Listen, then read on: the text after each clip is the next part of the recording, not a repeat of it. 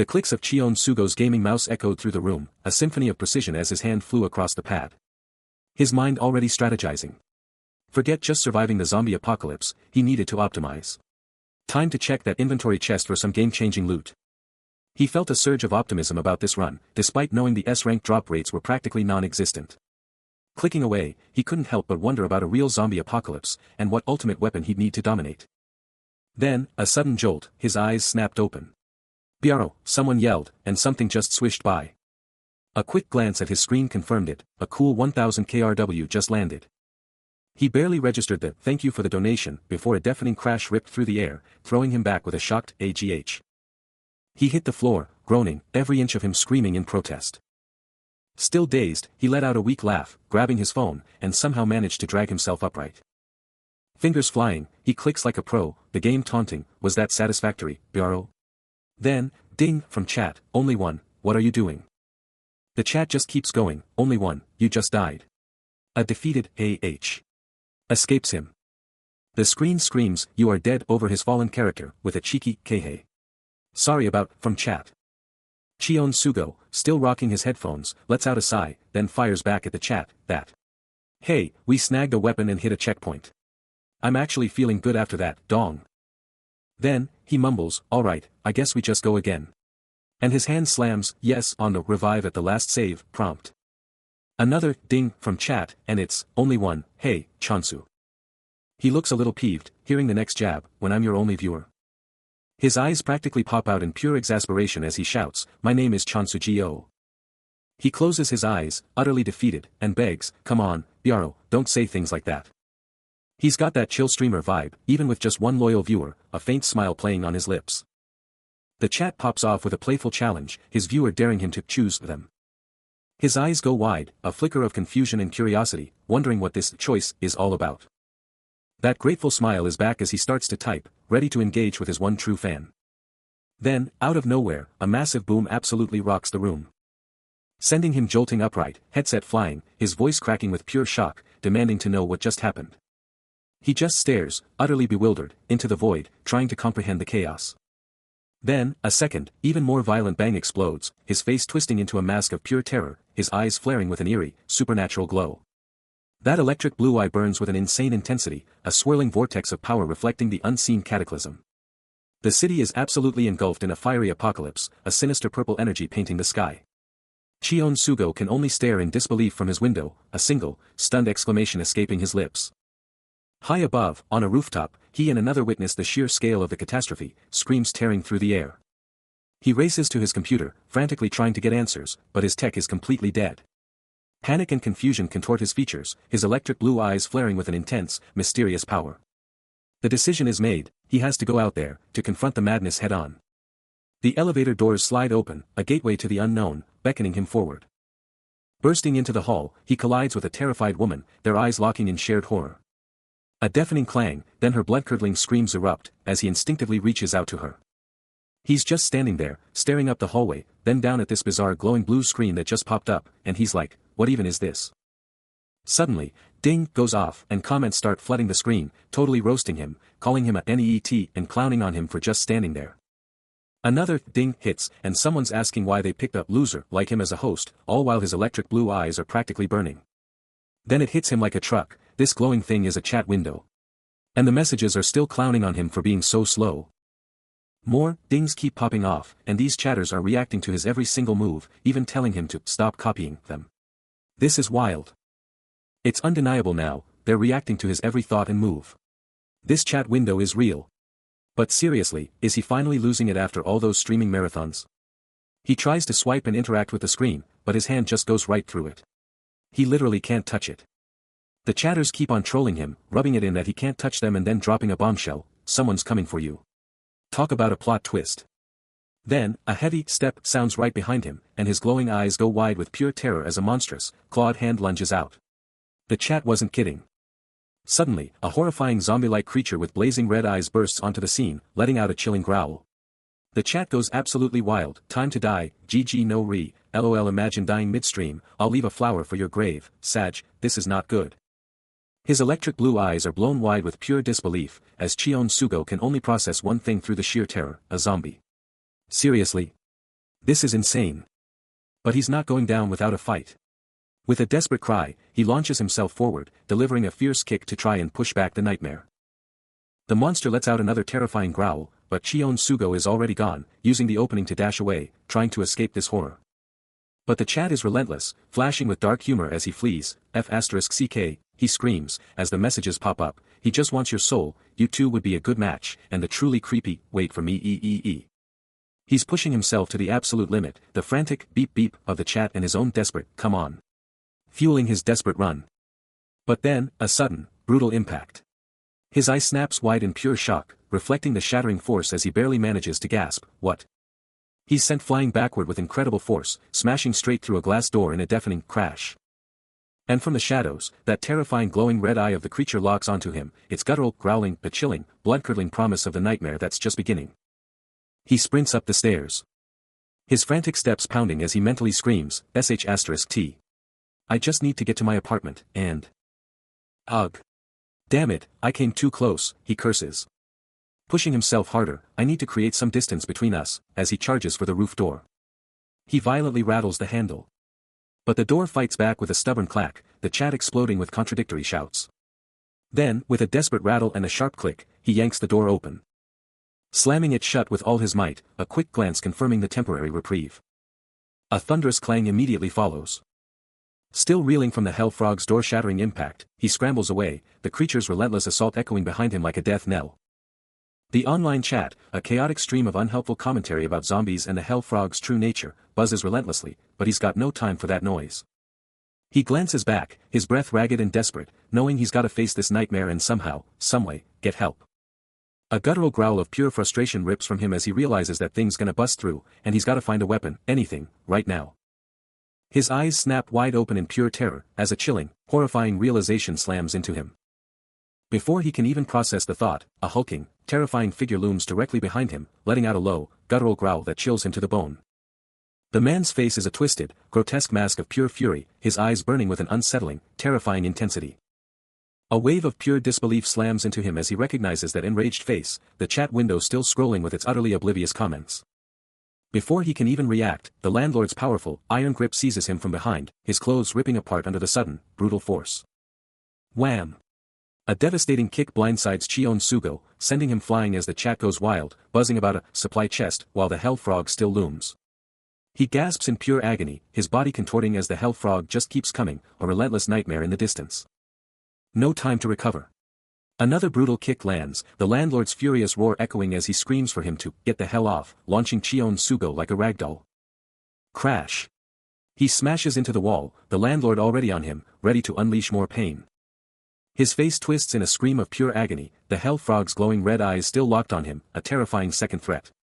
Trapped against the wall, he can only listen as the landlord absolutely loses it, screaming for him to just F**** off already and lower his rent instead, pure rage in his voice.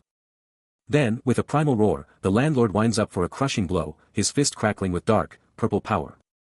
The punch connects with a sickening crack, sending him soaring, not just away, but over the edge. He's falling. Plunging through the open air, a tiny speck against the sprawling city, his fate hanging by a thread. He's free-falling. Chion Sugo is absolutely plummeting from the top of that building. But then, somehow, he sticks the landing on a lower rooftop. The chat is going wild, calling it lucky AF. The internet is buzzing, debating if that insane landing was all part of his master plan, or just a total fluke. He's barely caught his breath when a weird noise makes him ask, is it dead? And of course, the chat instantly calls it a death flag statement. But before he can even finish that thought, a monstrous, clawed arm rips through reality from a dark portal, making a terrifying clunk-clang as it appears. His jaw drops in pure horror as he screams, "Are you real?" because the chat just confirmed his nightmare, now there are 3 of them. More of those Hell Frogs are pouring out, swarming the rooftop. The chat is going wild, some laughing, clang dunk, and others just trolling him, king bastards lol. A monster lunges, sending him stumbling back with a hard bump, forcing him to retreat across the unstable roof. But as he's pushed back, his eyes lock onto something incredible, a glowing, ornate chest. He shouts, "Wait, this is," as the chat asks, "What about it?" Suddenly, a blinding light. Could this be it? A supply chest, just like the legends foretold. He racks his brain, trying to remember the whispers of its power. The moment of truth arrives. He rips it open, ready for anything. A system message pops up, first weapon, get. But his excitement deflates instantly when he sees it's just a bat. Seriously, a bat? But then, a switch flips. He grips that bat like it's Excalibur itself, slamming it down with a powerful crack, ready to unleash some serious damage. He can't believe this is happening, but his eyes narrow with fierce determination, declaring his restaurant is officially open for business. Get ready, monsters. He grips the bat, knuckles white, a silent challenge in his eyes. Can this underdog actually pull it off? Or is he about to shock us all? Remember this name, Chonsu-go. He takes a deep, steadying breath, remembering who he is, a streamer, a survivor, ready to face the ultimate boss battle. And to him, this isn't just a fight, it's the ultimate stream, the biggest game of his life, as a confident smirk plays on his lips. For him, even the end of the world, is just another game to conquer.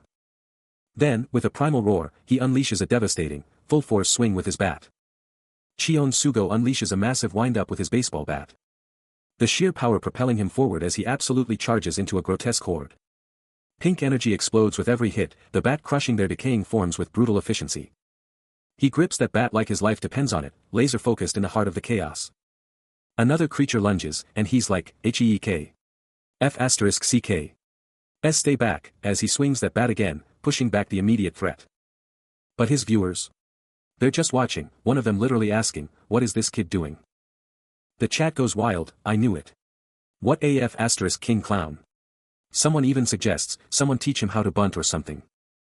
The chat is just rolling, laughing as he lands another solid hit, lolololol. But even with the hits, he's struggling, gritting his teeth and yelling, I can't swing it like I want to. Caught in a relentless barrage, Chonsu-go instinctively flinches back, a desperate cry to dodge the next hit tearing from his throat. But it's no use. He's body slammed to the ground with a sickening thud, his bat flying as he lets out a guttural UGH. Pure rage ignites as he sees his bat gone, cursing his pathetic swings and the sheer impossibility of one-shotting these things. Still down, he's instantly swarmed, decaying hands clawing and grabbing at him from every direction. Then, a sickening crack. A bone shard projectile slams into the ground, leaving him wide-eyed and bewildered. But then, a primal gra rips from his throat, and a blinding pink and purple energy explodes from him, his eyes burning with an unholy, electric glow. The sheer force of his power sends the creatures flying, their rotting bodies crunching and contorting under the raw energy. In a single, brutal move, he crushes the neck of a zombie-like fiend. Still crackling with raw power, he stares ahead, a fierce resolve burning in his eyes as he finally understands his true potential. His face twisted in a raw, visceral grimace, the sheer weight of everything that just happened crashing down on him. A chilling thought, or maybe a system message, cut through his haze, asking if this was even his home anymore. He tore through his stuff, a frantic rummage as he confessed, he might not survive this, all while some unseen force was totally swooning over his gutsy move. With a furious swish, he checked his phone, only to discover both his PC and phone were completely fried, solidifying that this was way more intense than he'd imagined, and now he had to figure out his next move. With a resolute step, he announced he was going to his parents' place, but a snarky voice, either his own inner critic or the game itself, pointed out he didn't even own a car. Above, the sky blazed with incredible pinks and purples, a wild, beautiful backdrop to the unfolding disaster. The city, now unnervingly silent except for a faint, room sound, felt alien as he moved through its deserted paths. He's tearing through the silent city on his scooter, a flash of boredom in his eyes, as unseen forces whisper about the weird look he had before he even left. But even with the ride, he's still fuming, cursing out the assholes who just won't shut up. One look at the fuel gauge sends a jolt of panic through him, barely anything left. He's gotta floor it if he wants to make it there. He guns the engine, blasting through the empty streets like a blur. Then, a brutal impact sends his ride spinning, and he's slammed to the concrete. He's sprawled out, battered on the cold ground, as a chilling voice from the darkness asks, is he alive? He snaps his head up, eyes blazing, as the red blur he thought was a skewer reveals itself to be a monstrous tongue. Out of the shadows, the nightmare itself lunges, it's the terrifying hell frog. Before he can even flinch, that monstrous tongue whips out, snatching him clean off the ground in a flash. He's stunned.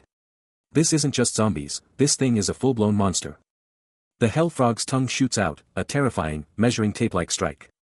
Crash. It demolishes his scooter, sending debris flying. WHOA, he shouts, instantly calculating his next move, straight-line dodging. He explodes into a full-on sprint, tearing through the tight alleyways. Whoosh. The tongue smashes into the wall where he just was, a deafening crash. He barely grunts, pushing past the pain. Deeper into the maze, he thinks, faster around these corners. Another crash as the tongue misses by inches. He risks a glance back, seeing his scooter, somehow intact, a mistake he's already regretting. Trapped and pushed to the absolute limit, Cheon Sugo pulls out a glowing green vial, already regretting having to unleash its power so soon. After a quick takedown of the Hell Frog, he stomps down, but this fight is far from over. But just as he thinks he's got a moment, he hits a dead end. No escape. Suddenly, with a furious roar, the Hell Frog, powered by a terrifying purple energy, charges straight at him. But our hero is quicker, dodging the charge and launching the glowing green liquid right into the monster's face. The liquid explodes on contact, blasting the Hell Frog with a fiery shockwave and a scream of pure agony. While the monster is stunned, he's already grabbing another vial, knowing this fight needs more firepower. Another vial, another explosion, and this time, the Hell Frog is completely engulfed in a massive, searing blast.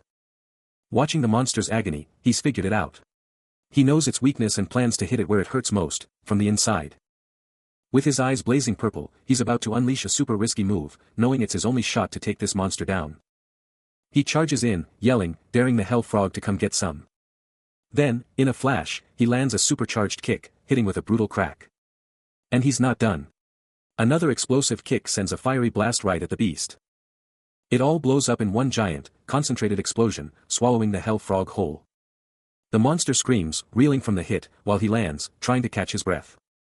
His eyes are glowing red now, and he's breathing hard, totally spent from that attack. He stares at the monster, thinking, damn, that hit was insane, but this thing is still standing. He's never seen anything so fearless. The Hell Frog starts fizzling, and he's like, wait, is this the weakness I was looking for? I'm not sure about any of this. He's watching the monster, realizing it's beyond anomalous, and he's never witnessed such peak performance in any game, ever. And as things get wild, he's left wondering if this is even a game, given the sheer number of monsters appearing. He can't wrap his head around it, and his hand clenches, sparking with raw blue power. Then, a sudden ding and a system window pops up, announcing a new skill acquired, and he's left speechless, questioning if the system is still even running. The system screams, first skill, get, and he can only gape, muttering, a skill. He's locked onto the glowing interface, and it hits him like a truck. This is exactly like a game. Then, a blinding skills panel flashes, revealing a new power, aggro. 30 minutes of pure chaos, boosting enemy strength by 30% per foe, plus a record-keeping feature that permanently buffs his base stats with every new physical ability he gains. He's processing that aggro skill, and a chilling thought crosses his mind, is this some kind of twisted trap? With another blinding skills panel flash, his new reality is undeniably set. Stepping away from the immediate chaos, Cheon Sugo mentally shelves the moped's damage for later. But his mind is already racing, prioritizing his family's safety over his now totaled moped, a direct casualty of that monstrous frog. A quick look back at the mangled vehicle, and he finds a sliver of relief, at least he's close enough to hoof it the rest of the way. Navigating the ravaged city, past shattered buildings and smoke-choked skies, a desperate hope for everyone's survival echoes in his mind.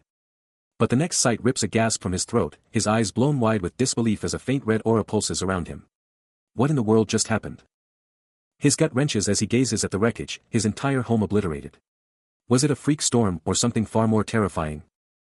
Pure panic takes over, and he bolts towards the wreckage, screaming for his mom and dad. Stepping into the absolute chaos of his home, Cheon Sugo's voice rips through the silence, desperately calling out. He's tearing through the rubble like a madman, screaming for his mom and dad. Then, the cold, hard truth hits him, they're gone. The sheer devastation makes him crack a dark joke, trying to cope with the unthinkable, even if it means joking about being eaten before snapping back to reality. His face hardens with grim determination, they had to leave something, anything, behind. He pushes through the rubble, his hand flying to a drawer. But it's totally empty, just a gaping void mirroring his crushing despair. A spark of hope ignites in his gaze, a new idea hitting him, his room, maybe his room has a clue. He's standing in the absolute wreck of his own room, the desperate search for his family is far from over. Amidst the chaos, his hand snatches a crumpled letter, a desperate message from his parents screaming for attention, my dear son. We are evacuating with the soldiers that arrived in the area. I hope we can see each other again soon. His eyes blow wide, a jolt of pure shock hitting him as he devours the rest of the message, the postscript dropping a bombshell, P.S. We were told that they're part of the 7.5th Division. I'm sorry we can't tell you more. What in the world is this? The words scream in his head, confirming his parents' evacuation with the military, specifically the 7.5th Division. The division's name explodes in his thoughts, a shocking revelation that rocks him to his core. His face twists in a mask of pure shock and utter confusion, the letter crushed in his white-knuckle grip as the terrifying implications of the message finally hit him. Cheon-Sugo scrolls through a message, a chilling question about abandonment and tears echoing in his mind. His eyes narrow, a gut feeling screaming that something is deeply wrong. He crushes the cryptic note, the chilling command, just leave like this, solidifying his unease. Then, a sudden, shocking realization hits him like a bolt of lightning: if this is a game. He connects the dots, understanding the twisted logic behind a missing person case with 0 leads. It's a setup, designed to offer no reward. A swift turn, a new resolve. He decides there's no need for haste, a calculated plan already taking shape. The crumpled note, a single, vital clue, the 7.5th division, as a sudden clatter breaks the silence. Amidst the chaos, a small victory. At least they left the tuna behind, a moment of unexpected relief. He cracks open a can of tuna, completely unfazed, as an unseen observer wonders if he's taking this all too lightly. Cheon-Sugo, cool as ever, preps a quick meal, figuring he's got everything under control before heading out. But then, bam! A loud clack and a massive shatter rip through the silence, coming from outside. His chill demeanor cracks, a worried thought flashing through his mind: zombies? Now. Knife ready, he creeps forward, every step calculated, closing in on the unknown threat. He hits the doorway, and his eyes blaze crimson, locking onto the chaos beyond. Stepping out, the message is clear: whatever just went down, it's definitely an outside job. His hand rockets out, a powerful, whooshing red energy erupting around it. But then, pure, unadulterated shock twists his face. The crimson power surges, his hand glowing brighter, ready to face the horror head-on. Suddenly, a grotesque zombie attacks, its decaying hand seizing Cheon-Sugo, who screams as it tries to bite him, his own hand and eye erupting in a crimson glow. He recoils, utterly shocked as a system message blazes into existence, a frantic gasp tearing from his throat as he fights for air. His eye, now a blazing crimson with a mysterious blue symbol, screams the truth: this is, that skill. But a terrifying thought grips him: why is it like this, and can he even survive the next 10 seconds of its aggro duration, boost or no boost? Taking a ragged breath, he hardens his resolve, a fierce okay ripping from him as he takes a powerful step. His hand blazes with even more crimson energy, and he roars: let's test it out. Outside, the city is a shattered wasteland beneath a blood-red sky, a desolate panorama of pure chaos. Suddenly, a violent, thunderous banging erupts from a nearby door, the wood screaming under relentless impacts. A zombie smashes against the barrier, a deafening crack echoing, leaving one to scream: why the hell is a zombie knocking anyways? Crimson energy blazing from his hand, Cheon-Sugo unleashes a brutal strike to the zombie's skull, a bone-shattering crack echoing as the aggro timer flashes, counting down the seconds. The monster's head detonates from the sheer power, a visceral grunch confirming its absolute annihilation.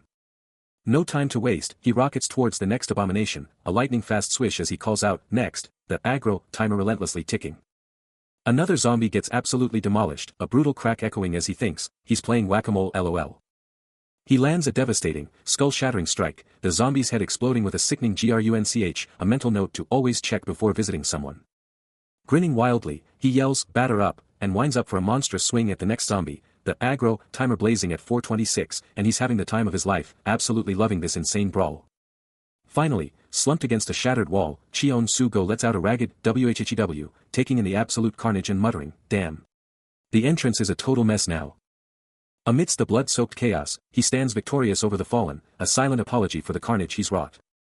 His aggro skill timer flashes, barely a minute left, but the sheer power it granted was undeniable, leaving him breathless yet satisfied. But a sudden, jarring noise from the kitchen instantly puts him on high alert. Did he miss one? Was there another monster waiting? No time to waste, he strides forward, ready to finish this, fast. Through the desolate halls, he stalks, a predator seeking its prey, wondering who will win this next round. Then, a jarring bump and the clang of a can, and his electric blue eyes lock onto the source, zeroed in. Out of the darkness, a hideous, warty monster with burning red eyes lunges, shocked to find a human still alive. The air crackles with the sound of sizzling, as the Manga SEO boss whips up something incredible. Meanwhile, the chef, clearly bewildered, thinks: what the heck is this? This kid's not normal, he's actually gonna eat my cooking. The sizzle intensifies. He finally settles on a greeting for his mysterious customer: brothers. Yeah, that's what I'll call them, eh. Cheon-Sugo, fresh off a monster-slaying spree, is absolutely starving. He's been fighting all day, and he was gonna eat something no matter what. His eyes burning with power, he internally declares: I, Cheon-Sugo, am not someone who gets taken so easily. If I sense any danger, then I'll. Clack. The chef sets down a steaming plate: here you are. Enjoy. His eyes practically blazing with anticipation, he's definitely excited, lol. The chef, clearly flustered, asks, what happened to the cool expression you had? Is it to your liking? I may not look it, but I'm one of the cooking staff at Manga Eats. While Cheon Sugo absolutely demolishes the food, the chef explains, we were short on staff, so I came out to collect the plates myself, but I got attacked by these zombies. He lets out an exasperated groan, furious at the chaos the chef unleashed, forcing him to battle a relentless zombie onslaught. Still sprawled on the floor, the chef grovels, begging forgiveness for the mess and offering to scrub everything clean once he's devoured his meal, citing the ravenous undead lurking just outside. Cheon Sugo brushes off the apology, declaring the cleanup can wait, but can't help but admit the food is unexpectedly incredible. Mid-meal, he presses the chef for answers, where is he going, and who exactly is he? The protagonist is already strategizing for intel. The chef drops a bombshell, the elementary school right across from their eatery is a full-blown emergency shelter. Cheon Sugo's mind races, realizing this could be a goldmine of information, and a potential reunion point for the restaurant's missing crew. A plan solidifies in his mind, traveling with the chef is the smart move, and the elementary school is now their undeniable target. The chef then unleashes a torrent of frustration, detailing how his supposed protector abandoned him to the zombies, before proudly declaring himself a culinary master from Manga Eats. Cheon Sugo, sharp as ever, locks onto the name, Mingyu Jong. The chef beams, confirming his identity with a resounding why yeah. He drops the bombshell, let's hit Manga Elementary, together. Mingyu Jong gives a quick, thanks for the grub, then declares he's prepping for the journey, and Cheon Sugo's all, sure. Watching Mingyu Jong head off, he's hit with a thought, am I the only one who gets ditched and attacked? He's already strategizing, thinking the elementary school could be their base, praying it's not trashed, then moves to grab his gear. He shouts for Mingyu Jong to stand guard, who casually replies, no zombies around, easy peasy. Then, a chilling rustle cuts through the air, and a blood-soaked knife flashes into view. His head whips around, every nerve screaming danger. A massive boom rips through the quiet, and his eyes go wide with terror. Then, a gut-wrenching hitch rips from him, as he screams Mingyu Jong's name. He takes a determined step. When a monstrous entity with glowing red eyes suddenly snarls, its terrifying presence dominating the scene. A desperate plea for help rips through the air, and Cheon Sugo is absolutely horrified, demanding to know what this monstrous thing even is. This skyhead monster just keeps snarling, its arrival spelling absolute disaster. He instantly knows this thing is on a whole other level than any zombie or frog, realizing it's the one that took down Mingyu Jong. His eyes blaze with a fierce blue light as he struggles with the impossible question of how to fight this thing, but deep down, he's already decided. Even with the voice screaming about certain death, he knows the risk and just dashes forward, no hesitation. A lightning-fast blur across the ground. Then, a brutal crunch rips through the air. A sharp, metallic clang rips through the air. And the chilling silence confirms the screams have stopped. He's tearing through the city, a blur of motion. A quick glance over his shoulder reveals the terrifying truth. His eyes locked in a desperate stare, the ground-shaking stomps of his pursuer closing in fast. This thing is impossibly fast. He can't believe it, the F***ck is it so fast. The stomps are getting louder, closer. A chilling realization hits him, there's no way I can outrun this thing. He's pushing his limits, but it's no use, the monster is gaining. It's going to catch me at this rate. Then, a sudden, horrifying discovery in the middle of the street, a wrecked moped. That's. His heart sinks as he instantly recognizes it, Mingyu's moped. No way. He jams the key, the moped's engine screaming to life as the skyhead monster barrels down on him. This is it, his one shot, and he's taking it. A brutal turn, and the moped responds, proving it's still got juice. He's out of here. The engine screams as he guns it, leaving the monster in his dust, for now. Talk about gutsy. But let's be real, how long can anyone outrun a monster that literally never quits? The skyhead monster slams its foot down, shaking the very earth, and Cheon Sugo knows running isn't enough, he has to end this thing. The monster crushes something in its grip, a terrifying show of force, but Cheon Sugo's resolve hardens, he's not going down without a fight. Crimson eyes burning with pure malice, the monster's terrifying maw opens wide, ready to devour him whole. Suddenly, a voice cuts through the chaos, the monster itself proposing a deadly wager. The chase rages on, hurtling them towards a massive building, the city's low hum barely audible over the imposing Myeongsong structure. Chaos erupts as everyone scrambles into the school, while security forces frantically throw up barricades. But one guard refuses to budge, screaming that Mingyu is still out there, his desperation palpable. His fellow officer, glancing at the school, tells him to just give up, Mingyu's probably a goner. A defeated sigh escapes him, they can't wait any longer, even with the street search still underway. Mr. Jang, ever the pragmatist, puts a hand on his shoulder, telling him to get inside, because waiting around won't do a thing. Then, a distant engine screams to life, and a chilling thought crosses someone's mind, don't tell me. The roar intensifies as Mingyu's moped tears into sight, dragging something ominous in its wake. A piercing screech rips through the air as the moped slams to a stop, every eye in the crowd snapping to it. A collective murmur sweeps through the stunned onlookers, their eyes glued to the moped. The moped's roar ripped through the air, and a civilian's face contorted in pure, unadulterated shock, a desperate gasp tearing from him. How? That's... But Cheon-Sugo was already gone, tearing away on the red moped, a massive, shadowy form being violently dragged behind him, the engine screaming into the night. A man's face contorts in pure, unadulterated shock. Then, a powerful engine screams to life, and a mysterious figure on a motorcycle bursts onto the scene with a thunderous doo-dooing. The sleek machine idles, its wheel gleaming as a foot casually touches down. Suddenly, a chilling message flashes, bold and red, the end is a game. A low murmur ripples through the stunned crowd, their forms barely visible against the blinding light. Two men in the crowd are absolutely dumbfounded, one gasping at the insane spectacle unfolding. But Cheon-Sugo just watches the chaos, a subtle smirk playing on his lips as he questions the bizarre sight before him. The motorcyclist, now completely surrounded, is already drawing fire from the crowd, with whispers calling him an attention seeker and questioning his audacity. The two guys from before instantly recognize the distinctive ride, shouting, "HEY. That Sky Guy's bike, isn't it?" and demanding, "Where is he?" A man's gaze drops to a horrifying scene, his thoughts screaming at the abrupt, violent conclusion of a life. Amidst the pandemonium, an officer barks out, demanding to know who's running this show, but gets only a stammering reply. Elsewhere, a foot lands with purpose, and with a quick swish, 3 mysterious, glowing items are dropped. Taking charge, the officer makes it clear that even if others are in command, he's the one controlling access to this mess. He states his name is Cheon-Sugo, admitting the other guy's entrance was a total mess, but he'll let it slide if that monster gets taken care of. Sky Guy replies coolly, saying it's a good thing he came prepared, especially since that beast had already claimed multiple lives. Cheon-Sugo pushes for answers, demanding to know what exactly went down with the monster. A subtle, confident smirk spreads across Sky Guy's face, a wordless reply that says it all.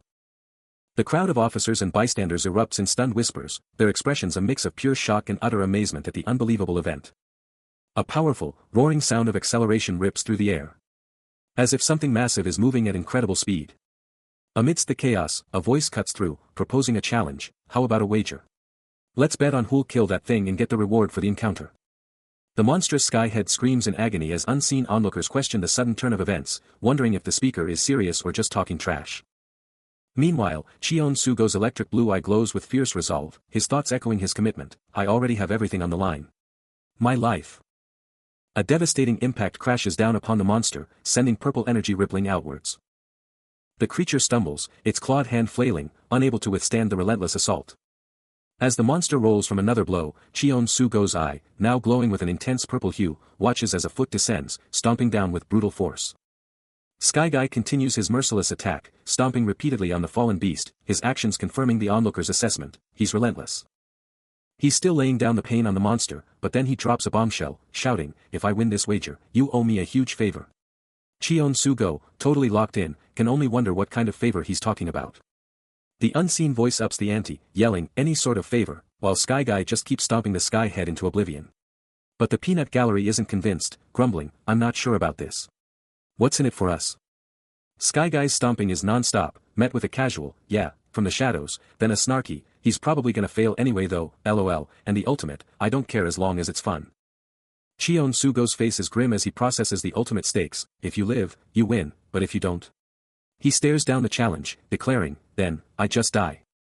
The unseen crowd jeers, no kid's got guts, then one of them shouts, I call and accept this wager. Another hypes it up, let's see what you can do, and then only one drops the mic, you got a deal.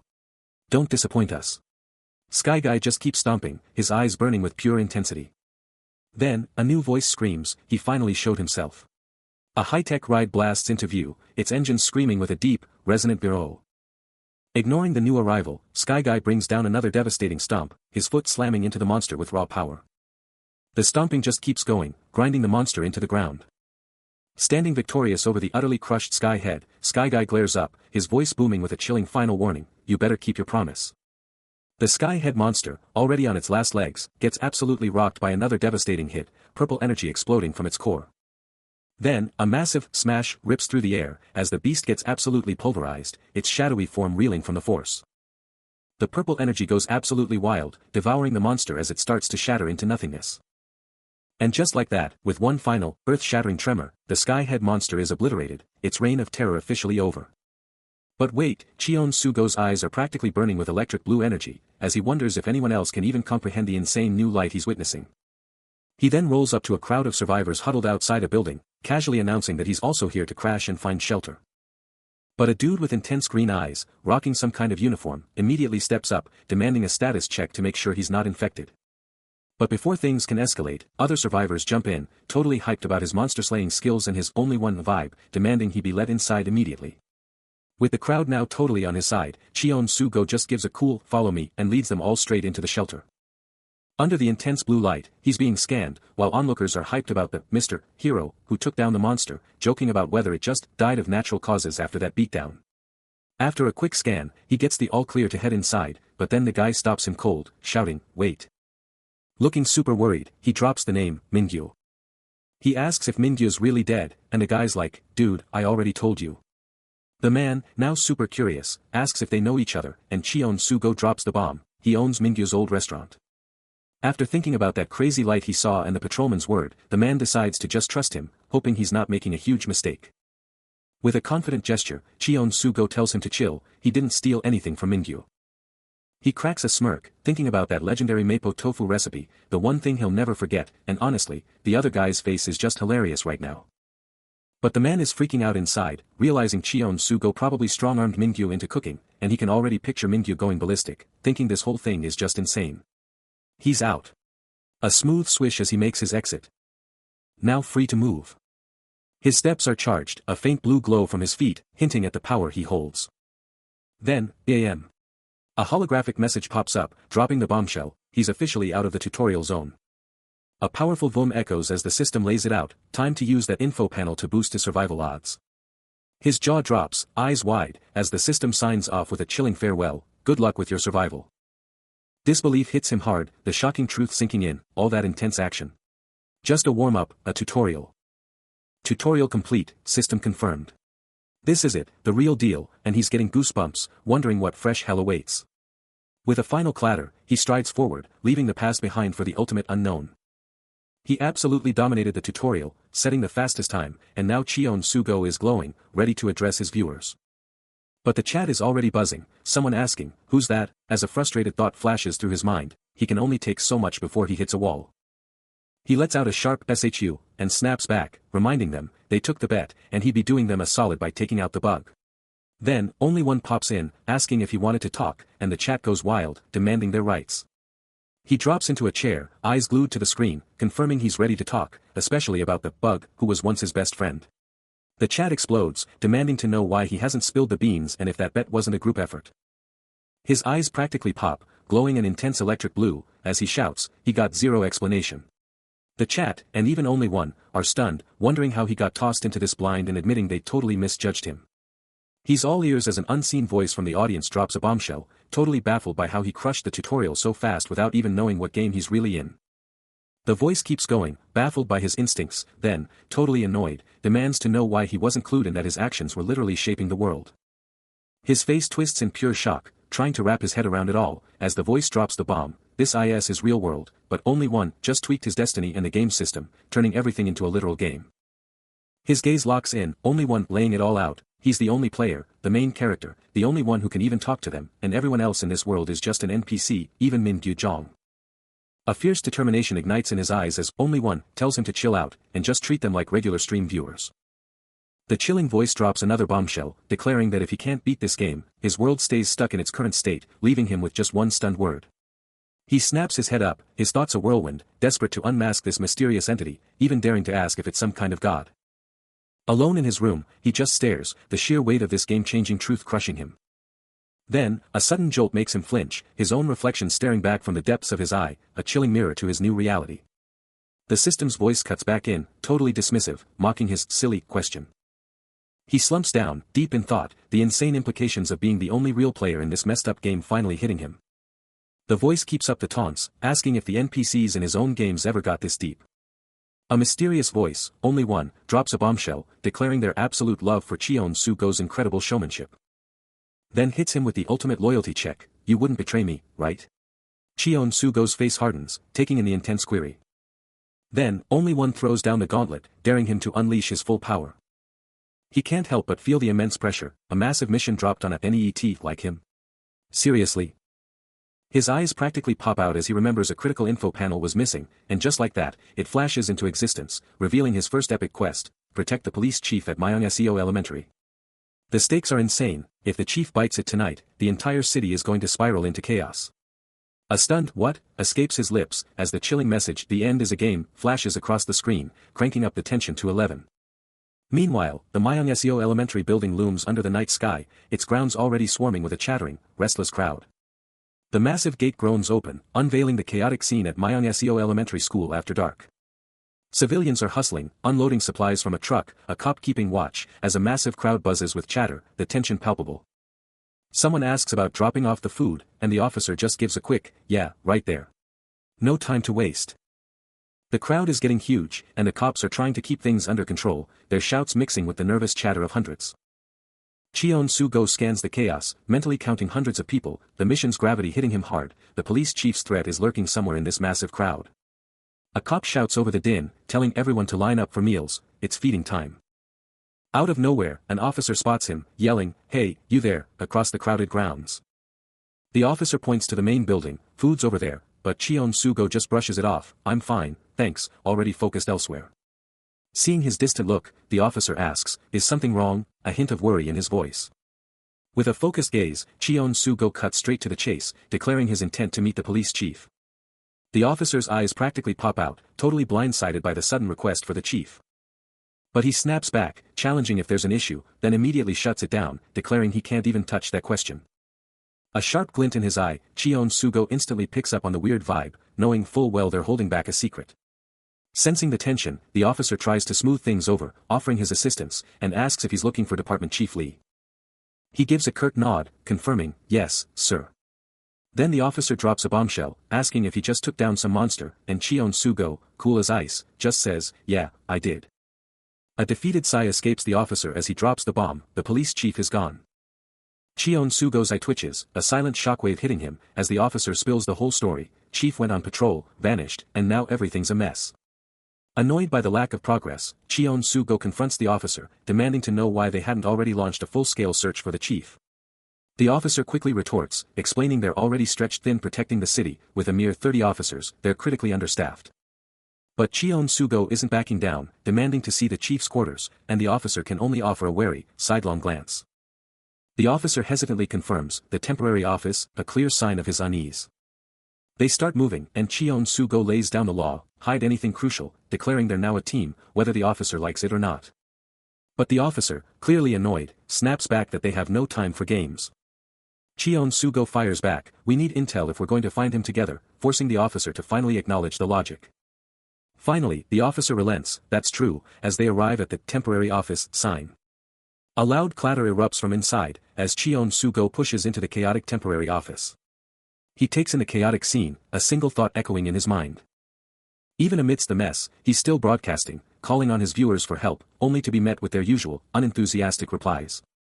His eyes dart across a whiteboard plastered with cryptic notes and diagrams. Before locking onto a detailed map splayed out on a desk. A crucial spot, surprisingly close by, is highlighted on the map, instantly confirming his hunch, this was no accident, a clue was deliberately left. A jolt of pure resolve electrifies him, making him slam his hands down, a resounding thud echoing through the room. Then, a chilling voice slices through the quiet, a question hanging heavy in the air, "Looking for me?" Just as a dark silhouette materializes behind the door, the very person he's been searching for, the missing police chief. A sudden, loud clatter from behind the door makes him jump, his eyes snapping wide in shock. The mysterious voice from the previous moment takes form, a police officer stepping into view, immediately addressing him, declaring himself the source of a major reward. With a confident hand extended, the officer makes his grand introduction, none other than Chief Gucheol-jong himself. Their hands lock in a tense grip. But Cheon-Soo-go's grip isn't friendly, it's a vice, squeezing with brutal intensity, as he cuts straight to the chase, demanding answers about the investigation. His stare is a laser, a silent challenge in a tense atmosphere, as he presses the chief again, "So? Any breakthroughs?" But just as the tension peaks, a sudden, sharp noise from behind makes him snap his head back, a surge of pure adrenaline as he curses the unexpected interruption. Before he can even process it, a brutal, unseen blow slams into him, his scream of agony ripping through the silence. The scream tears on, raw and desperate, his eyes wide with pure terror as the assault continues relentlessly. He's violently yanked away, his body thrashing against the unseen attacker's hold, his frantic shout of, "What's happening?" swallowed by the sudden abduction. A blood-curdling scream rips through the night as a grotesque infected lunges, unleashing pure chaos. The streets explode into a symphony of terror, as the infected surge forward and the crowd stampedes. In the heart of the chaos, a cop screams for everyone to bolt, as a glowing-eyed monster closes in on the terrified masses. From above, Cheon-Sugo witnesses the nightmare, his thoughts screaming, a zombie outbreak in this crowd? They're totally screwed. With a frustrated, "Damn it," he makes a lightning-fast move, knowing he has to help them. His resolve stealing, he takes a powerful step, ready to dive headfirst into the madness. Down below, a cop screams at the top of his lungs, they can't even use their guns with this many people. Cheon-Sugo's eyes ignite with an electric blue, a purple aura exploding around him, he can't just watch. His watchdog of sins is online. Another cop freezes, unable to pull the trigger, as Cheon-Sugo, a blue streak, blasts straight into the thick of it. Amidst the escalating chaos, a civilian cries out, offering to help Chonsu, who has just plunged into the fray, his mind already racing to understand the true nature of these creatures and the reason for their sudden appearance. As he moves with blurring speed, a surge of purple energy erupts around him, his power, the watchdog of sins, fully activated, ready to unleash hell. He closes the distance instantly, delivering a devastating blow that sends blood spraying from the first infected creature, a brutal opening strike. The young man weaves through the horde, fighting each of them in turn, a nearby civilian observing his unusual strategy, wondering why he doesn't simply finish them off. What's his game plan? A thought crosses the civilian's mind, questioning if he's deliberately trying to buy more time. What's he planning? With a flurry of impacts, he continues his relentless assault, each strike precise and powerful, absolutely dominating. Another creature crumples under his force, its form shattering with a sickening crack, utterly annihilated. The civilian tries to calm the panicked crowd, but a wave of frustration washes over him as he realizes the futility of his efforts, wishing he had just let the infected pass. What a mess. Meanwhile, Cheon-Sugo's eyes glow with an intense blue light, his thoughts focused on the infected, realizing they hadn't broken in randomly, but had come specifically for the others, a chilling revelation. Cheon-Sugo's face is a mask of pure frustration, his mind screaming, seriously? Who in their right mind would let these zombies just walk free? But one thing's for sure, the cops who let these things in. They've completely lost it. He just can't deal with this absolute nightmare right now. Suddenly, he snatches a civilian by the collar, cutting straight to the chase. Just tell me, is finding the police chief all I need to do?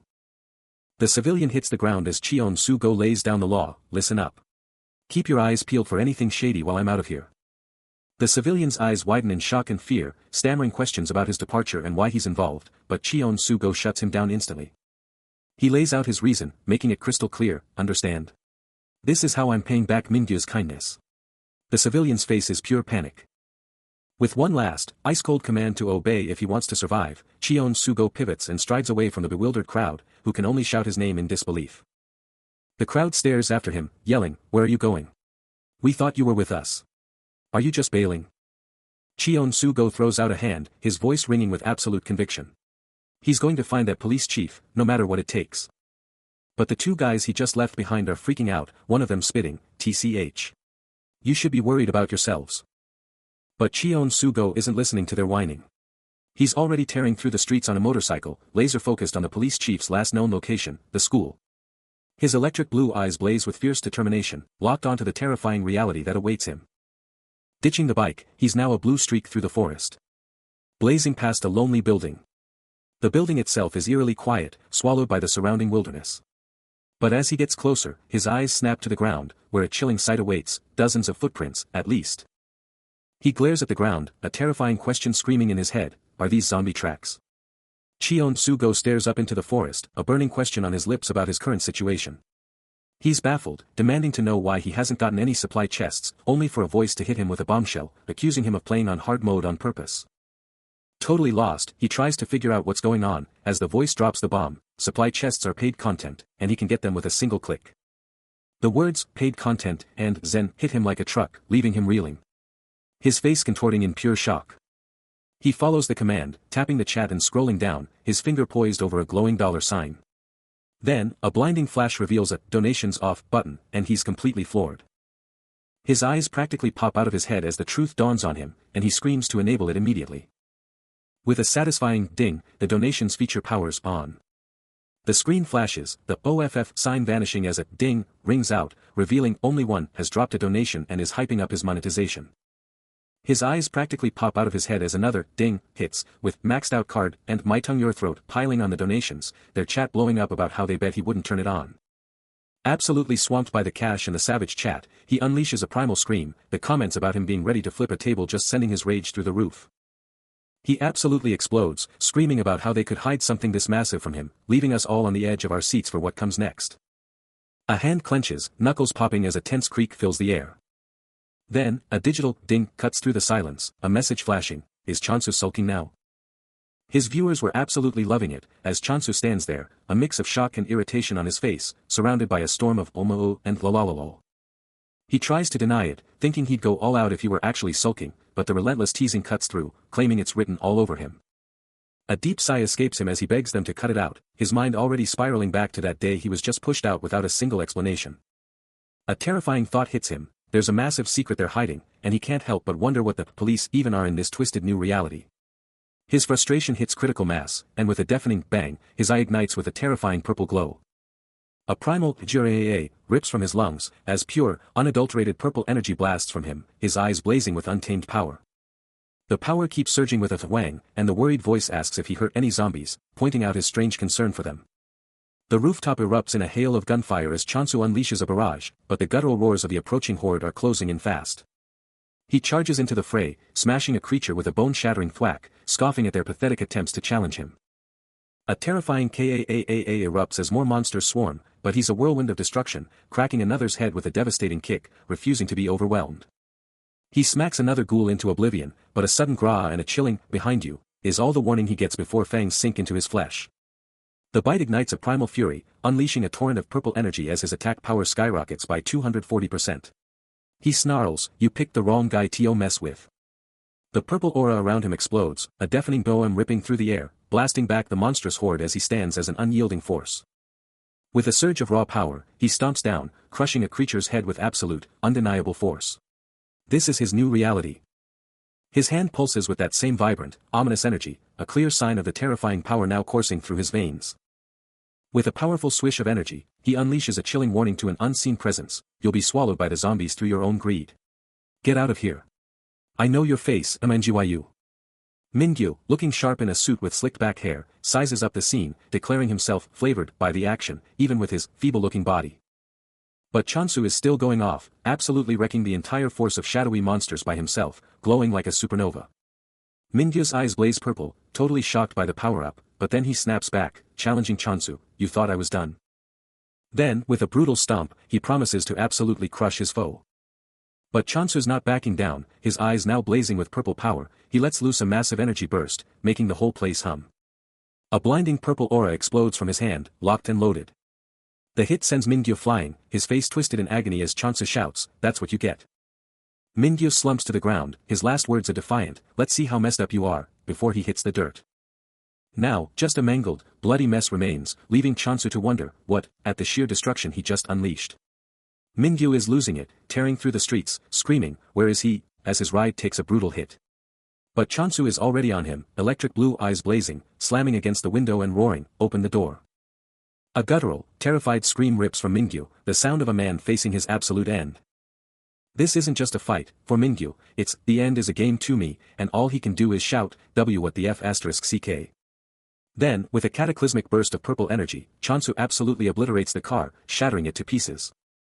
Mingyu screams, "I'll let go," but Chansu doesn't even flinch, brutally ripping him from the mangled car. The car, now a driverless wreck, spins out of control, tires screaming a death wail. And just like that, Mingyu is down, a crumpled mess on the asphalt, Chansu standing tall, the undisputed victor amidst the carnage. The car absolutely flies through the night.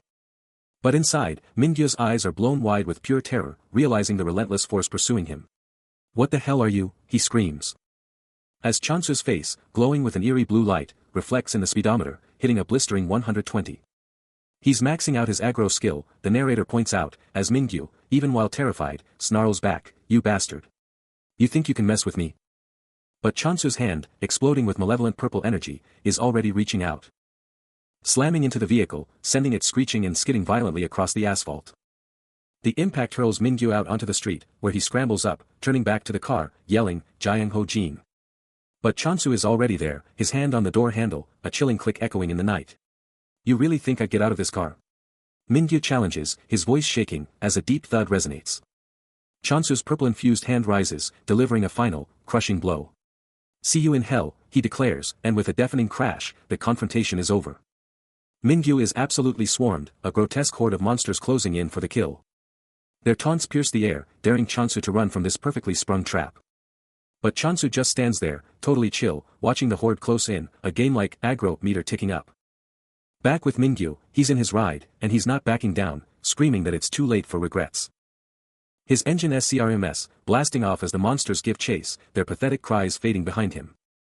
Chansu's eyes glow, a wicked smirk spreading across his face as a system alert confirms a massive 500% boost to his physical stats. Mingyu, still driving, is totally confident he'll end this chase in 2 minutes flat. Then, a monster's face just explodes in pain, recoiling from an invisible, brutal hit. It's Chansu, unleashing a devastating, purple energy-powered strike, sending the creature absolutely crunching through the air. Chansu was absolutely going off, his blue energy blazing as he landed a devastating blow with a crack. He wasn't letting up, another monster getting absolutely crunched and thudded into oblivion. The beast went down with a flop, blood splattering as it hit the ground. But the numbers were insane, and Chansu knew his power-up was on a timer. Then, a new player entered the game, a name flashing in his mind, Jiang Ho Jin. And speaking of Jiang Ho Jin, he was already on the move, a furious shove of pure aggression. "No hesitation," he declared, "I'll kill him first." Back with Mingyu, he was flooring it, a firm, "Yeah, that's right," echoing his resolve. He was on the comms, urgently demanding, "We need to relocate the chief from the school," and his hand clamped down on Chansu's neck, the rival's voice a venomous hiss, demanding answers about the chief. A bone-chilling crack ripped through the air as the chokehold tightened, leaving Chansu stunned, barely able to process what was happening. But even as he fought for breath, Chansu's own fingers began to lock onto his assailant's hand. Then, a blinding surge of power. Chansu's left hand ignited with electric blue energy, brutally twisting the other man's arm with impossible, crushing force. A sickening crack reverberated, as Jiang Ho Jin's hand exploded under the pressure, yet he still spat, "Asshole. Did you think you won?" A primal scream ripped from Jiang Ho Jin's lungs, his face a mask of pure agony as he roared, "You motherfucker. Who the hell are you?" With his eyes blazing with raw power, Chansu coolly declared, "I'm just a stream eater. I'm pretty much raised by my brothers."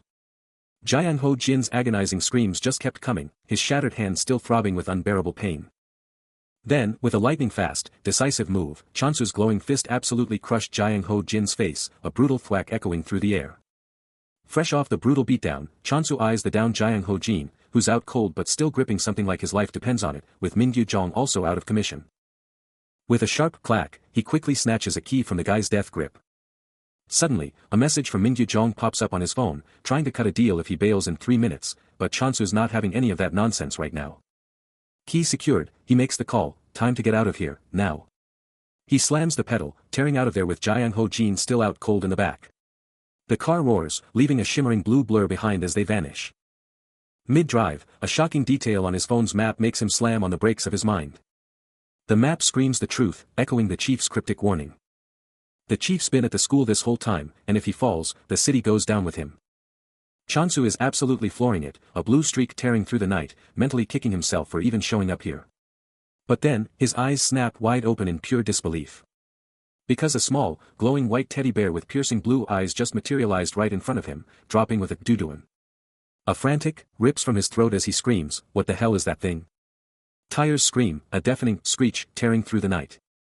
But it's too late, the car slams into the glowing toy, sending it flying off the hood with a bounce. The bear hits the soaked asphalt with a soft plop, its eerie blue glow still blazing.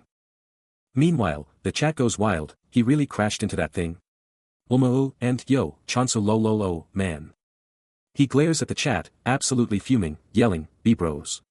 You calling me a doll just now? It was a bear, right?" After getting absolutely wrecked by the car, the glowing teddy bear just pops right back up. The adorable, yet menacing, creature that was just taken down, pops right back up. What? Meanwhile, a sleek, dark SUV sits eerily silent on a desolate forest road, the night air thick with tension. Then, a chilling message blazes across the screen, "The end is a game. This isn't just a game anymore.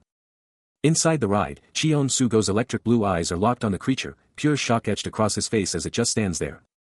But with a flurry of tiny steps, the creature bolts. It's gone, vanishing into the eerie, glowing blue forest. Cheon-Sugo can only watch it disappear, wondering what the heck that thing was, just as a chat from Only One, the Only Bear pops up. A system message drops, revealing the creature's true mission. It's a guide to a supply chest. Suddenly, the name makes sense, and Cheon-Sugo's already thinking about where that loot could be. But then, right next to him, Jiang Ho-jin groans, starting to stir. Looks like he's finally waking up. His phone blows up with new messages, one about Jiang Ho-jin waking up, another asking if he's chasing the Only Bear, and then the big one, bros. I'll give you two choices. Cheon-Sugo lays down the law to the injured man, giving him two options, peaceful slumber for all, or a jolt to make it happen. No time for debate, he slams down on the second option, a powerful crackle erupting as the system hilariously calls out the rigged votes. The electric current rips through Jiang Ho-jin, forcing a raw, enraged scream from his lips. His body seizes up, racked with violent spasms, the raw power of the shock momentarily shutting him down. Jiang Ho-jin finally slumps into unconsciousness, and Cheon-Sugo, ever pragmatic, just says, "Let's go," already focused on the next objective. He steps out of the car, already calculating, realizing this is his second supply chest. A massive, ornate chest materializes before him, the Only Bear plushie casually chilling on its lid. That shield icon on the chest screams it's probably not packing heat, but something else entirely. The chat goes wild, spamming him to open the chest, and Cheon-Sugo just hums, already plotting his next power play. A soft clunk echoes as a notification flashes on his phone, grabbing his attention instantly. He rips open the supply chest, only to find a measly flashlight, a discovery that makes him groan in utter disappointment. The system tries to hype it up as a defensive item, great for finding hidden stuff, but he's not buying it, totally annoyed by what feels like a complete waste of his precious time. Cutting his losses, he makes a snap decision to ditch this and head straight back to the school to find the police chief. Meanwhile, back at the school, things are getting seriously grim. A covered body, soaked in blood, lies on the floor as a furious voice roars, demanding to know how a zombie got through and blasting the officers for failing their jobs. One of the frantic officers snaps back, insisting they did everything humanly possible. Then, the police chief, a more composed figure, steps in, telling everyone to chill out and focus on the real problem. He silently acknowledges his own responsibility for security, just as an unseen voice calls out his name, Chief Lee. His subordinate agrees, recognizing the bigger threat, when suddenly, someone calls out to the chief, signaling an urgent new development. Elsewhere, Jiang Ho-jin, with a piercing stare, is already plotting his next move, a dangerous glint in his eye. Back at the scene, the chief presses his officer about Jiang Ho, demanding to know if they've made contact yet. The officer's "no" leaves the chief visibly shaken, his face etched with worry as he questions the true extent of the problem. And just as things get tense, Cheon-Sugo is on the move, blazing towards the school on his bike, a beacon in the darkness. Jiang Ho-jin, with a chilling resolve, states he knew something was off from day one, and now he's taking matters into his own hands, specifically targeting the chief. He then confronts two other officers, reminding them of their loyalty, a clear warning in his tone as he strides off.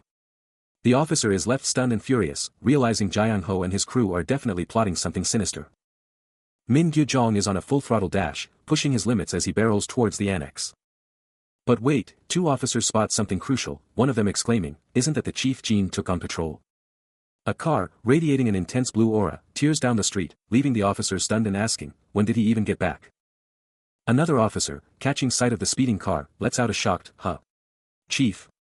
Meanwhile, Min Gyu-jong is still in full sprint, pushing past his limits. When it suddenly dawns on him, Chansu's intel was spot on, exactly as he said. His face twists in pure rage and disbelief, as he snarls, "These damn pigs have completely lost it." Driven by sheer desperation, he realizes, "I need to tell him." His hand stretches out, a silent, desperate gesture, the critical warning still trapped within him. The air crackles with tension as Chansu-go, blood streaking his face, corners a nervous-looking man, his voice cutting through the silence as he demands the police chief's location. Caught off guard, the man nervously confirms his return, as laundry flaps softly in the background, a stark contrast to the escalating confrontation. But Chansu-go's piercing stare doesn't waver, as he drops a bombshell. He saw the man coming straight out of the basement. The man's face contorts in a mix of shock and fury, yelling about how he knew, but Chansu-go just coolly tells him to chill out. Then, with a dead serious look, Chansu-go drops the bomb. The police chief and Chief Lee are both down in the basement right now. His electric blue eye flares with intensity, and Chansu-go reveals another shocking detail: the guy guarding Lee is totally in on it too. Elsewhere, a shadowy figure, Min Gyu-jong, sneaks a look through a cracked door, eyes locked on whatever lies within. Stepping into the dimly lit room, his face a mask of grim determination, he mutters about someone's incredible ability to take a beating. In a flash, Min Gyu-jong lunges, grabbing a police officer by the collar and hoisting him effortlessly, his voice a low growl, demanding an end to the struggle. A police officer, battered and bleeding, presses a stun gun to his own head, his voice a desperate plea for the chief. Then, a pair of dark shoes step forward, closing in fast, as the stream chat lights up, wondering if he and Jae-young-ho are rocking matching stun guns. Chansu-go's electric blue eyes blaze with fierce determination, his face hardening as he processes the stream chat's taunts, daring him to prove his strength. With explosive violence, he slams the officer against the wall, who screams out in pain. No hesitation. A devastating dropkick connects with a sickening thwack. The officer crumples to the ground, completely stunned by the sheer force. The stream chat absolutely explodes with cheers and donations, as the officer lets out a pained groan, totally defeated. He struggles to sit up, coughing and spitting curses at his assailant. Chansu-go's hand moves like lightning, unholstering the officer's weapon with a decisive click. A sudden, explosive sound rips through the air. And he snatches the officer by his collar, yanking him in with a fierce hiss, the man utterly stunned. With his eyes blazing in electric blue, he challenges the officer, daring him to remember.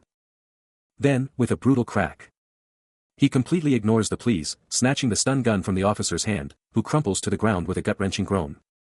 The weapon hits the ground with a bang, its blue light still flickering. More bangs reverberate. With a decisive click, he slams the officer down, who barely manages to ask if that was his final shot. Utterly defeated, the officer can only manage a single, broken word from the ground. He unleashes another brutal punch, a sickening thwack as it connects, roaring that this one's for Mingyu. A second thwack rips through the air, as he dedicates the next devastating blow to the police chief. His electric blue eyes blaze, as he unleashes a final, furious punch, screaming about all the bullshit he's been put through. A bone-shattering crack rips through the night, as the officer's arm snaps under the relentless, brutal assault.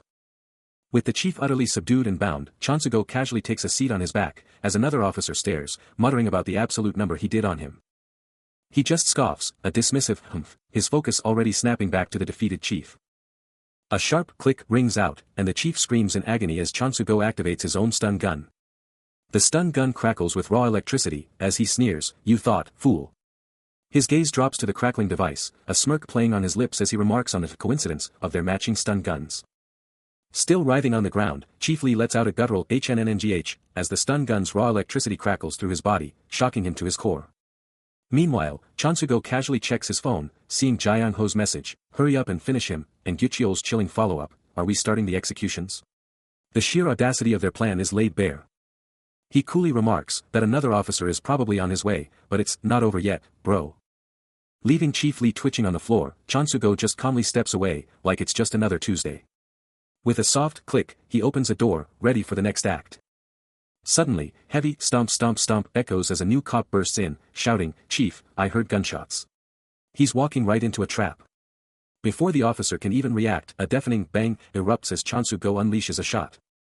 The officer immediately slumps, collapsing to the ground as Chansu-go stands over him, cold as ice, gun still smoking. As the dying officer struggles to comprehend, his mind races. "You're prepared for a trick?" He realizes Chansu-go, the cop killer, shot him point blank. A final, desperate, "Help me," escapes his lips. Chansu-go is locked in, eyes glued to his screen as the donations pour in. He probably didn't want to miss this, one comment flashes, followed by another, sick reaction time. The hype is real. The chat is going wild. "The end of a traitor," screams one, while glowing joystick chimes in with, "That's what I like to see." The donations just keep coming. But back on the ground, the fallen officer is absolutely losing it, his eyes wide with terror as he screams, "What the hell is wrong with this guy?" The tension is insane. But Chansu-go just brushes off the officer's terror, giving his stream a final check, finally, and Lego, popping up, before he coolly announces, "All right, let's wrap this up." Then, with a cold, calculated step, he advances, his voice dripping with menace as he asks, "So, you don't have a preference where you get shot, do you?" The officer can barely choke out a W8, but Chansu-go just dismisses him, yeah, I'll make it fast," as the poor guy lets out a desperate, "Ah." He drops the gun's aim, pointing it right at the officer's leg and coolly asking, "Your leg?" Then, with a chilling flick, he moves the gun to the guy's chest, the chest. Or maybe. But then, in a shocking, lightning-fast move, Chansu-go whips the gun to his own head, and a chilling click rings out as he cocks it. He's still going, twisting the knife. The officer screams, but Chansu just laughs, rubbing in the fact that he's terrified over one shot after all the times he's been hit. Then, ding, cuts through the tension, a viewer drops a zen with a chilling one-word command, and Chansu's eyes absolutely blaze with purple energy, sparks flying around him. He obeys the command, forcing the officer to smile, then gives a shout-out to his bros online, while the officer's face twists into a horrifying mask of silent torment. The officer's scream rips through the air, a raw, primal sound of absolute despair. Cheon Sugo gets right in the officer's face, his voice a chilling growl, demanding he repeat himself. Meanwhile, a system message pops up, hyping his favorite streamer, and a quick, thank you, boss flashes by. His eyes blaze with electric blue power, and the officer lets out an absolutely blood-curdling scream. That desperate scream just keeps on echoing. The officer just slumps down, completely losing it from sheer terror. Cheon Sugo just stands there, towering over the broken officer, a mocking system message popping up as he totally calls out the guy's uselessness. But outside the building, a whole squad of cops is gathering, all eyes on the entrance. One of them totally freaks out, like he just saw something completely wild. And their shock is totally justified because Cheon Sugo just bursts out of the building, dragging Chief Lee by his collar, leaving everyone absolutely speechless. With a sharp sound, he's got the chief locked down, exposing the traitors behind the whole basement incident. He strides away from the building, his own cutting words still echoing in his head. He glances up at the sky, a single thought forming. A serious expression settles on his face as an info panel flashes into his view. His electric blue eye flashes with a sudden, intense glow, bringing with it a system hint, staying in one area for too long is dangerous. He's weighing his options, thinking, should I just chill here? But then, someone's like, dude, you found the police chief, remember? He's still thinking, seriously, why not just stay, when BAM? A new info panel pops up. The system drops a bombshell, staying in one area for too long is dangerous, and he's like, seriously, how long is too long? He guesses, a day or two, maybe, but the system's all, watch for an omen to figure it out, leaving him totally confused, an omen. What even happens if I stay too long? His eye glows as he gets it, the system's not giving straight answers, just saying, figure it out yourself, buddy. He's like, these hints are cool, but I can't just trust them blindly, then picks up his phone, and someone's all, yo, where you off to? Taking a firm step, Cheon Sugo bails from the scene, leaving that place in the dust. Chief Lee sees him split, totally shocked, and asks, you're seriously leaving right now? Chief Lee, caught off guard by the abrupt exit, could only manage a single, loaded question. He spun around, asking if there was trouble, but Cheon Sugo just shrugged, mentioning he'd planned to restock before bailing. The chief paused, a heavy silence hanging in the air, his face etched with contemplation. But Cheon Sugo cut straight to the chase, demanding to know why they weren't just kicking those guys out already. The car is absolutely flying, throwing everyone around as Chief Lee white-knuckles the steering wheel, clearly stressed. But two figures are hot on their tail, one even packing heat, and Cheon Sugo is already hanging out the window, screaming at them to cut it out. He's still yelling for them to stop, and you can see one of the chasers in the mirror, practically begging for help. But Chief Lee is all about getting away, and he's like, why on earth would I stop? Then, a system message pops up, like, demon activated, and BAM. A monstrous, glowing purple hand just appears, pulsing with raw power. The engine screams, and the speedometer is practically redlining as Cheon Sugo demands even more speed. Tires are screeching, sending up a massive dust cloud as the car pulls off some insane move. Then, out of nowhere, a long, dark, tentacle just bursts from the back of the car, making Chief Lee gasp, oh, no. While Chief Lee is totally freaking out, Cheon Sugo just casually drops the bomb that their chasers got super boosted during the pursuit. Inside the car, Chief Lee drops a heartfelt, thank you, for everything. The tension is palpable. Cheon Sugo, ever the pragmatist, just shrugs and says, ah, of course. Well, I won't say no to supplies. Classic him. Chief Lee, with a final, intense look, makes sure to add, please, make sure you get my goodbye before leaving. What's he hinting at? Cheon Sugo finally gets in the driver's seat, stretching out, looking totally chill with a smirk. He checks his phone, and a cryptic message pops up, what is this? A new. But a system voice cuts in, don't think about it too much. I'm sure you can deal with it, Chief Lee. He just grunts, humph. What's going on? His eyes, glowing electric blue, snap upwards, reflecting something unseen. Then, a sudden, violent jolt hits him, his eyes blowing wide open. A bone-chilling cold engulfs him, and he gasps, what? Is this, cold? Then, the terrifying question, how long have I been gone for? His intense gaze locks onto a distant figure, and a chilling realization hits him, is this the thing they mentioned? A person. The plot thickens. The chilling cold intensified, and then, from the swirling shadows, a dark, cloaked figure materialized, its eyes burning with an eerie blue light. A chilling internal voice, or maybe a system alert, screamed in his head, confirming the entity's presence, and the sheer terror of it hit him like a truck. His electric blue eyes snapped open in a silent shudder, the full, terrifying weight of the situation crashing down as he realized this was not just some random person. With a desperate click of the ignition, he slammed the accelerator, the car roaring to life and tearing away from the ominous presence. He glanced back, pure panic etched on his face, screaming at the car to go faster, a desperate plea tearing from his throat. The horn blared as he swerved through the desolate landscape, his mind screaming to escape, even as some detached part of him snarked about his driving. He kept pushing the car to its absolute limits, ignoring the internal chatter about his schedule and the sheer chaos of his sudden departure. Then, with a sudden, jarring jolt of confusion, he realized the ominous presence had vanished, his eyes wide with utter disbelief. A new, desperate question burned in his mind, wondering if simply driving away was enough to escape this insane new reality. He slams on the brakes, heart absolutely pounding as a dark, cloaked figure just straight up materializes behind him, radiating an ominous purple glow. A primal scream just rips from his throat, his eyes bugging out with pure, unadulterated terror. Before he can even process the shock, the figure just closes the distance with impossible speed, stomping down onto the roof of his car with a heavy thud.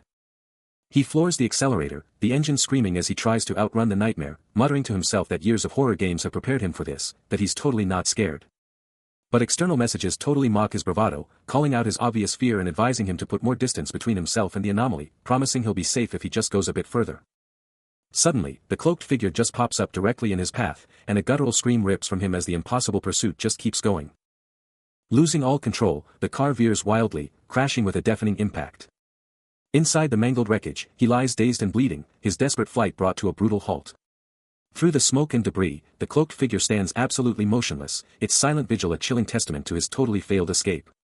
He slams the car door, desperate to escape, but the shadowy entity is just too fast. A skeletal arm, crackling with dark energy, smashes through the closing door, the pursuer's voice echoing, "Did you think I wouldn't be prepared?" The car's useless, so he bolts, sprinting for his life as the ominous presence gives chase. Gasping for breath, he pushes through the corridor, a chilling thought flashing through his mind, damn. Chansu might actually die here. What a lame way to go. Still struggling for air, he risks a glance back, the dark energy of his relentless pursuer closing in at terrifying speed. The corridor stretches endlessly, but the monstrous, shadowy aura of the figure behind him seems to consume everything. Then, with a terrifying roar, the cloaked figure's form twists, revealing a horrifying skeletal face, glowing red eyes, and razor-sharp fangs. A crushing force seizes him, lifting him effortlessly into the air as he lets out a desperate cry. Now held completely limp by the shadowy entity, his struggle over, the figure's chilling internal thought confirms its victory. I knew it wasn't a waste of a day. He's pushing his bike to the absolute max, but that shadowy figure is still on his tail, and a stream donation just dropped, chillingly saying, a toll for the dead. But it's no good. His bike skids out of control, sending him flying, yet he still screams, no one's dead yet. He wipes out hard, furious at torture enjoyer for this mess, as the chat trolls him to grab the flashlight. Bike's trashed, so he's ditching it. He's back on his feet, sprinting through the night, a desperate blur of motion. He doesn't even slow down, just whips out a gun and unloads a desperate barrage behind him. But the cloaked figure?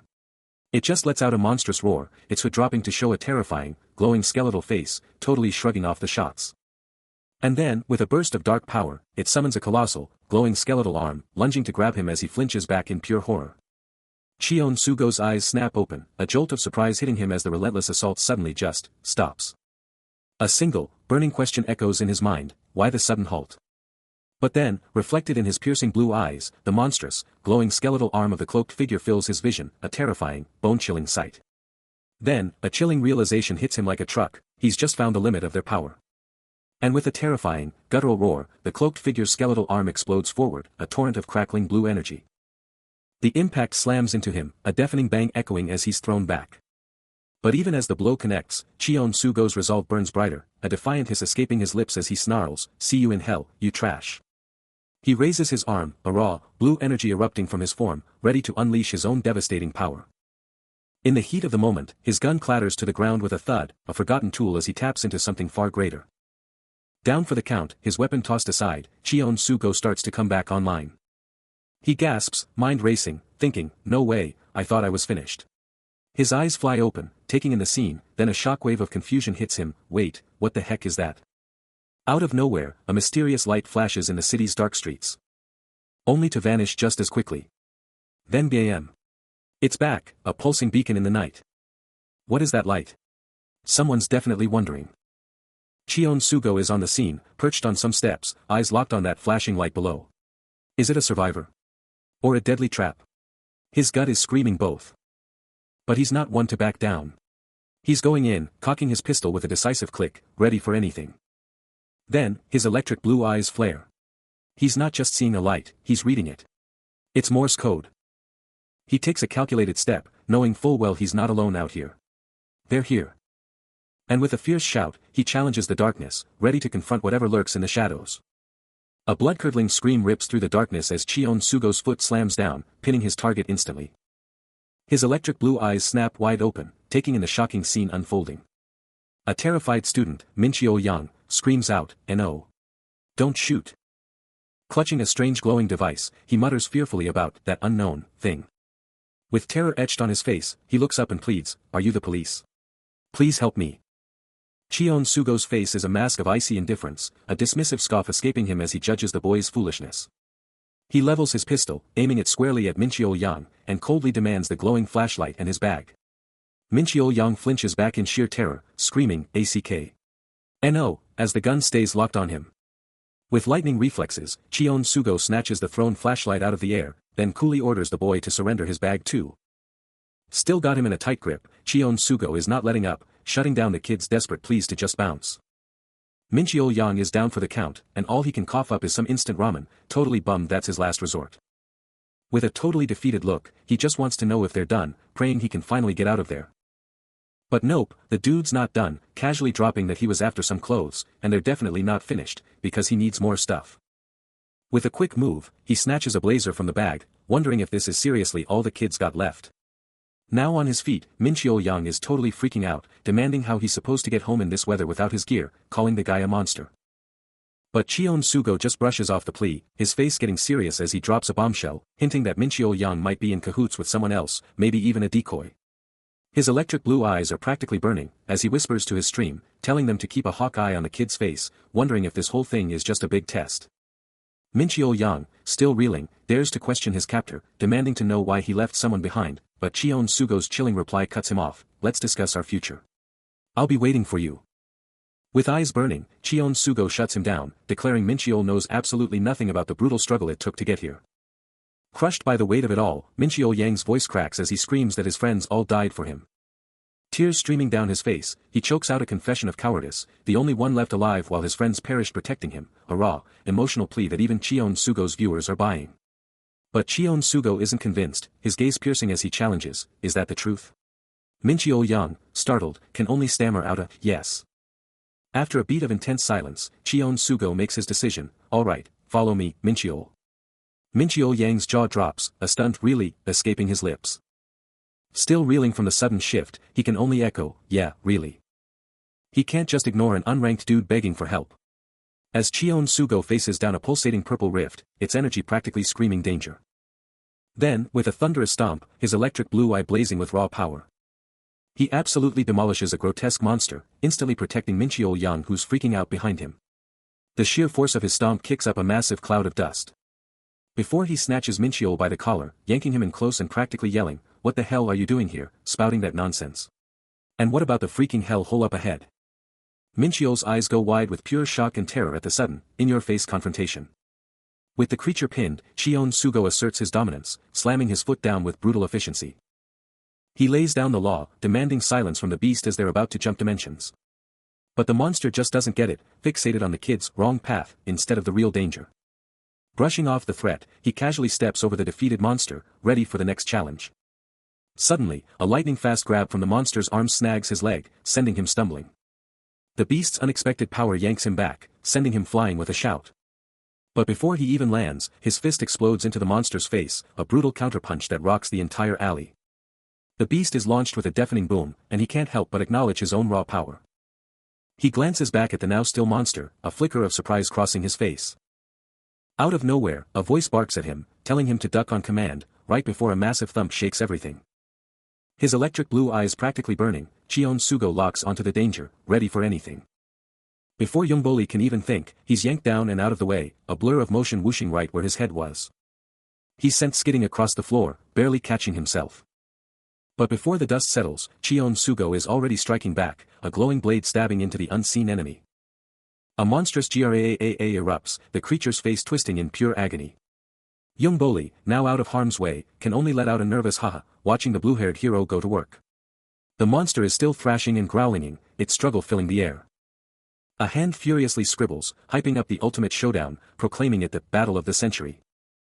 But back in the real action, Minchio goes all out against the terrifying cloaked beast, landing a hit as Cheon Sugo shouts his name, a warning in his voice. The monster's reeling, and it's the perfect chance to bail. They bolt, making a desperate dash for freedom. Watching the whole thing go down, Cheon Sugo can't help but crack a grin, impressed by the unexpected moves. But the smirk fades, replaced by a serious, calculating look as he plans their escape. He glances down at the two scrambling students, wondering if Minchio's even taking this seriously, the bike rattling like crazy as they flee.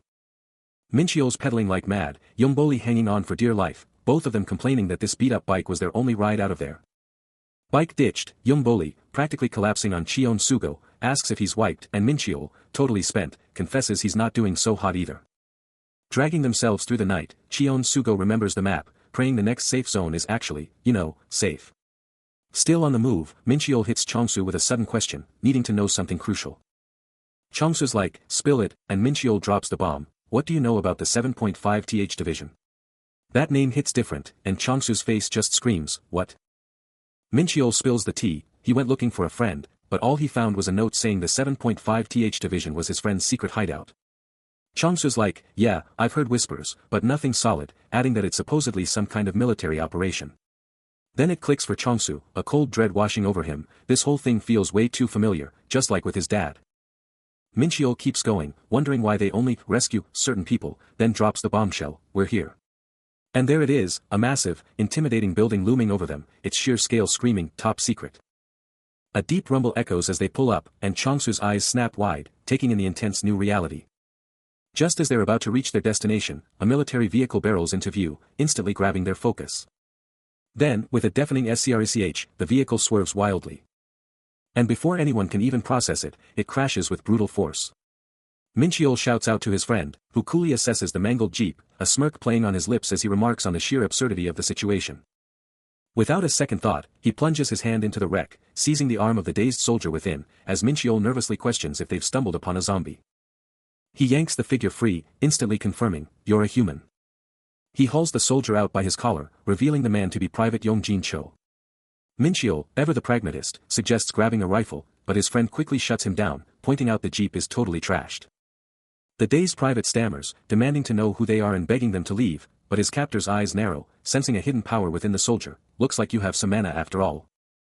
He unleashes a brutal kick to the soldier's gut, sending him sprawling as he whimpers, just leave me alone.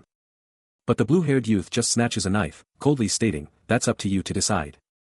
He shoves the blade right up to the soldier's face, spitting, you're a deserter. His tone dripping with suspicion, he grills the private, demanding to know his business here and if he abandoned his unit. The private frantically denies everything, swearing everyone else is dead and he's the last one standing, but Cheon Sugo just scoffs, calling him desperate and a coward. Minchio, witnessing the intense interrogation, can't help but notice the soldier's condition and his rank. Without warning, Cheon Sugo snatches the soldier's hand, who yelps, what are you doing? Let me go. With a powerful yank, he rips something from the soldier's grip. He shoves the dog tag into the other's grip, his voice cutting through the tension, your service number. Yongjin Cho's gaze drops, his face a mask of exhaustion, but Cheon Sugo's grip tightens on the tag, his voice a relentless echo, tell me your service number. Clutching the dog tag, he challenges, let's see if you know it by heart. Chansu, phone still glued to his ear, demands the police number, his mind already racing to memorize it. But Yongjin Cho. He's still a wreck, sweat pouring down his face, clearly terrified. Towering over the private, Chansu just confirms he's still breathing. Then, he lays down the law, demanding every single detail about what went down, and Yongjin Cho, feeling totally worthless, just agrees. Out in the open, Yongjin Cho is worried Chansu's been out here too long, telling him to get on his feet. The private reaches out, confirming they're leaving, but then suddenly shouts, W8. Strolling away from the chaos, Chansu just hopes things stay chill, then casually asks, what about that guy? Jin Cho brushes it off as pointless, but then asks if they should still drag him along, and Chansu just shrugs, I dunno. Jin Cho, sprawled and injured, desperately begs Chansu to take him, his leg shattered, unable to move alone. Meanwhile, Mincheol and Boli are already writing him off, telling Chansu to just ditch him.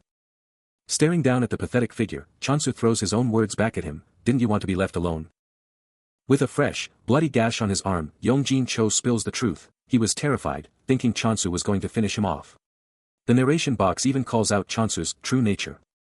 While Chansu processes the confession, Mincheol and Boli are already gossiping, calling him out for being heartless and saying he wouldn't save anyone. But Chansu just ignores them, a swift whoosh as he moves, Jin Cho now in tow. He glances back at his crew, telling Mincheol to check the gate, but it's no good, the power's out, and something clatters to the ground. A fierce look on his face, Chansu makes it clear, he's not abandoning anyone. A slight nod, he gets it, Mincheol understands the mission. With a decisive step, they're heading straight for a massive building looming in the distance. Navigating the eerie, abandoned facility, Jin Cho, battered and bewildered, grapples with the unfolding chaos, demanding to know the single cause behind this nightmare and its ultimate purpose. Then, a chilling realization dawns on him as he blurts out, I took the cards, and the gates closed. Chansu, unwavering, presses forward, carrying the injured man through the silent halls, as Mincheol, trailing with Boli, urgently questions, where are Mincheol and Boli? They push deeper, passing an infirmary sign, the only sounds the rustle of their clothes and the ominous crack of the abandoned structure. Chansu finally deposits Jin Cho onto a bench, his voice firm as he commands, stay here. I'm going to take a look around. A tremor of fear runs through Jin Cho as he desperately calls out, Chansu. You're not gonna leave me behind, are you? Without a glance back, Chansu delivers a chillingly casual response, yeah, probably. Stunned, Mincheol overhears the cold exchange and confronts him, what do you mean you're leaving Mincheol behind? But Chansu is already gone, scaling the stairs, his mind set on abandoning them, navigating the complex like he owns the place. Chansu pushes deeper into the abandoned structure, a thought flashing through his mind, leaving the kid behind. Too dangerous. They'd be safer sticking with him. He stops, a low rumbling in his chest, the kid's trusting nature making it impossible to just abandon him. But his path is cut off, another way completely blocked, forcing him to find a new route. His eyes snap open, a jolt of realization hitting him. He reaches a door, muttering, where is every, as a faint crackle of energy fills the air. His hand grips the handle, and with a low creak, the door swings open. Inside, a monitor blares with static, a cryptic message flashing across the screen. The static screams as he processes the words, the tram is still running, meaning power is somehow still active here. His face twists in alarm as the message blares, the 25th Division was ordered to Jeju Island, a chilling new directive. His electric blue eye flares, locking onto the urgent system message, hurry. Leave the city. Get on a train. The system's voice echoes, demanding he head for Jeju Island, a potential game changer, a new lead in this insane reality. A critical alert blazes, screaming that prolonged exposure in one area is deadly, yet confirming the train station as his only way out. A surge of determination ignites within him, and Chansu charges forward, knowing this game is just getting started, and it's going to be a brutal ride. He sprints through the desolate corridors, his voice echoing as he desperately shouts for Mincheol, he can't leave him behind. He scans a shadowy, vacant room, a chilling question forming in his mind, where did he disappear to? Then, a voice cuts through the silence, revealing Mincheol's reckless decision to investigate strange noises in the basement. Chansu's jaw drops in outrage, furious that the soldier just sent Mincheol into danger alone and is just sitting there, waiting. Jin Cho, the soldier, freaks out, begging Chansu not to abandon him and confessing he had a taxi key to trap him here. Chansu feels a presence in the dark, ransacked room, instantly knowing it's Mincheol who left the lights off. Meanwhile, Jin Cho, still in the taxi, is losing his mind, frantically tearing apart the car for the missing keys. But before Jin Cho can even blink, Chansu unleashes a lightning-fast attack, his eyes burning with electric blue power as he lands a brutal hit. Gasping for air, Chansu stands in the hallway, the raw power still thrumming through his veins.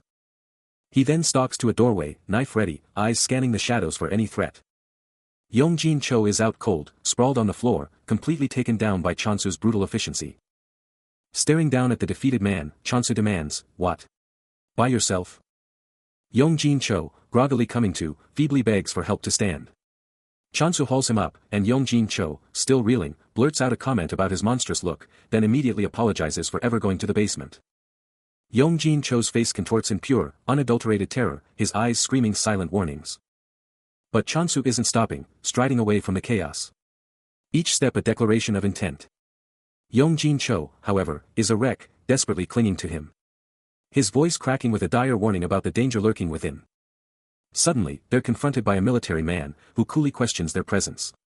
Chansu doesn't flinch, pointing a finger and demanding Mincheol's immediate release, as Yongjin Cho can only whimper.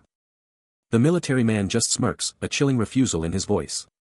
Before he can even react, Chansu is on him, snatching him up by the collar in a lightning-fast move, the man sputtering about his workload. His eyes blaze with a sudden understanding, and Chansu finally gets it, the reason those keys were nowhere to be found. But Yongjin Cho is still freaking out, totally rattled by Chansu's earlier move, panicking that the military guy might be totally gone and blaming himself for letting him go solo. Chansu, cool as ice, just hits him with a casual, "Look, sir," but Yongjin Cho immediately snaps back, "I'm no, sir." Then, with a confident sparkle, Chansu drops the bomb. He's a new driver and he's taking Yongjin Cho out, reminding him there were no other calls and he'd personally drive him to the association. He casually brings up the news, then totally shuts down Yongjin Cho's panic about not having a shot at an interview, vowing to show everyone what a new driver can really do. Yongjin Cho, still on edge, finally gives in, admitting an interview is probably a must, grumbling about how desperately they need more drivers. Then, Chansu just cuts to the chase, demanding, "Where's your application?" Yongjin Cho can only twitch in sheer terror, his brain screaming that the military guy is too messed up to even touch an application. Ignoring Yongjin Cho's total meltdown, Chansu just points to the office, and barks out an order, "Go to the association. Get your driver application as fast as possible." Yongjin Cho, completely broken, can only stammer, "Oh okay." Chansu, still locked onto his phone, keeps up the pressure, his voice a low growl as he pushes for that application. Yongjin Cho, shaking like a leaf, barely manages to confirm he has it, but his terror is screaming loud and clear. Then, a resume for some Jaewon Kim pops up, and Chansu can't help but let out a shocked, "Oh." He snatches the document, his eyes devouring the details, a curious rumbling from him as he takes it all in. Suddenly, a piercing glare at Yongjin Cho, and Chansu barks out an order that brooks no defiance. Before he can even flinch, Chansu shoves him hard, sending him reeling. Lightning fast, he rips a knife right off Yongjin Cho's belt. And with a sickening thwack, Chansu smashes the knife hilt into his face, sending him crashing to the vehicle floor. With Yongjin Cho crumpled on the ground, he can only manage a weak "okay" to Chansu's silent command. He snatches the car keys with a sharp clack, his voice booming as he declares, "I found them." Moments later, the car is already speeding, beeping urgently, as two figures sprint to catch up on the desolate highway. Inside, Yongjin is freaking out, yelling about the driving and the injuries, but Chansu just slams the door, barking, "Let's get a move on." With a vroom, the car roars to life, Chansu ordering him to the train station, ignoring Yongjin's confused question about whether trains are even operational. His eyes locked on the road, he just repeats the order, "Just take us there." But their escape route is instantly cut off as a massive gate clangs shut, leaving Yongjin and Jaewon stranded outside. A sickening grunch escapes Yongjin, his face twisting in absolute horror. A monstrous kree rips through the night, as a grotesque creature bursts into view, sparking a horrified scream, "What the hell is that?" Despite the escalating horror, Chansu stays ice cold, his hand clenching, as he declares his absolute faith in Yongjin, who can only stammer a terrified in return. Just as they're about to make their move, a monstrous new threat bursts onto the scene, its glowing red eyes and segmented head screaming danger, and Yongjin Cho's face contorts in absolute, gut-wrenching fear, barely able to gasp out a single word. Then, the beast unleashes a deafening, primal scream, and Chansu's eyes widen in a flash of realization, instantly identifying the terrifying crawler. Private Yongjin Cho is absolutely bugging out, eyes glued to the rearview mirror, screaming about what the heck is chasing them. The yellow sports car is absolutely flooring it, leaving a sick blur behind as that multi-limbed crawler monster is right on their tail, a total nightmare in the night. From way up high, that monster looks tiny, just a little dot on the road, but don't let that fool you, it's still a massive threat. Inside the car, Cheon Sugo whips his head around, looking super serious as the chase sounds are getting intense. They're still flooring it, but that monster is just too fast, they're getting caught. Then, with a sudden surge of pure rage and resolve, Cheon Sugo rips open the passenger door, yelling at those thieving bastards behind them. He snaps a command to the driver, telling Yongjin to whip the car around and head straight for the main entrance. Yongjin, totally shocked but on it, slams the wheel and pulls off a crazy sharp turn, the car screeching around. Meanwhile, some poor guy on the street is absolutely losing it, watching his taxi get jacked and peel out in this insane chase. The engine screamed, Yongjin's knuckles white on the wheel as they absolutely floored it. Then, Cheon Sugo's voice, sharp and urgent, sliced through the chaos, yelling to slam it towards the main gate, the road ahead exploding with light. Then, a sickening crash ripped through the air. As the car violently swerved, debris exploding everywhere. The car completed its insane turn, tires screaming as it rocketed towards the gate. Yongjin's grip tightened, his voice laced with pure shock as he demanded, "Chansu, you used that guy as bait?" Next to him, Cheon-sugo just sagged, a relieved but exhausted "phew" escaping him. Yongjin, face set in a grim line, finally admitted the brutal truth, "Chansu's right. We had no choice." The car's still flying, and Cheon-sugo's mind races, giving props to his buddy for pulling off some insane moves to keep them in one piece. He's lost in thought for a second, then a quick, confused, "Huh," escapes him. Eyes locked on the asphalt, a new realization hits him, all about that line. Then, ding, and a system alert flashes, they just hit a checkpoint. The screen blows up with a new update, the chat can now buy insane power-ups and dish them out as mission rewards. It's a whole new game. A stunned escapes Cheon-sugo as another notification screams, finally. It's showtime for Chansu, the streamer. Plus, he just snagged some sweet pay-to-win gear. He shoots a look at his crew, thinking, seriously, are they blind? Totally missing that they can't even hear his internal monologue. He tries to check, muttering, no. Nothing here, swiping frantically, then snaps, Neos. What the heck was that? Then, ding, again. Maxed out car just dropped 1 zen, and a bold promise, just wait for it. Your bro's got your back. He's in the back of the car, giving a quick nod to the driver, yeah. Thanks, whoa, you really floored it. But then, a massive, rhythmic stomp hits from behind, making him snap his head around, huh? The ground-shaking stomp just keeps coming, and a quick look back confirms the nightmare, what the? It's still chasing us. He shouts to Yongjin Cho, can't you go any faster, but the driver, grim-faced, can only reply, we're already maxed out. The terrifying crawler, eyes blazing with crimson power, is practically eating up the road, closing in on them at an insane pace. Jaewon Kim, wide-eyed in the passenger seat, can only gasp, is it actually faster in a straight line? But Cheon-sugo is barely paying attention, lost in his own head, muttering, huh? Wait, I'm not. Just try to remember. Jaewon Kim is still trying to figure out the monster's impossible speed, his voice fading, the way. But Cheon-sugo is completely zoned in on his phone, reacting to some wild new message, ugh. Shut up, that's not how you drive. What? You have to slow down if you want to. Just go. Do you want to die? Yongjin Cho screams, white-knuckling the wheel, and Cheon-sugo, wide-eyed, immediately backs him up, pushing him to floor it. Shit, okay, he grunts, slamming the pedal down, their desperate escape now a full-throttle sprint. The engine screams, but a terrifying truth hits them, the monster is closing in, fast. That's it. We're gaining on them, Cheon-sugo states, a cold dread creeping into his voice, and his friend lets out a terrified shout. Up ahead, the road takes a brutal turn, plunging straight towards a deadly cliff. Wincheol. Cheon-sugo asks, his voice laced with urgency, but the driver is adamant, they have to push through, the monster can't stop on a dime. But as the chase hits critical mass, Cheon-sugo's phone goes wild with cryptic system messages, Suggestion is goodbye, then, poor guy, he thinks it's an entertaining way, and the kicker, I just told him to make sure he's not dead yet. A sharp gasp tears from his throat, his eyes blown wide with utter shock. And just like that, another ding screams for his attention, a new message arriving. Cheon-sugo's eyes blaze with electric blue energy as a brand new mission notification slams into his vision. The system drops a bombshell, no monster info until the mission is done. Talk about high stakes. Out on the road, Yongjin is absolutely pushing it, the monster hot on their tail. That terrifying crawler monster, all glowing red eyes and gnashing mandibles, is gaining fast. Yongjin whips his head back, laying into Cheon-sugo, demanding to know what he's even doing. Then he snaps forward, asking if he's got a death wish, and Cheon-sugo just fires back, daring death itself. His hand clenches, knuckles white, a desperate, silent plea tearing from him. But then, a sudden ding, the system just confirmed the fear effect is gone.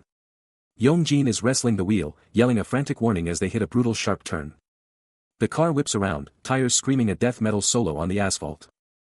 Inside, pure panic. They're screaming, bodies slamming as the G-forces hit. Then, a crushing impact. The car smashes into the monster, sending it airborne. The creature's hideous body spins, a brief, violent ballet of impact. But the nightmare isn't done. The car screeches to a halt, teetering on the brink of a sheer, crumbling drop. Yongjin is gasping, barely alive, muttering in disbelief about how they even survived that insane crash. He lets out a ragged breath, the two of them just sitting there, shell-shocked after cheating death. Suddenly, a wicked change in Cheon-sugo. That fear is gone, replaced by a chilling smirk.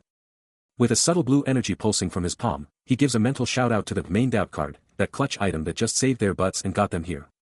The ride screeches to a dead stop, and he's left thinking, okay, that was weird. Sitting in the driver's seat, he's baffled, seriously. That crazy message should have brought a whole crowd here. Scanning the empty streets and the massive building, he's like, not a single person. What are we even supposed to do now? But then it hits him, the zombies are still out there. Yong-jin Cho, ever the strategist, lays out the plan, I'll be the bait, you hit the station. You got this, Chonsu. Chonsu doesn't even flinch, just hops out of the car, a silent declaration, I got this. All by myself. He screams, baiting the horde. The undead monsters lurch forward, their hungry roars filling the air. A blinding blue aura erupts around him, he pops his aggro skill, locking every single one of those undead freaks onto him. Power surges through him as Total Enhancement 1.4 kicks in, turning him into a blue-streaked blur, ready to unleash hell. He ponders if his S-rank mage power is only half a person's worth, but his arm is already a deadly blur, striking with lightning speed. He stabs, and a zombie's head just explodes, a sickening burst of gore proving his power. The impact is insane, shattering bone and flesh with a sickening crack. The zombie's head is gone, just a bloody mess where it used to be. More undead freaks charge in, but he just grins, telling himself, don't worry, he's got this. Another head explodes, as he finishes the job, muttering, I don't forget about you. The final zombie drops with a sickening thud. He lets out a relieved phew, taking in the scene of total zombie annihilation, he's leveled up, big time. A slight flush crosses his face as he mentally addresses his chat, telling them to cut it out with the embarrassing throwbacks. He strides forward, each step a declaration, feeling the undeniable surge of power, his strength has absolutely skyrocketed. He's dreaming big, aiming to be the absolute best, when suddenly, a blood-curdling scream rips through the silence. He whips around, spotting a figure getting violently dragged into the darkness, who screams for help, shouting a familiar name. He instantly recognizes the struggling man as Changuk Jong, the legendary ranker, and a thought flashes through his mind, should I even bother? He pauses, a quick internal debate playing out, his thoughts mirroring the na and nope from his online crew. But then a smirk spreads across his face as he makes up his mind, announcing, alright, we're helping him. The air shatters with a desperate shriek as Changuk Jong gets absolutely ripped into the shadows, screaming for anyone to save him. An unseen, monstrous force dragging his hand deeper into the abyss. His face a mask of pure, unadulterated horror as he fights for his life. But Cheon Sugo is watching, a chilling grin spreading across his face as he mentally replays the ranker's terrifying ordeal. Cheon Sugo is absolutely seething, cursing the one who left him for dead. Walking through the city, he cuts straight to the point, demanding to know if they're talking about the mayor. Yong-jin Cho spills the beans, confirming his suspicions about the mayor after someone went berserk over a monster, then stormed off to find the mayor himself. Cheon Sugo takes it all in, a dark realization hitting him, that guy's loyalty to power is absolutely insane. Yong-jin Cho drops another bombshell, revealing the guy ran into the mayor and vanished, probably taken out or permanently silenced. Cheon Sugo's jaw practically drops, asking if this escorting was even in the job description. Yong-jin Cho quickly corrects him, saying the guy wasn't alone, he had some serious backup. A knowing smirk spreads across Cheon Sugo's face as he deadpans, this mayor character is sounding like a seriously big deal. With a final nod, he wraps it up, giving a quick thanks for the intel. They're still splitting up, hoping the rest of the crew is already inside the station. He steps inside, hearing a voice call out, Mr. Yu. He steps into the dark, introducing himself as Chonsu. Suddenly, a man named Huang looks up, a shocked expression on his face. He nervously adjusts his tie, clearly on edge. Chonsu's eyes go wide, completely shocked by what he sees. He points into the shadows, whispering, over there. Chonsu, with an intense gaze, snatches Huang by the collar, ready to get some answers. He clamps a hand over Huang's mouth, cutting off his protests, and hisses, what the heck are you even thinking? But elsewhere, a horrifying, tattered figure, its face hidden by dark, messy hair, creeps through the shadows, proving this place is no joke for normal humans. A blood-soaked, monstrous grin spreads across its face, showing off those terrifying, sharp teeth. Chonsu's eyes pop open, seeing a small, glowing blue orb right in front of him, and someone's already calling him the unluckiest guy, asking if this dangerous thing is what he thinks it is. Blood on his hand, he's already demanding his mission rewards. Staring at that glowing orb, he remembers getting 100 zen before, and someone's already asking, 100 yen. His electric blue eye flares with intense focus, and the shocking truth drops, 1 zen is 10,000 KRW.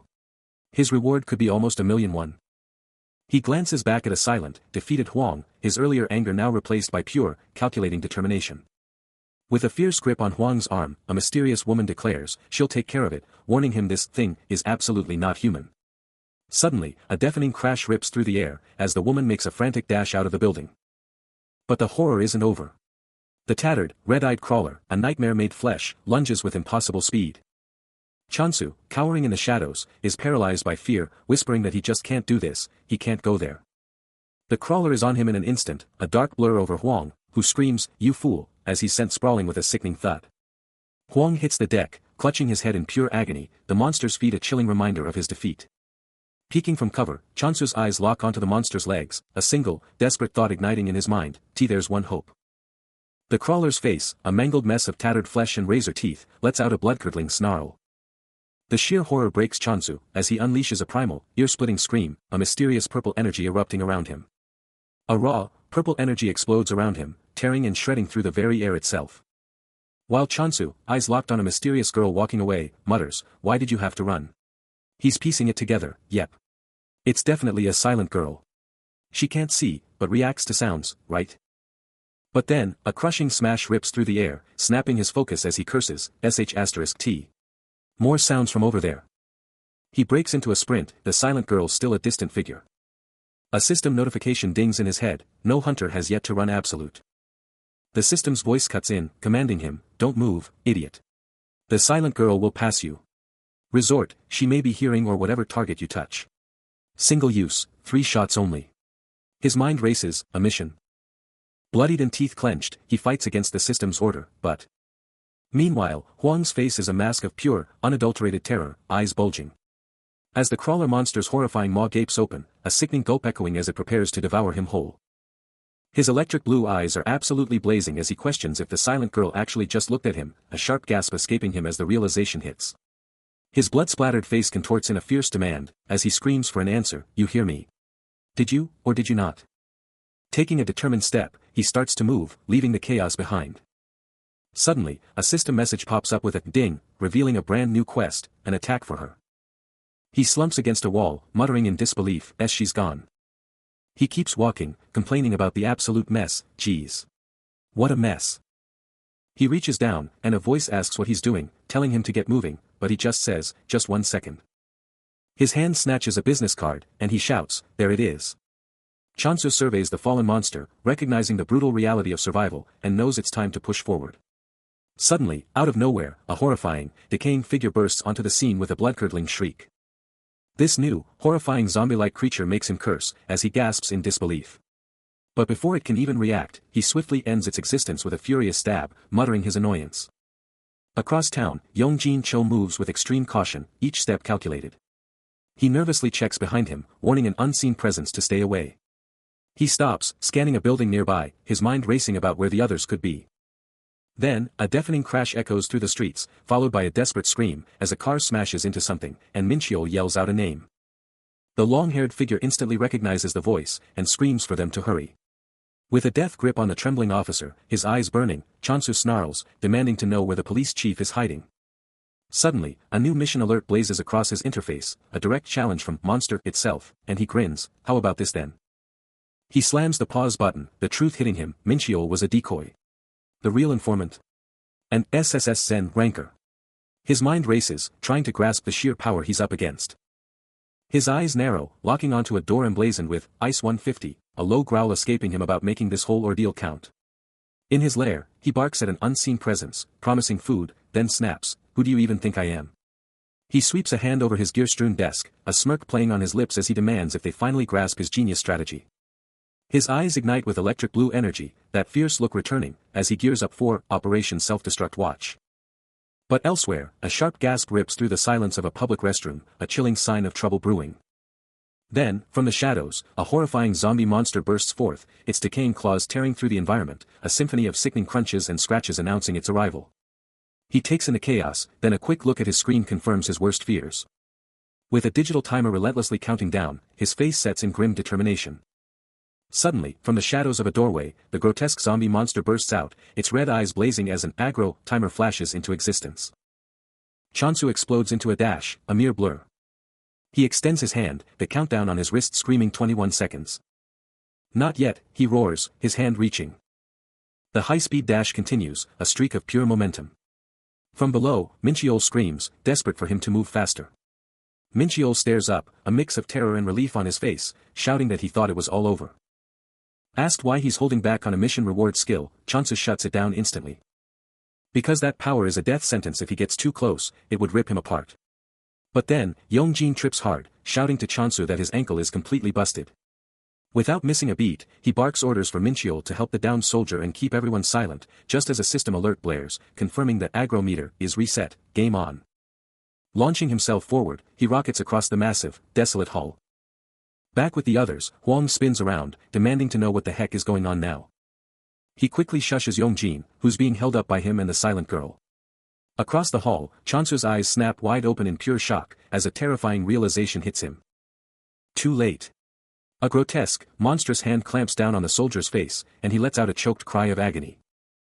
Mincheol's eyes go wide with pure horror, confirming the absolute worst as he stares at Yongjin Cho's leg, it's completely snapped. Just a few steps away, Chansu is locked onto the unfolding nightmare, his voice cutting through the tension as he demands if Yongjin Cho even comprehends the chaos around him. Yongjin Cho, barely conscious and racked with pain, can only muster a confused whisper about something being wrong, and Mincheol's single, stark word confirms his worst fears.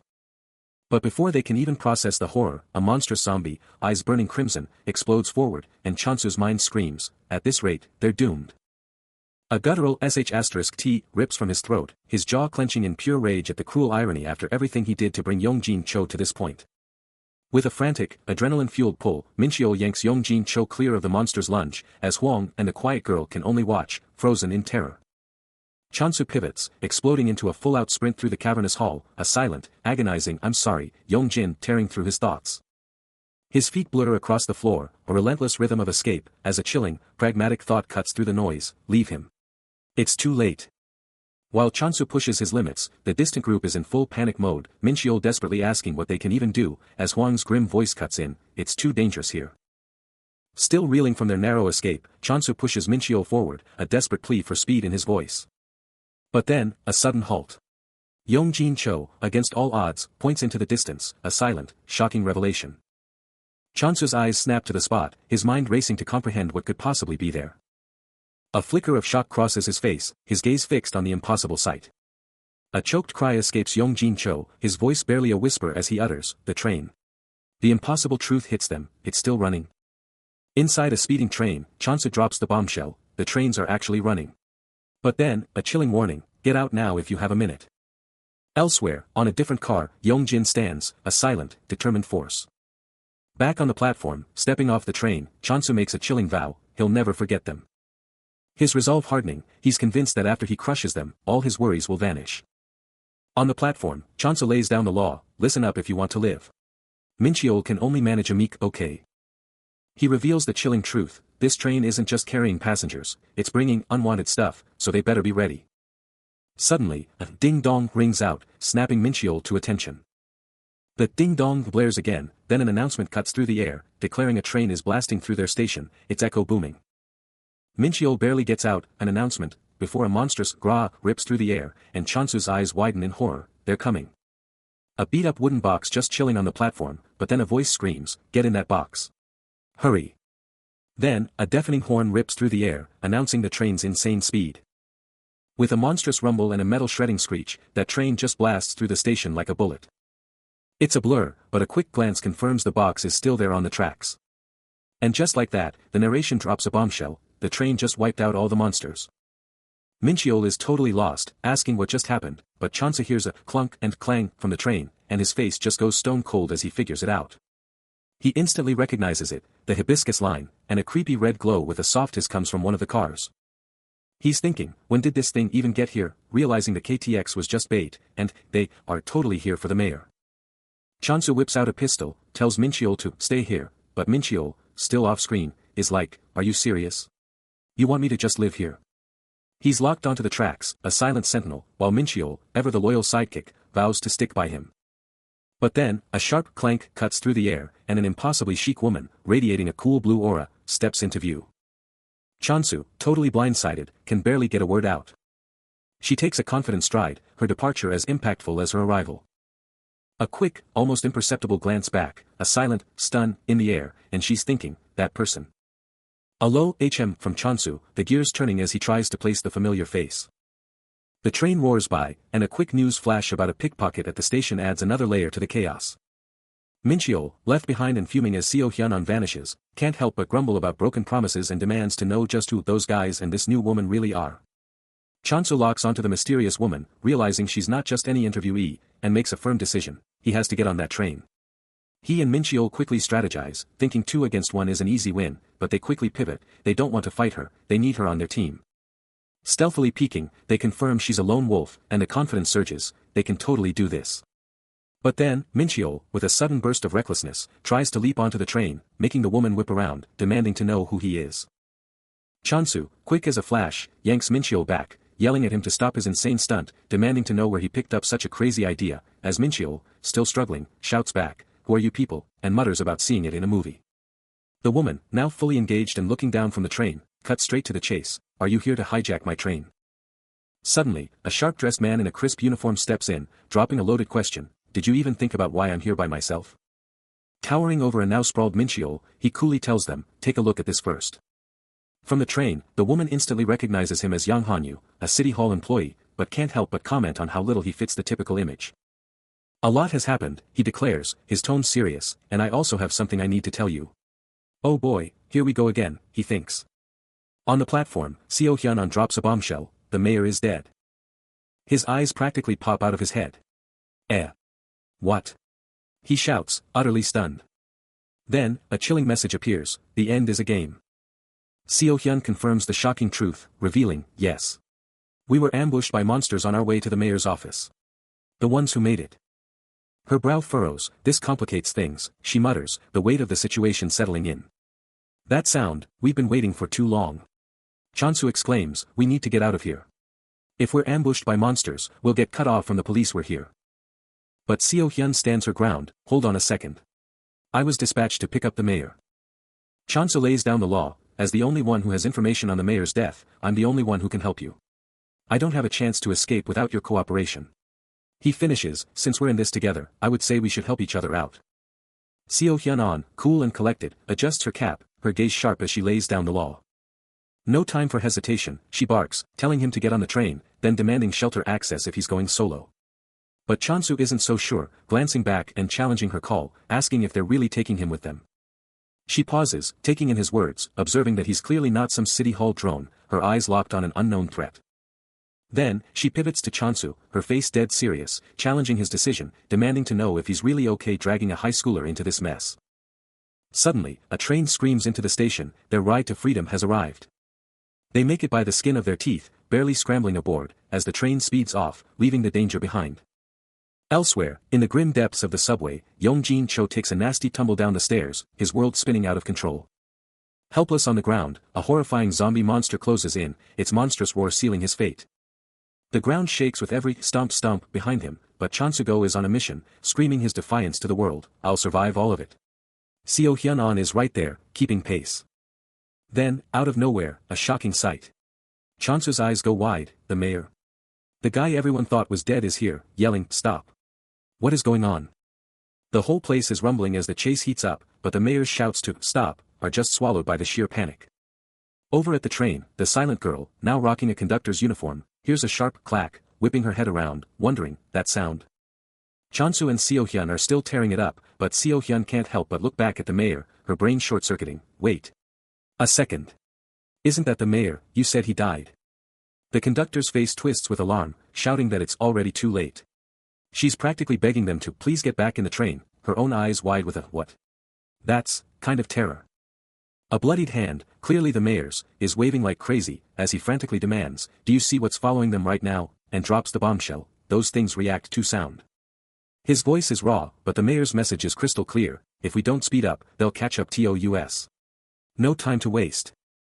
The conductor's gaze hardens, a fierce determination burning in her eyes as she stares down the approaching chaos, a single, defiant "you" escaping her lips. The silent girl, rocking a conductor's uniform, throws open the train door, her eyes locked on the crew, practically screaming for them to get inside. But wait, behind them, the injured Mayor Huang is absolutely booking it, huffing and puffing, frantically asking if they need some kind of secret code or something to get on. And just behind him, a gnarly zombie monster, hand outstretched, lets out a blood-curdling scream of the end, as it lunges for the mayor. Chansugo's eyes go wide, a silent shockwave hitting him as he instantly processes the incoming danger. But before that thing can even touch Huang, a lightning-fast, unseen strike sends it absolutely flying, its body whooshing through the air.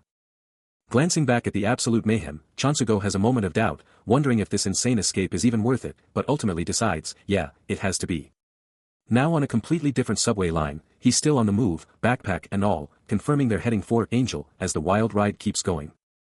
Fast forward a bit, Chansugo, now sporting a fresh casual jacket, stands with the silent girl, still in her conductor gear, and he's all ears, needing her to explain what she means. With a heavy look, he confirms the brutal truth, the mayor is gone, just like he heard, and sadly, he wasn't the only casualty. Bloodied and furious, Chansugo has this cop by the collar, practically screaming, "Are you seriously trying to play me for a fool right now?" Before the cop can even blink, Chansugo slams him against the wall with a sickening crash, and the newly introduced Yang Hanyu fires back, "Who the hell do you think you are, punk?" Yang Hanyu, now in full police gear, is absolutely livid, grilling Chansugo about Mayor Huang. He's throwing out accusations of lies and even murder. Chansugo, looking serious, tries to set the record straight. He was just a passenger, he only gave the mayor a business card, and he never pretended to be Yang Hanyu. But Yang Hanyu isn't buying it. He snatches Chansugo by the collar, ready to toss them both out the window, when suddenly, an unseen voice cuts in, yelling about the monsters and how they need to be on this train. Yang Hanyu, still fuming, drops a bombshell. He found that business card on the dead police chief by the canyon. He swears he did everything he could, but he wasn't the only one fighting. Chansugo's face twists in agony as he finally admits the horrifying truth, he had to kill the mayor to survive. It was pure self-preservation. Enraged, Yang Hanyu slams Chansugo against the wall again, shouting that this isn't some free pass. And then, that unseen voice pops up again, bringing up something about a past interview. He lets out a soft sound of surprise, as a voice explains that a free ride depends entirely on the situation, and some passengers might just be going through some tough times. Looking at him directly, Seo Yun reveals that she is one of those passengers he mentioned. His eyes widen in disbelief, wondering how she could have possibly watched his interview, which he considered a terrible article. A deep blush spreads across her face, as she covers her mouth in sudden embarrassment. He watches her, a shiver running through him, and wonders why she's suddenly so flustered. Then, a memory clicks into place, he had left quite a few comments on her article himself. Mumbling to herself, Seo Yun questions how he even found her article, noting it barely got any hits. He thinks to himself that she's so easy to read, recalling her paper as an unpopular one that covered the good and wholesome side of society. A new concern crosses his mind, worrying that if she watched his interview, she might think he's a bad guy after all. He ponders if he's just some shut-in who lucked into a win, but quickly shakes it off, what's done is done. He then confronts a police officer, proposing they team up, his gaze intense. The officer, nodding, agrees with him. He then pushes for intel, asking if the officer knew anything about the 7th Division, a frustrated ugh escaping him. The officer, clearly worried, confesses he's never even heard of them and they're unreachable in a crisis, then warns Chansugo not to lie, emphasizing he's just a civilian going it alone. Chansugo quickly apologizes, admitting the officer is right, earning a small, approving nod. He turns, a new mystery brewing, the 7th Division and the mayor, a complex puzzle forming in his thoughts. The officer then reveals the 7th Division's power wasn't just from the mayor, and he only caught snippets of the story. Walking off, Chansugo grasps the true weight of the situation, it's more intense than he imagined, resolving not to pull anyone else into the danger, and thanks the officer for the lift, vowing to repay the favor. His resolve hardened, Chansugo's thoughts echoed with defiance, refusing to yield to any obstacle. Meanwhile, on a moving train, Minchio Yang called out to him, drawing his attention from the passing scenery. As the train rattled on, a rhythmic ka-chun accompanying its journey. The steady sound of the wheels on the tracks continued. When suddenly, a pale figure in a white dress appeared outside the window, running alongside the speeding vehicle. Minchio's mind raced, startled by her impossible presence and wondering how she could possibly disembark. He frantically shook Chansugo, trying to draw his attention to the impossible sight. Chansugo's gaze remained fixed, his thoughts echoing Minchio's confusion. He pondered if her disorientation stemmed from unfamiliarity with trains, and what action they should take regarding her. But before they could react, the mysterious girl was suddenly inside the train car, her own thoughts betraying her bewilderment, wondering how she had arrived in such a place. A new mission prompt flashes before Cheon Su-go, demanding his attention. He's on the move, but the system's instigator's mission is already laid out, a brutal kill through the gap objective. He can't believe it, scoffing at the sheer audacity of the mission, ranting about getting killed in 2 seconds flat. But the system's voice is relentless, mocking his weakness and warning him that the new master is eating him alive. A frustrated sigh escapes him, the pressure mounting with every passing second. Just when he thought it couldn't get worse, Resolution's mission pops up, another kill through the gap challenge. But he's quick to remind himself, he's out of maxed out corp now. Suddenly, the system's message takes a sharp turn, a blunt F***ck off, new master or whatever your name is flashing across the screen. Cheon Sugo fires back with pure rage, shouting UF***ck off, and slamming the system for its pathetic rewards. But the system's voice cuts through, changing tactics, asking if rewards even matter when his mission choices are a death sentence. Furious, he snaps back, demanding to know why the system cares about his missions, telling maxed out cart to but out of his affairs. His face contorted in a grimace. A frantic picket rings out, and with a decisive creak. Behind the wheel, Minchio Yang whips his head around, a desperate plea in his eyes. But he's already gone, WOSH of pure speed. His hand shoots out, and with a blinding flash. A sharp ping confirms his choice, the hush skill. His eyes blaze with electric blue power, particles swirling around him. Then, with a lightning-fast tap. A grotesque zombie lunges, its jaws chomping down on Cheon Sugo. But Cheon Sugo is faster, a flash of purple-blue energy as he blazes past the attack, leaving the monster in his dust. Suddenly, he's inside a train, looking back, thinking, oops, wrong turn. And seriously, why does this skill have such a strong will to live? So annoying. Then, his eyes lock onto someone on the ground, a chilling question echoing in his head, is she dead? A shockwave of realization hits him, and he blasts off again, a furious itch. What the F***ck, tearing through the air. He slams his foot down with brutal power, roaring, get OFF, even as the hush skill silences his own world, leaving him in a deafening void. The monster lashes out with a wild swipe, a horrifying shriek ripping through the air, but Cheon Sugo hears nothing. But Cheon Sugo is relentless, unleashing a barrage of brutal stabs, blood exploding as he screams, get away. Then, with a devastating KA chunk, he utterly demolishes the monster, sending it cracking and rolling into oblivion. He's a blur, a whoosh of pure kinetic energy, tearing through the space. His eyes are blown wide, strained and burning, the huff-huff of exertion barely audible as he fights the skill's backlash. Suddenly, a plop and he's down, hands clamped to his head as the world's cacophony slams back in. Even the system's trolling, nice screams, Chansu, why are you like this lol? He glances up, ding, confirming Minchio's reward message, the system itself noting his surprising mix of capability and shyness. A wave of relief washes over him, and he breathes out, I did it. He's up, by the window, the train's creak barely audible over Minchio's hyped-up shout, who's just as stoked about his reward, yelling, haha, did you see that, boss? I held out for over 5 minutes and got a double kill. Minchio, finally in view, checks on him, but Chansu, still a bit out of it, just asks, huh? Why do you ask? A slump of realization hits him as he murmurs, I heard a lot of screaming. Minchio, shocked, fires back, you heard that.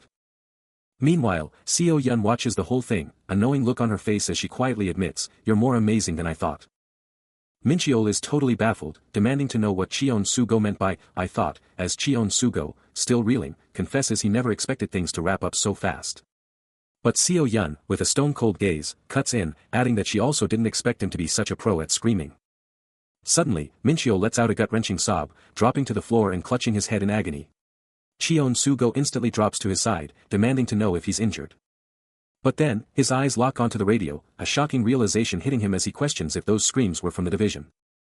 Minchio screams out a desperate, yeah, confirming his agony, while Seo Yun watches the whole chaotic scene unfold. Cheon Sugo, his face a mask of worry, demands to know if those were screams and if something's gone sideways, then pushes for the intel on what the radio just said. Seo Yun, gripping the radio, reveals that they heard it all too, and now they're ordered to halt and wait before pushing into Xinjiang. A checkpoint? Cheon Sugo echoes, his thoughts instantly jumping to the mayor's fate, desperate to know what's going on with him. Seo Yun quickly explains that one group told her to blast straight to Xinjiang, but the second they found out the mayor wasn't with them, they flipped the script, ordering her to lock down the locomotive with her entire regiment. Still reeling from the hush skill's brutal aftershocks, Minchio Yang is practically vibrating with pain, his face a mask of pure torment. Cheon Sugo, ever the concerned leader, leans in, yo, something up. His gaze dropping, a heavy sigh escaping him, Cheon Sugo just shakes his head. Yeah, a whole lot, actually, he mutters, the sheer chaos of their situation hitting hard. Meanwhile, the train just keeps on chugging, a relentless Ka chunk pounding out its rhythm as it tears through the night. A fresh wave of intel hits his holographic screen, laying out the insane, contradictory orders. 1 minute they're going to Xinjiang, the next they're slamming on the brakes at a checkpoint because the mayor's gone missing. Cheon-Soo-go's eyes narrow, piecing it together. So, we're just blowing past the checkpoint, then, he asks, half to himself. Grinning, he turns to his stream chat, a mischievous spark in his gaze. Alright, chat, spill the beans. How many chumps can Seo-Yun actually solo? Seo-Yun's face pops up on the holoscreen, and the chat goes wild. We can totally tell him, right? Just a tiny spoiler. Like, 5, maybe. Then, a frantic message flashes. Dude, what are you doing? Stop. What's wrong with you? Brushing off the chat's chaos, Cheon-Soo-go locks onto Seo-Yun's image. Seo-Yun, he breathes, then drops the real question. Can we just ditch this checkpoint? Seo-Yun can't believe how fast things are moving, confessing she's never seen anything like this. Back with Cheon-Soo-go, he's totally calling out the real reason for the stop order, thinking they just want them to ditch everyone. He's like, we're not here to hurt anyone, and points out how shady the orders are about the people's safety. He's super suspicious about the sudden change in orders, especially since they already said they weren't stopping. Seo-Yun totally gets where he's coming from, a thoughtful, confirming her agreement. Cheon-Soo-go keeps going, stressing how risky it is to stop at a potentially abandoned checkpoint, because they could totally get ambushed. He calls her out, knowing she doesn't trust the division, and pushes her to admit they can't just ignore this crazy situation. Meanwhile, Yang Han-yu is laying down the law, declaring he's taking this train to Xinjiang, no matter what. He's telling everyone to ditch the train and the people, saying the mayor's orders are exactly the same. On the train, Cheon-Soo-go hits Min-cheol-yang with a question, can they even stop this thing? But then he instantly shuts it down, convinced this situation is too wild for anyone to pull the plug. Despite all the chaos and conflicting orders, the train just keeps on chugging, full speed ahead, right for that checkpoint. The train absolutely rips through the tracks, its engine a blazing inferno of raw power, leaving a fiery explosion of energy behind it. Meanwhile, inside the speeding train, Yang Han-yu lays down the cold, hard truth, no matter what, they're still gonna get stopped at the second checkpoint. Seo-Yun, looking totally serious, backs him up, confirming that even if they somehow blast past the first checkpoint, the second one is still a guaranteed stop. Yang Han-yu gulps, emphasizing the unavoidable truth, they're still gonna have to stop at the second one. Outside, the train barrels past a small town, the Dongjin sign flashing by. But suddenly, a digital screen inside the train blazes with an urgent message. It's detecting voice vibrations, demanding someone speak up, then drops the bombshell, the train is malfunctioning. The train keeps on coming, a massive rumble heading straight for a group of waiting figures, with a voice shouting out its arrival. Cheon-Soo-go's eyes snap open in alarm, and he tries to get a grip, forcing himself to breathe. The digital screen keeps blaring its terrifying alert, the train is malfunctioning. The train system screams a critical malfunction, confirming Cheon-Soo-go and Min-cheol-yang's worst fears as they stare, utterly stunned, at the flashing warning. Outside, the train violently ka-chunks and rattles, as figures on the roof scream in panic, realizing it's not stopping, demanding to know what their next move is, completely blindsided by the chaos. The digital warning blares relentlessly, a chilling, repeating message, the train is malfunctioning. Inside, Min-cheol-yang, his face a mask of pure terror, frantically asks Cheon-Soo-go what their role is in this unfolding nightmare, while Cheon-Soo-go, his jaw clenched, forces himself to focus. These train occupants are just greenhorn trainees, totally unprepared for a crisis at the second checkpoint, leaving Min-cheol-yang utterly baffled, demanding to know how Cheon-Soo-go could have predicted this, as if he had a secret comms device. Across the carriage, Yang Han-yu and Seo-Yun share a look of pure dread, desperately trying to grasp the terrifying implications of this malfunction. The train barrels forward, an unstoppable, high-speed projectile, a terrifying blur through the inky blackness of the tunnel. As the train hurtles towards a branch line, Cheon-Soo-go stares out the window, his premonition confirmed. They're at the critical junction, and the monsters outside are still there, their terrifying gra echoing against the speeding train. A chilling realization dawns, the first checkpoint was probably an absolute disaster too. The train is going full throttle, but he's already got a plan. Once they hit that tunnel, he's slamming the brakes. From the roof, he hears the horn screaming, a last-ditch warning as the train barrels towards the branch line, making Min-cheol wonder if they should just bail. Inside, the other passengers are freaking out, their faces a mess of panic as that horn just keeps blaring. Min-cheol, still totally freaked, wants to ditch the train, but Cheon-Soo-go just calmly tells him they'll be fine. He explains the checkpoint is super close, and Min-cheol, still sweating, asks if it's really okay for just him to handle the brakes. Meanwhile, Yang Han-yu, watching everything unfold, calmly tells someone not to sweat it, saying the kid's got an insane memory. Outside the train, Cheon-Soo-go and Min-cheol are now in a thick forest, eyes locked on the checkpoint in the distance. Mincheol points out how eerily quiet it is, even though the checkpoint is smaller than he thought, and Cheon-Soo-go drops the bomb. The monsters are still here, meaning the first checkpoint was probably already overrun. He adds that the trainees probably missed the warning, and this whole thing is way more messed up than they thought. Out in the dark, the duo exchanges chilling words about their orders: just shoot them if they resist. Only the trainee needs to survive. A dark chuckle escapes one, the chilling truth sinking in: they were planning to kill us right away, huh? Cheon-Soo-go's face twists, his original plan to subdue them now utterly shattered. Then, a swift move, he snatches Mincheol's arm. Across town, Seo-yun's hand tightens, her phone screen blazing with a chilling warning: this is about to get real. Don't die in this situation. Mincheol, bewildered, asks, why kill them when we could just use them for labor? Cheon-Soo-go simply nods, a grim understanding passing between them. Then, a burst of power. Both Cheon-Soo-go and Mincheol-young ignite with glowing energy, ready to unleash chaos, as Cheon-Soo-go darkly quips, or we could just help them out as toys. Cheon-Soo-go lunges, his body a blur of crackling purple power. He unleashes a lightning-fast swing, a shockwave erupting as someone cries out in disbelief. But before they could even blink, Cheon-Soo-go's hand, blazing with purple energy, snatched one of them. More soldiers kept pushing, totally oblivious to the chaos unfolding just ahead. Only to see their buddies get blasted backward, engulfed in that same insane purple power, leaving one soldier screaming, why the hell are they? He'd already disarmed one, now holding the struggling soldier at gunpoint, who could only grunt, SSH*T, against the overwhelming force. Then, with a sharp click, he disabled a device on the soldier's wrist, his power clearly leveling up with every move. He yanked the guy closer, snarling, hand it over. Before unleashing a brutal, purple-charged kick. The soldier went flying, screaming into the dark, a purple-tinged blur against the night sky. Two soldiers are absolutely losing it, flinching back with a desperate, W8, as the chaos continues. With his eyes now blazing pink-red and his hair a shocking purple, Cheon-Soo-go gets right in their face, his voice dripping with menace as he throws their words back at them. A rifle barrel glints, and the chilling question echoes: who's the hunter, and who's the prey in this insane showdown? Seo-yun, absolutely radiating with a fierce purple glow, locks eyes with her targets, her questions cutting like knives. One of the terrified soldiers tries to play it cool, stuttering out some excuse about just following orders. But Seo-yun is not having it. Her hand ignites with raw power as she shuts down their pathetic pleas with a savage comeback. She's a blur of motion, a devastating kick launching one poor soul clear off his feet. Another one gets absolutely rocked by a lightning-fast strike. He's sent flying, screaming as he crashes down. The onslaught is relentless, another soldier crumpling under her sheer force. Cheon-Soo-go, still reeling on the ground, desperately tries to stop her, but Seo-yun just unleashes one last, brutal kick. Perched like a predator on a rocky outcrop, she surveys the carnage below, having wiped out every single one with zero mercy. This is Sparta. A raw, guttural gasp rips through the air, a chilling answer to the unspoken question of the carnage. With the air still thick with dread, Yanhwan-yu can't help but needle Cheon-Soo-go, wondering if he's next on the chopping block, only for Cheon-Soo-go to shut him down instantly. Elsewhere, a soldier, his hand already on his weapon, challenges them, asking if they've ever even touched a gun, getting a cool, yeah, back. With a fierce resolve, Cheon-Soo-go's gaze hardens, announcing that this unexpected turn just made things easier, and they're switching tactics. They push deeper into the thick woods, each step a quiet crunch on the forest floor. Then, Cheon-Soo-go stops dead, eyes locked on something below, a silent query hanging in the air as he takes in a disturbing sight.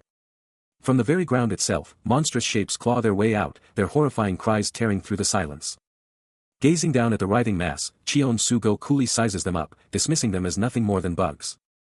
With the creatures relentlessly climbing, Yanhwan-yu demands to know how many there are, and Cheon-Soo-go snaps back that they need to blast through the checkpoint, fast.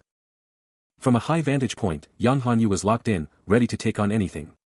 He was counting heads, figuring about 7 on one side, but if you added the ones inside, they were looking at a solid 10 or more. Then, he turned to Cheon-Soo-go, asking if he was really up for this, but quickly added that he was a total sharpshooter back in the day, just in case anyone doubted his skills. The second those words dropped, Cheon-Soo-go knew it was go time for the zombies, and a sharp click confirmed his weapon was locked and loaded. A quick TCH, and he was gone, a blur through the rustling leaves, vanishing into the shadowy depths of the forest. Then, deep in the forest, a blinding blue energy erupted from his hand, lighting up the darkness as he locked onto his target. Cheon-Soo-go goes full throttle, his rifle blazing with blue energy as he drops a curse, kicking off the fight. He keeps the pressure on, just unloading, the forest shaking with every shot. But the enemy's hitting back hard.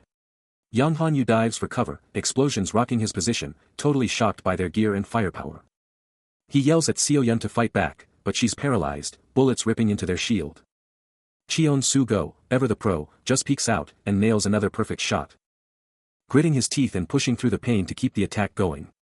Then, a sickening crack. Seo-yun screams, grabbing her face, but quickly reassures Young Han-yu it's just a scratch. Over the comms, Cheon-soo-go hits up his crew, asking if they've got eyes inside the checkpoint, only to get a snarky comeback about being stuck in a third-person horror game view.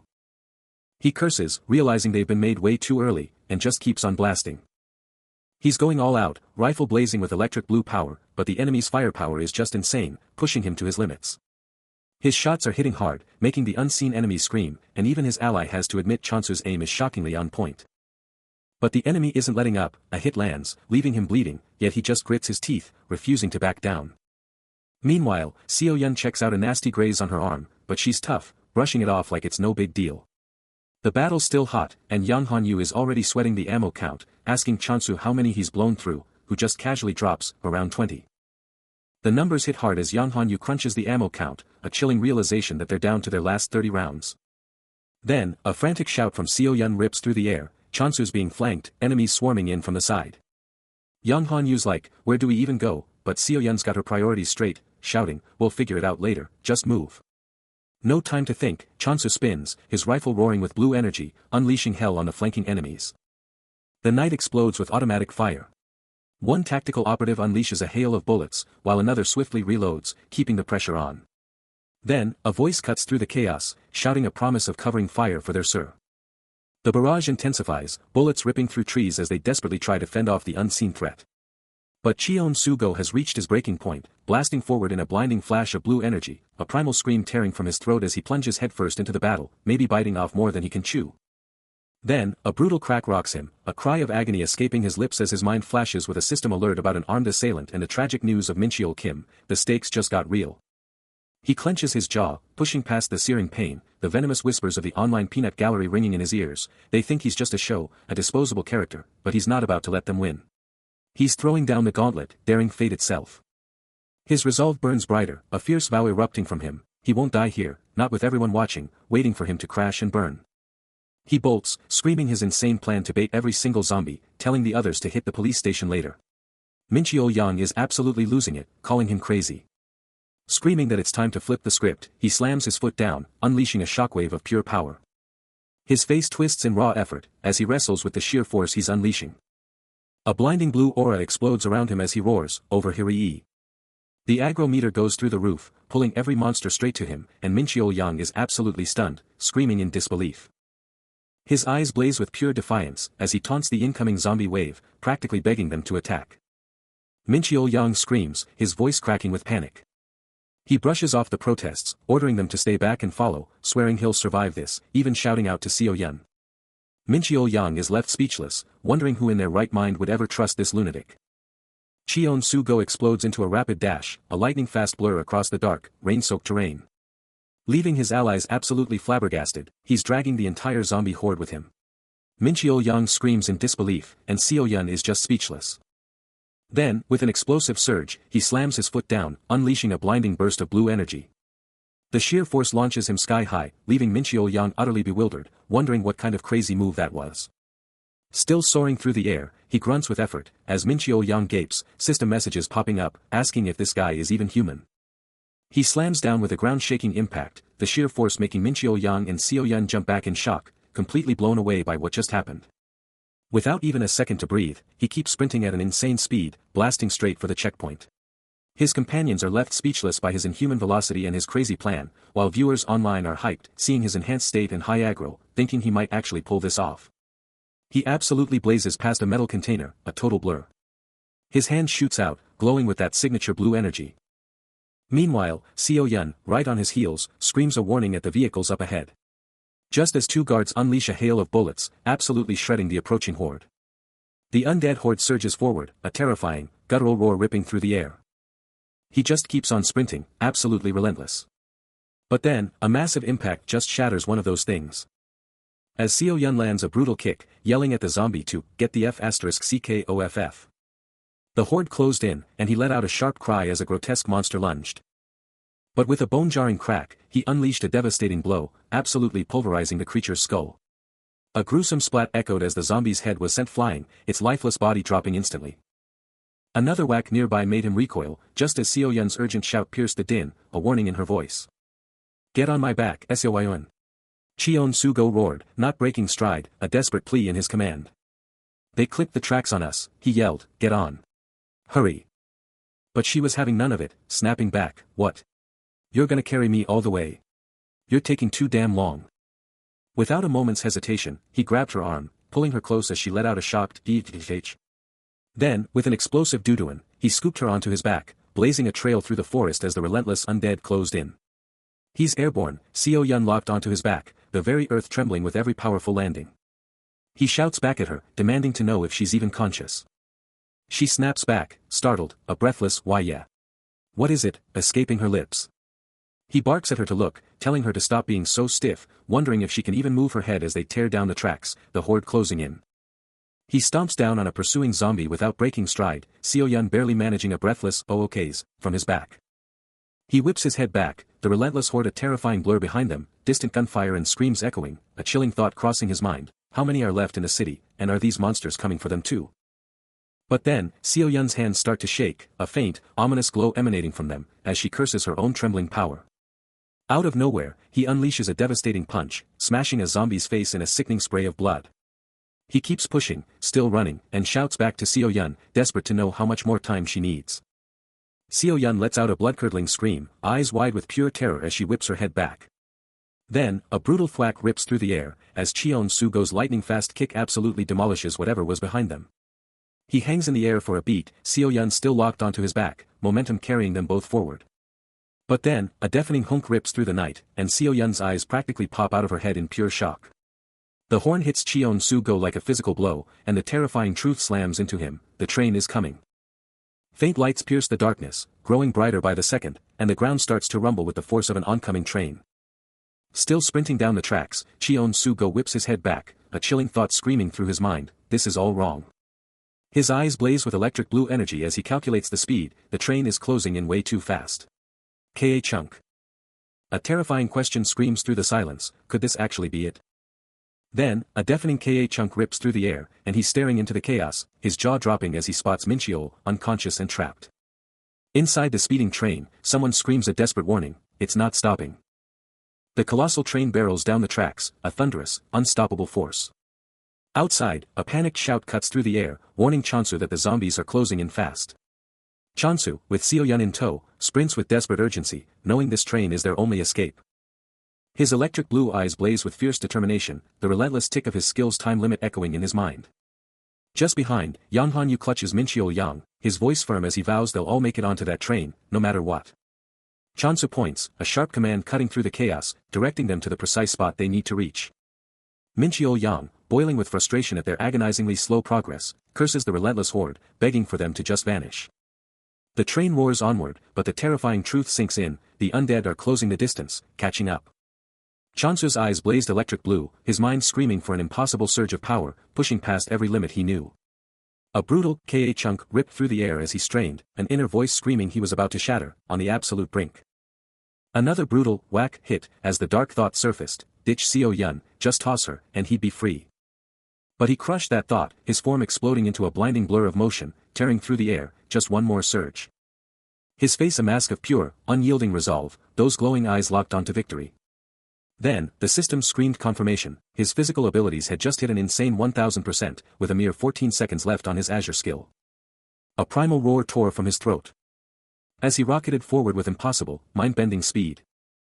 The system screamed again, celebrating his insane feat and pushing him harder, confirming he was almost there, shouting for Seo Yun. Blasting off at insane speeds, he yelled for her to hold on tight, even if it hurt. Whoosh! Chansu was a blue streak, his Azure skill blazing as the aggro timer started its countdown. The sheer G-force slammed into Seo Yun, making her cry out as she fought to stay conscious. Then, a slip. But Seo Yun's grip was iron, refusing to let him fall.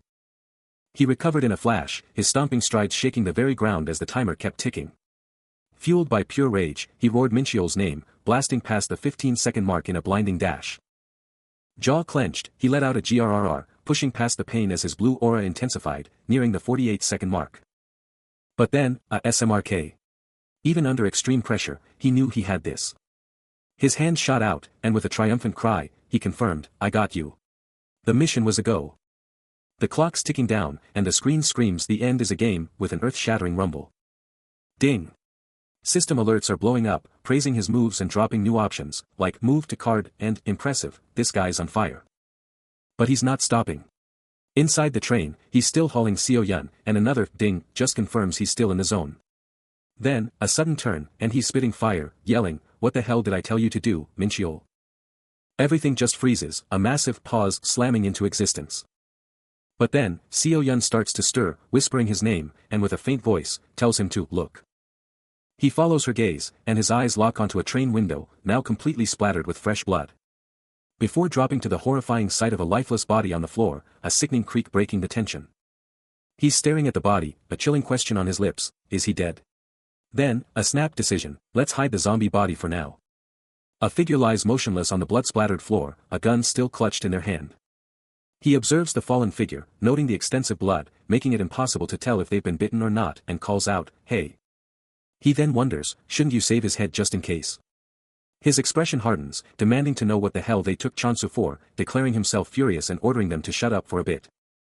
Kneeling, he shakes the unconscious figure, calling out to Mincheol, asking if he can hear him, if he's not responding.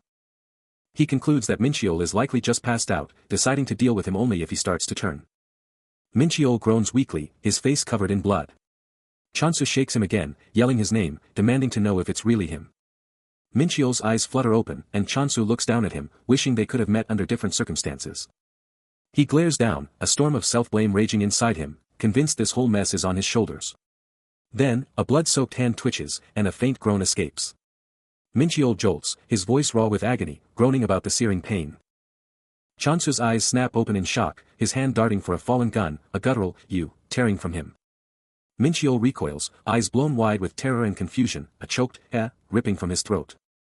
He drops his hand, a stunned expression on his face as he confesses, "I didn't think I'd see you again." Mincheol, still reeling, manages, "I think I blacked out for a second." Then, in a shocking burst of raw emotion, Chansu yanks Mincheol into a desperate hug, his voice cracking with relief, "Thank God. I really thought you were dead." Mincheol's hand slowly lifts, hesitating, unsure how to process the sudden embrace. Chansu pulls back, his concern etched on his face as he urges, "Shouldn't you still check to make sure?" Mincheol, utterly bewildered, thinks, "I didn't think Chansu had this side to him." With an explosive swish, he snatches the kid right out of the zombie horde, leaving Seo Yun absolutely stunned and yelling his name. He just scoops Mincheol up and blasts into the air, leaving those gross zombies in the dust, a quiet thought confirming his relief that the kid's not dead, while Seo Yun can't even believe her eyes. Fast forward, they're chilling in a train car, and Seo Yun's like, "Seriously, how did you two even get on here?" Long story, Chansu shrugs, and Mincheol, still a bit out of it, just mumbles his name. Seo Yun keeps pushing, totally baffled by his strength and how he just casually yeeted Mincheol into the sky. Then she drops the bomb, Mincheol smelled like a zombie, which makes the poor kid freak out, and then he spills the tea that Chansu actually hugged him while he was all muddy. Mincheol is absolutely mortified, begging her to stop staring and swearing it's not what it looks like. Then he whips around to Chansu, calling him out on his own rule about not treating people like objects. But Chansu just shrugs it off, saying he's not talking about it and it never happened, making Seo Yun just shake her head at his unbelievable nerve. The comms unit suddenly bursts to life, a frantic voice begging, "Be impressed after you let me go, please." Then quickly correcting, sorry."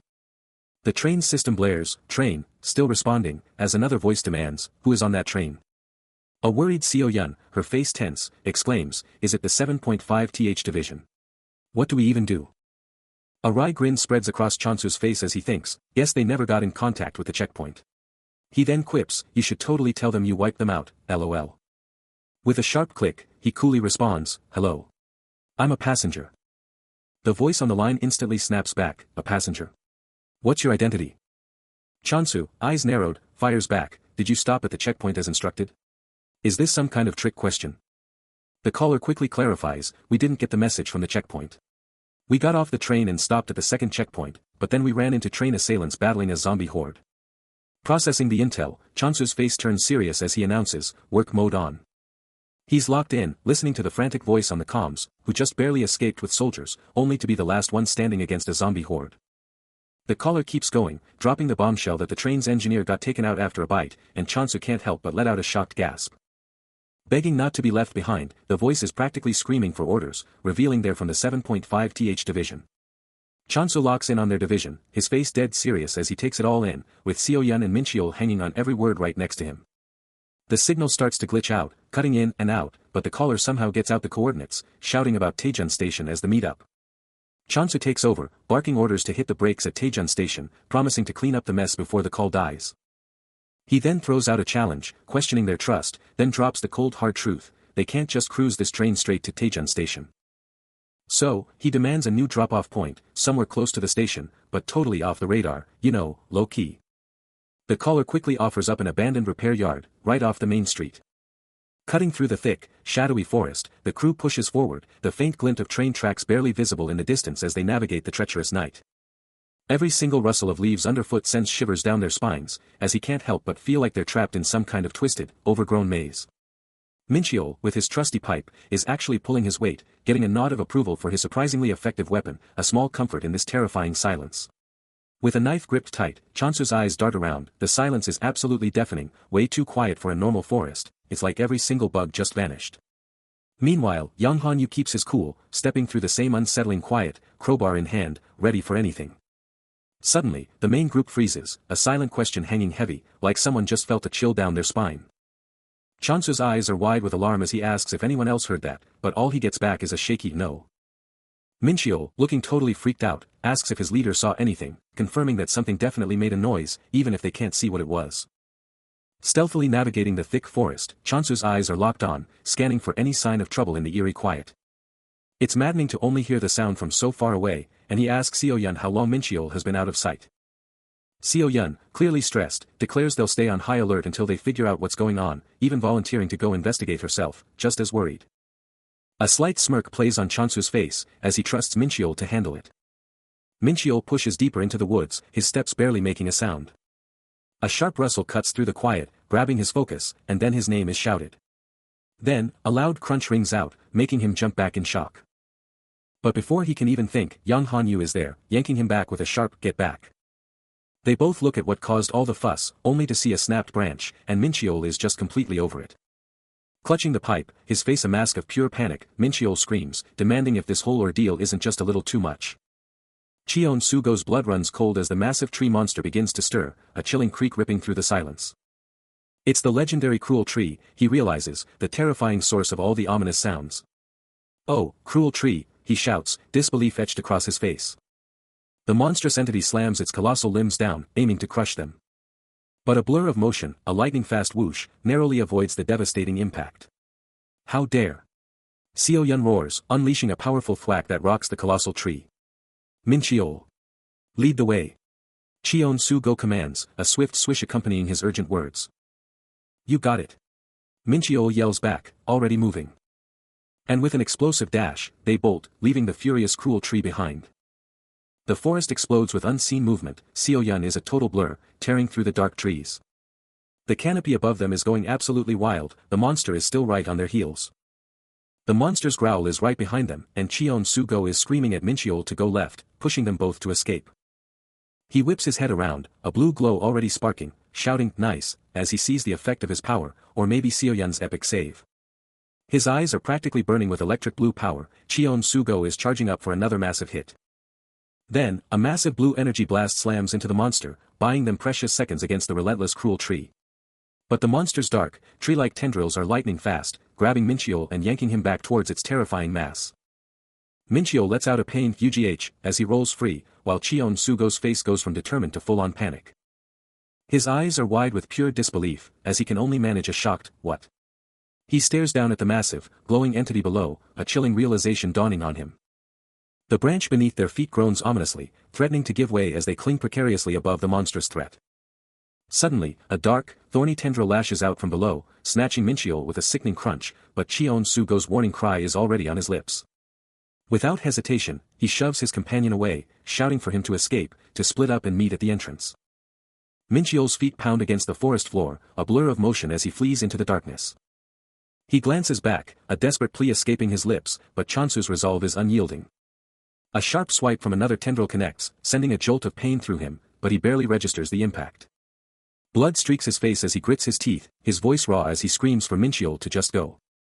Then, with a burst of speed, he dashes away, a glowing trail marking his path, his final words echoing through the night, "You better make it out alive." The forest trembles with a guttural growl, the monster's relentless hunt closing in. Tendrils whip out, trying to snag him, but he's already a blur through the trees. He dodges by a hair's breadth, the monster's attack obliterating a tree instead.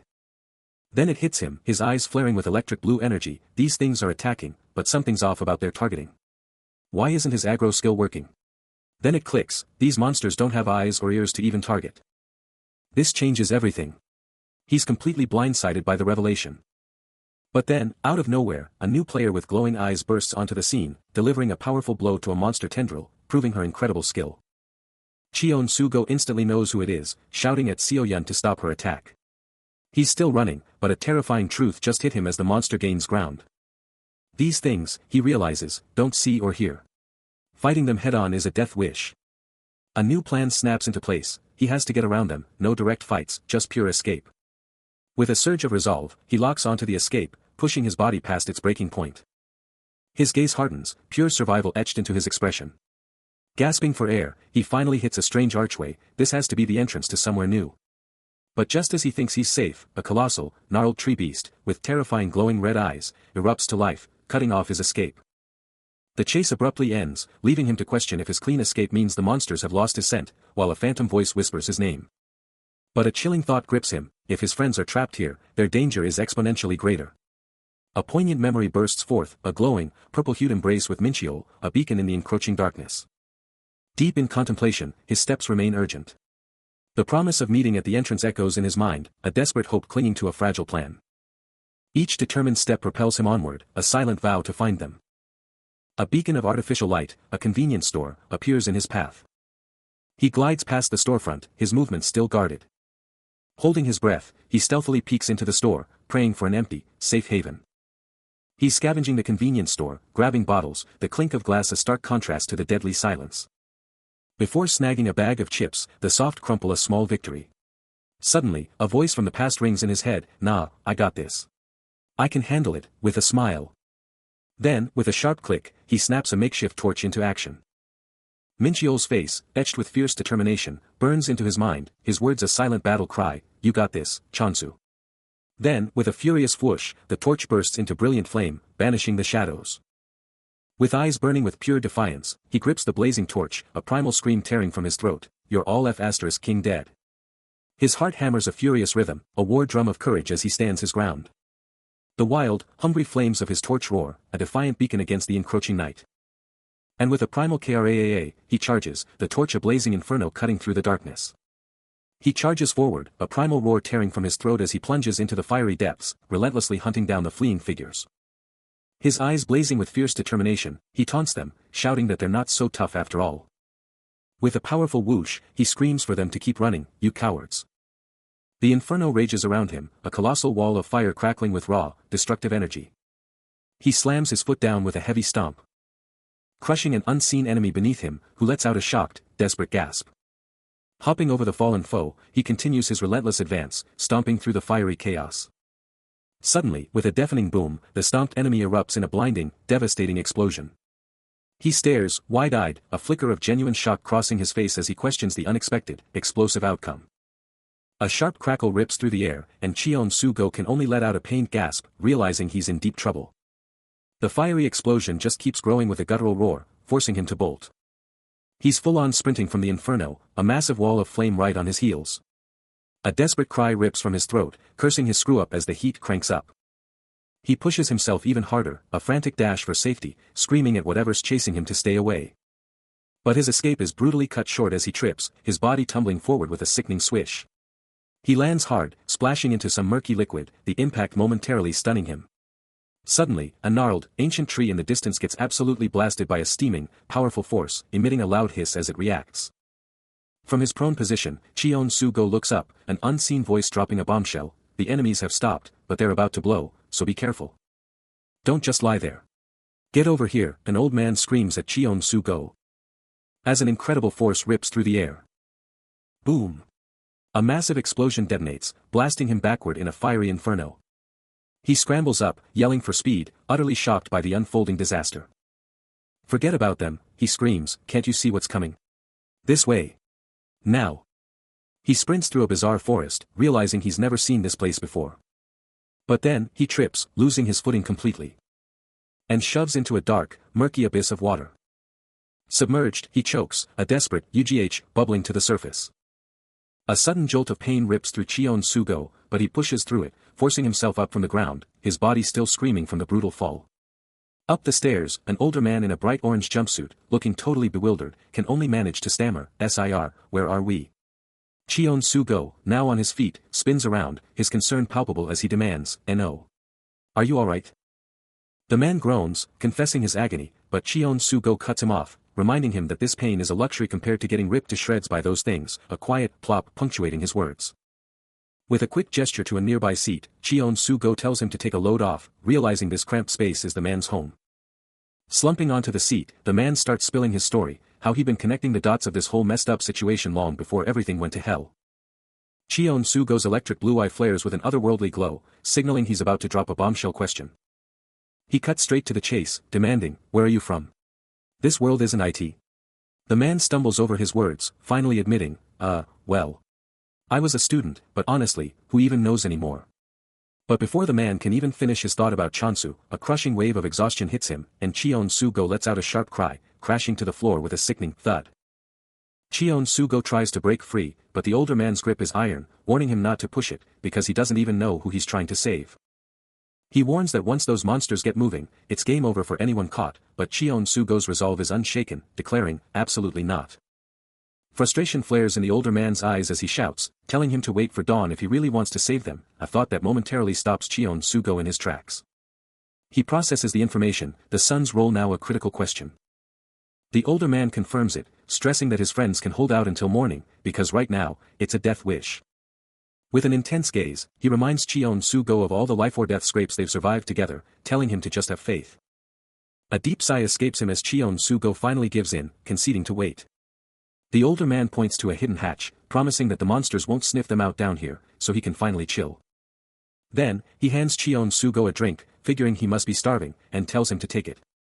The older man's voice cuts through the silence, a stark reminder to Cheon-Soo-go, "Eat now, because you never know when the next meal will hit." He adds, "You'll need every ounce of energy if you're gonna find your friends tomorrow." Cheon-Soo-go, spoon frozen mid-air, can only nod, the harsh reality hitting him hard. But then, the taste hits him, a pure, unadulterated wave of bliss. And a genuine smile spreads across his face, this is pure heaven. Next, a bottle of water appears, the older man's silent acknowledgement of the hell Cheon-Soo-go's been through, a lifeline offered in the darkness.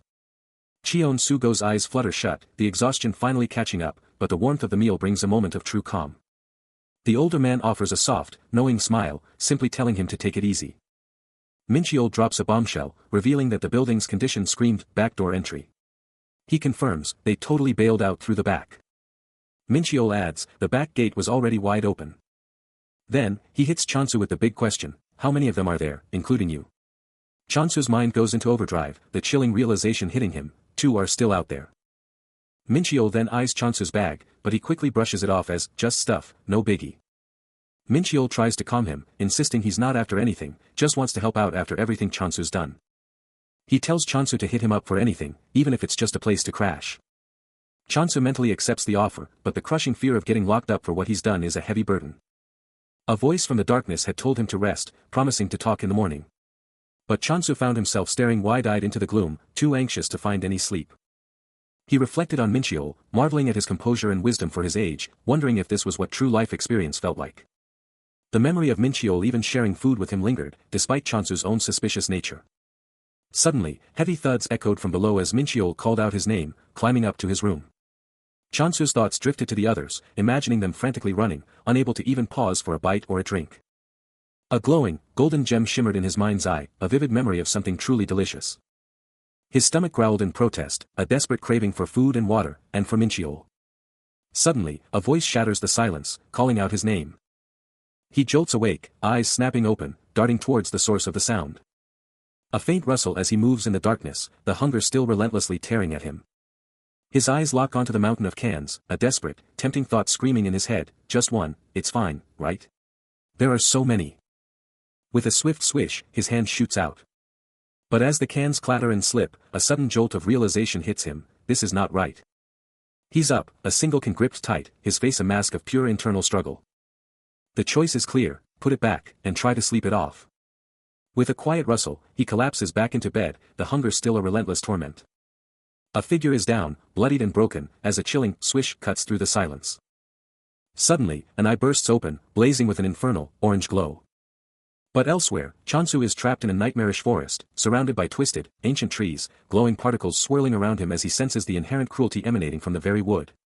A chilling rustle and creak pierce the silence, as he ponders the brutal origins of conflict and the equally savage human responses it unleashes. He takes a tentative step, when a voice cuts through the tension, apologizing for getting them lost. Minchio's voice suddenly cuts through, demanding if he's okay, pointing out his injuries, and Chansu just bolts, dashing through the dense foliage. He quickly brushes off the concern, insisting it's nothing and not to worry, just that he's completely lost, admitting they've been running so long he's totally disoriented, as other panicked voices can't believe they're stuck and desperately tell Chansu to find a way out. Lost and confused in the bizarre woods, he glances down, a sudden realization hitting him, he can't be alone, not with an axe just sitting there. He takes a step, a soft stomp echoing, and a puzzled escapes him. Another stomp rings out, and his eyes lock onto something bizarre, one tree, just one, moving completely against the flow. He keeps following the rogue tree, stomp, stomp, stomp, when suddenly, a familiar white fluff ball pops into view. A soft, doo-doo and emanate from the creature, and he lets out a massive, shocked, "Eeh" at the sight. He yells, "Is it telling me to follow it?" just as a voice from off-panel demands, "Chansu. What's wrong?" Minchio bursts onto the scene, shouting, "Seo Yun, this way," while Chansu is still stuck in his stupor. Minchio races forward, a pang of doubt hitting him, does he not remember me? He thinks back to the old days, always trailing behind Chansu. Then, with a sudden plop, Chansu vanishes into a hidden hole, and Minchio screams, "Down! It's this way!" Plunging into the abyss, he couldn't help but wonder, what just happened? What did he even fall into?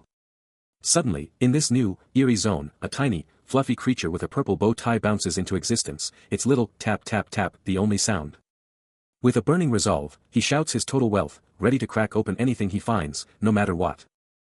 He's hyped, demanding all the chests, but then a confused slips out as something unexpected happens. That hype. Gone.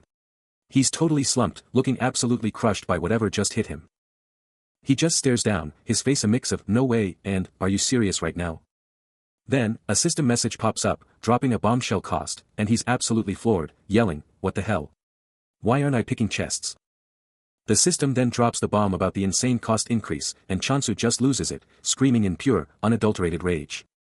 A mysterious voice, holding a glowing orb, just casually drops that the price depends on what's inside, then, with a cheeky teehee, admits they forgot to mention it, sending him into a furious "God damn it." Chansu is absolutely frozen, staring at this mysterious glowing blue object, when suddenly, a voice snaps him back to reality, demanding to know what's going on. He's locked onto this supply chest, knowing it's his only hope right now, but he's also completely baffled by what everyone else is even saying. His mind is a whirlwind of panic, utterly convinced his friend has just completely lost it. Then, a stinging slap across the face jolts him awake, his blue-haired ally yelling at him to snap out of it, reminding him that fear isn't exclusive to him. Waking up from his shock, Chansu bolts forward, a chilling thought echoing in his mind, it's over. He's weighing his chances, thinking, should I just blow past them all and pray for a miracle? But that idea vanishes instantly as he knows, deep down, if even one hit connects, it's game over. A fierce determination ignites in his eyes, he's got to handle these pathetic monsters himself, because they're too weak for anyone else to even bother with. With an explosive burst, he rockets through the water, a massive whoosh of liquid trailing in his wake. The chaotic waters churn with a powerful force. As Chansu, submerged in the turbulent depths, looks down in confusion, then questions the sudden silence. Meanwhile, from a lush forest nearby, a man with brown hair urgently calls out, offering assistance.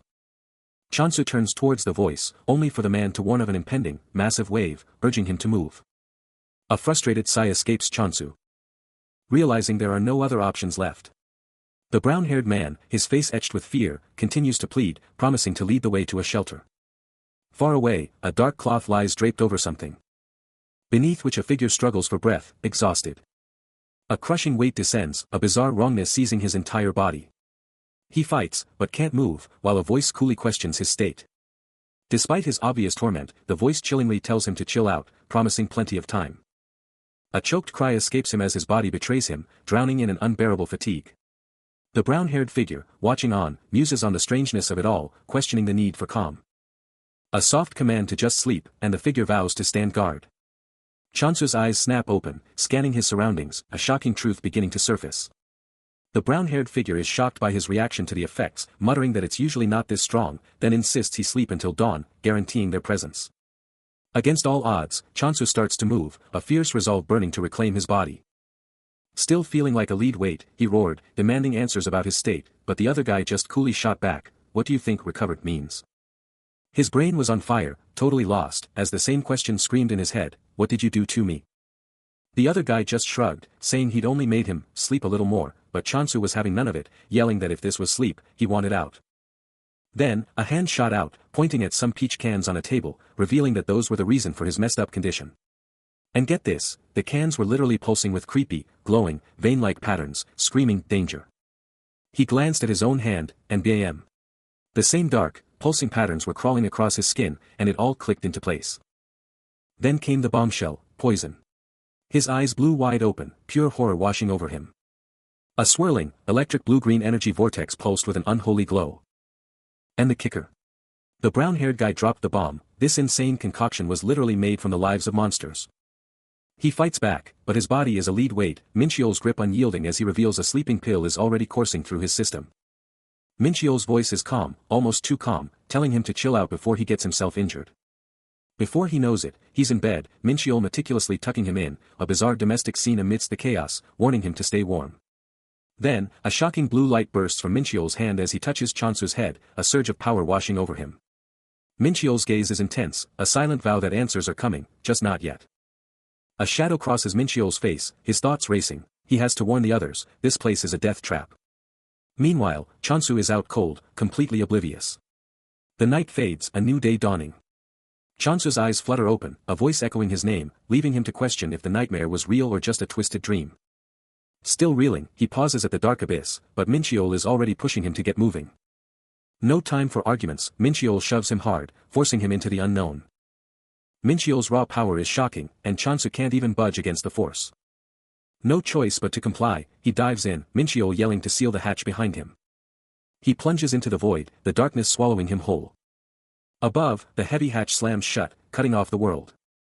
He keeps climbing down the metal ladder, each rung a loud clang. Hitting the bottom, Minchiol breathes a sigh of relief, admitting how close they were to disaster. Scanning the new, shadowy room, Chansu's eyes widen at the sheer number of books. Deep inside the colossal library, a new face emerges, kicking off introductions. He's Seo Jongyu, and Minchiol quickly jumps in, thanking him and dropping his own name, Mincheon Seo. With a solid handshake, Chansu keeps it short and sweet, Chansu go. Taking it all in, Seo Jongyu gives a warm hello, Chansu. With a bright, open smile, he makes it clear he's happy to meet them. The younger man, Minchiol, looks up at Cheon Sugo, a soft smile on his face as he speaks, almost reverently. He continues, his voice filled with genuine gratitude, confessing how incredibly happy he is to have saved them both. Later, in a more casual moment, Minchiol, still curious, asks a direct question, wanting to know if this is where Cheon Sugo actually lives.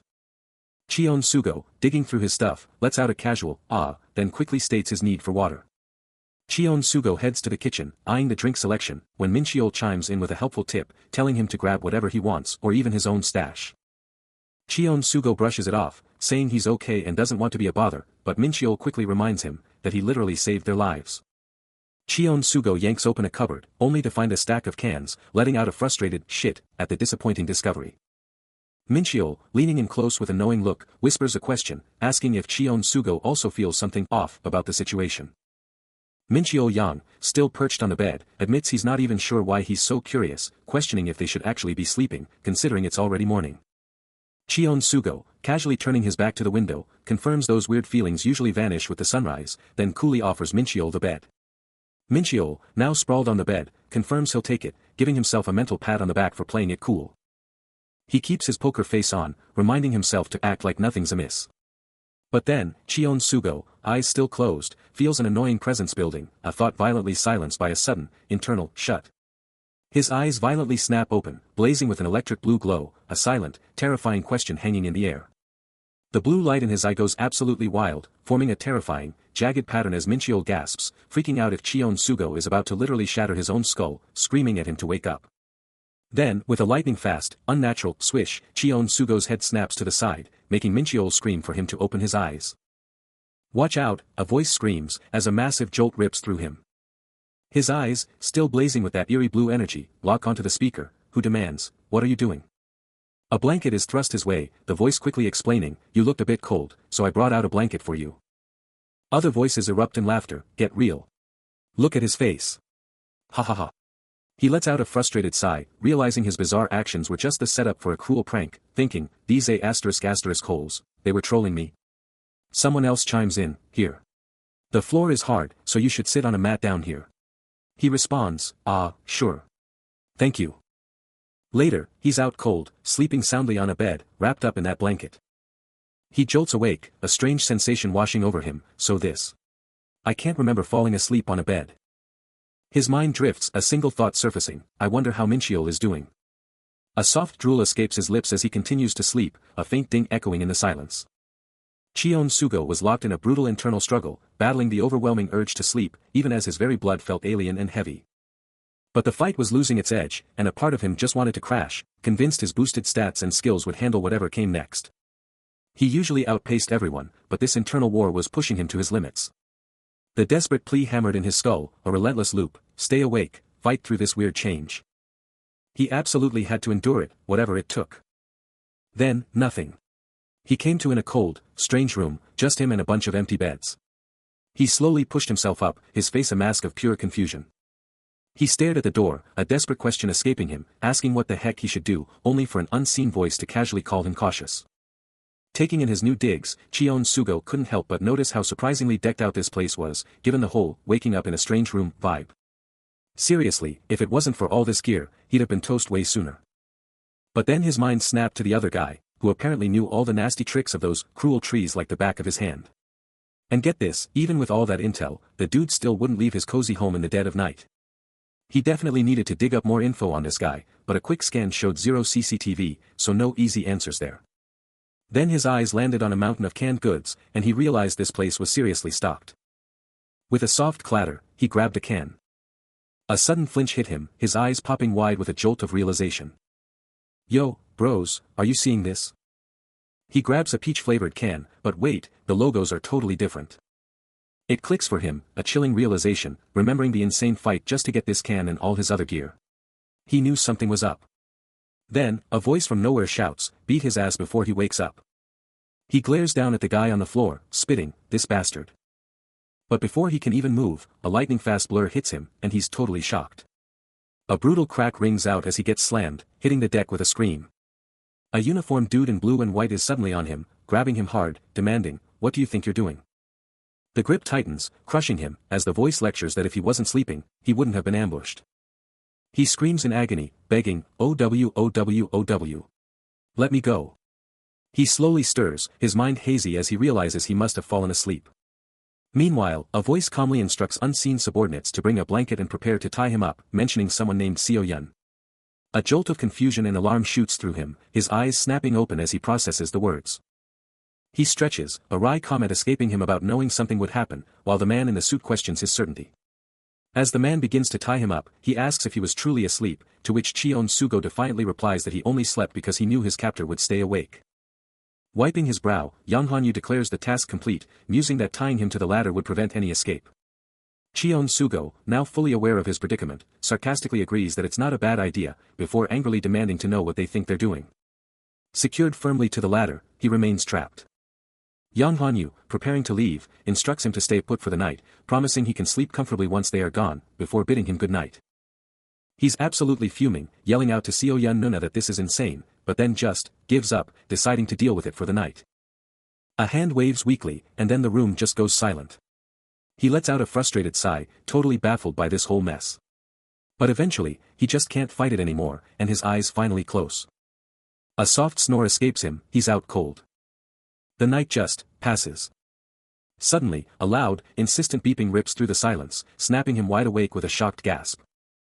The relentless alarm just keeps blaring. Suddenly, a voice cuts through the silence, demanding Chon to wake up. What is that noise? A relentless beep beep beep echoes around him. Bound and helpless, he shuffles and rummages, the relentless beep beep beep just won't quit. Unbelievably, he somehow got an alarm clock while he was out cold, and now his hand is finally reaching to shut that thing up. He slumps, utterly exhausted, complaining he didn't sleep a wink and questioning if this is how you treat a hero, as the other person impatiently asks if he can untie them now that he's finally up. Meanwhile, a woman stretches, feeling totally refreshed, and casually mentions they both must have had an amazing night's sleep. She casually adds she didn't hear a thing until now, then asks Chansu if he's ready to make a move, calling his name again when he's unresponsive. His head drops, eyes still shut, as she shakes him, shouting that he's totally out cold again and needs to wake up. With a sudden jolt, his eyes fly open, wide with shock from the abrupt awakening. But despite all the chaos, he's still totally out, his face serene in deep sleep. Waking from his slumber, Cheon Sugo's bound hands stir, a sign of returning consciousness. But a sharp voice cuts through the silence, challenging him directly about his actions, even as he struggles to fully open his eyes. The purple-haired woman, equally trapped, fires back, pointing out the obvious impossibility of her accusation. Without warning, Cheon Sugo snaps. He grabs her, accusing her of being something for her lack of reaction, then immediately slumps back, muttering about needing more sleep. His sleepy, electric blue eyes lock onto her piercing green ones, a silent, charged moment hanging in the air. She lets out an exasperated sigh, clarifying that people always misunderstand her, swearing she was just catching some Z's.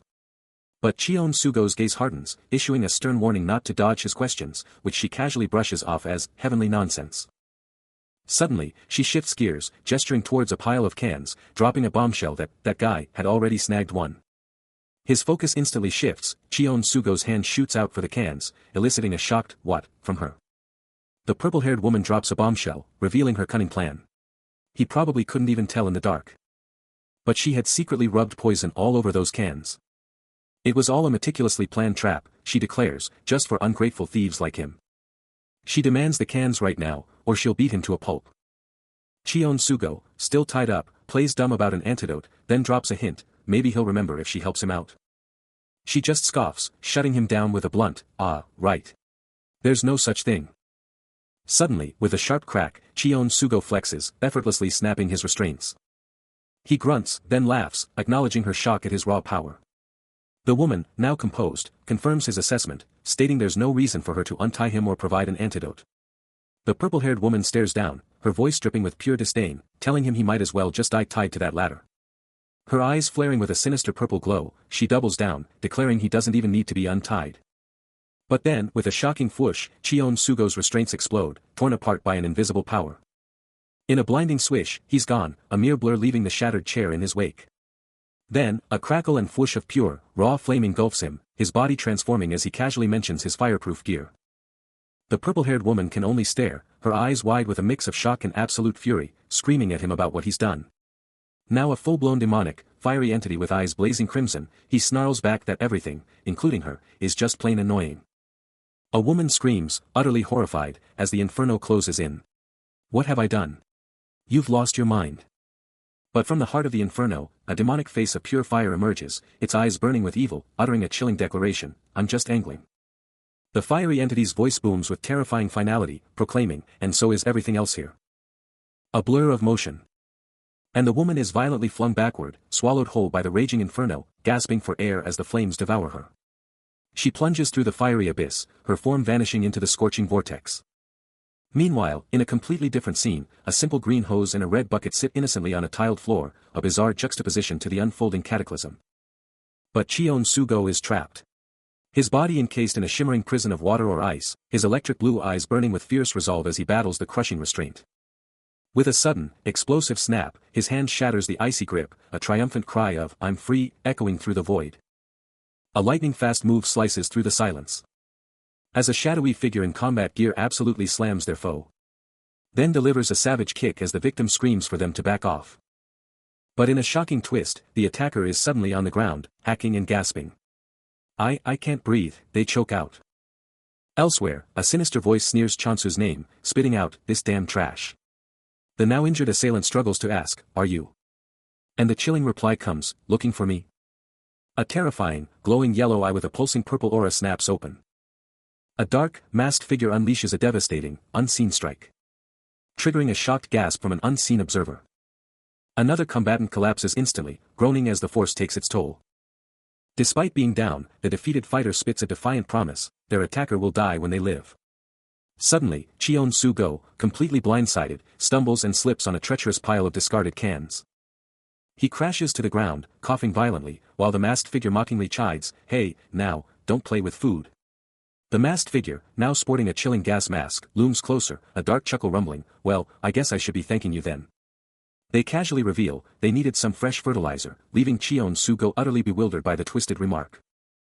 Gasping for breath, Cheon-soo-go's eyes widen in horror as the chilling truth dawns: he's not just a victim, he's part of their precious fertilizer. He gasps, the poison searing his very core, absolutely furious at the sheer lunacy of his captor. Losing consciousness now is not an option, because if he does, it's game over. Suddenly, the masked figure's fangs flash as he hisses Chansu's name, a truly terrifying sound that promises pure agony.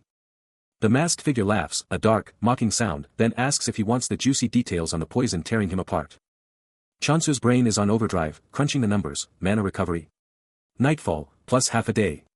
No way. A silent no screams in his head. He's absolutely fuming.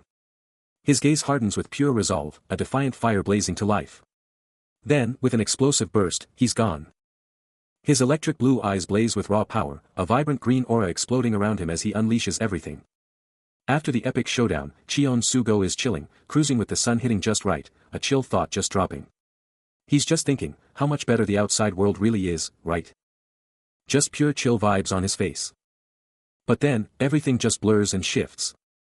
And suddenly, he's just slammed on the ground, with creaking sounds all around. He's like, wait, how did I even fall this bad? I thought I had this. With a hard thud, he pushes himself up, the ground literally crumbling, and he's like, yeah, I'm Chansu-go. He stares at this weird ladder, thinking, seriously, why am I always the one who has to open the next level? With that determined look, he's like, alright, the door's open, so I guess we're just jumping up. Let's go. He's got the guy by the collar, eyes blazing, demanding to know the police chief's whereabouts. The officer tries to hit him with some kind of poison, but it's like Cheon-soo-go doesn't even feel it. He just brushes off the poison, telling the guy he's coming with him, no matter what he did. A chilling smirk spreads across his face.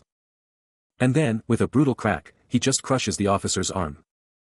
The guy is screaming, thrashing, trying to get away, but it's no use. The officer's literally burning up, and Cheon-soo-go just casually says he's gonna burn like a twig. Then, he just grabs the guy's face, shutting him up instantly. He calmly explains that his body just works differently, like he's built on another level. The brutal interrogation rages on, and with a heavy impact, a gas mask hits the floor, signaling the intensity of the moment. The officer screams in pure agony, his body racked with pain. Cheon-soo-go slams him down with crushing force, taunting him about his struggle to breathe. With his eyes blazing, he unleashes a furious roar, accusing the officer of playing with fire and now acting like a zombie.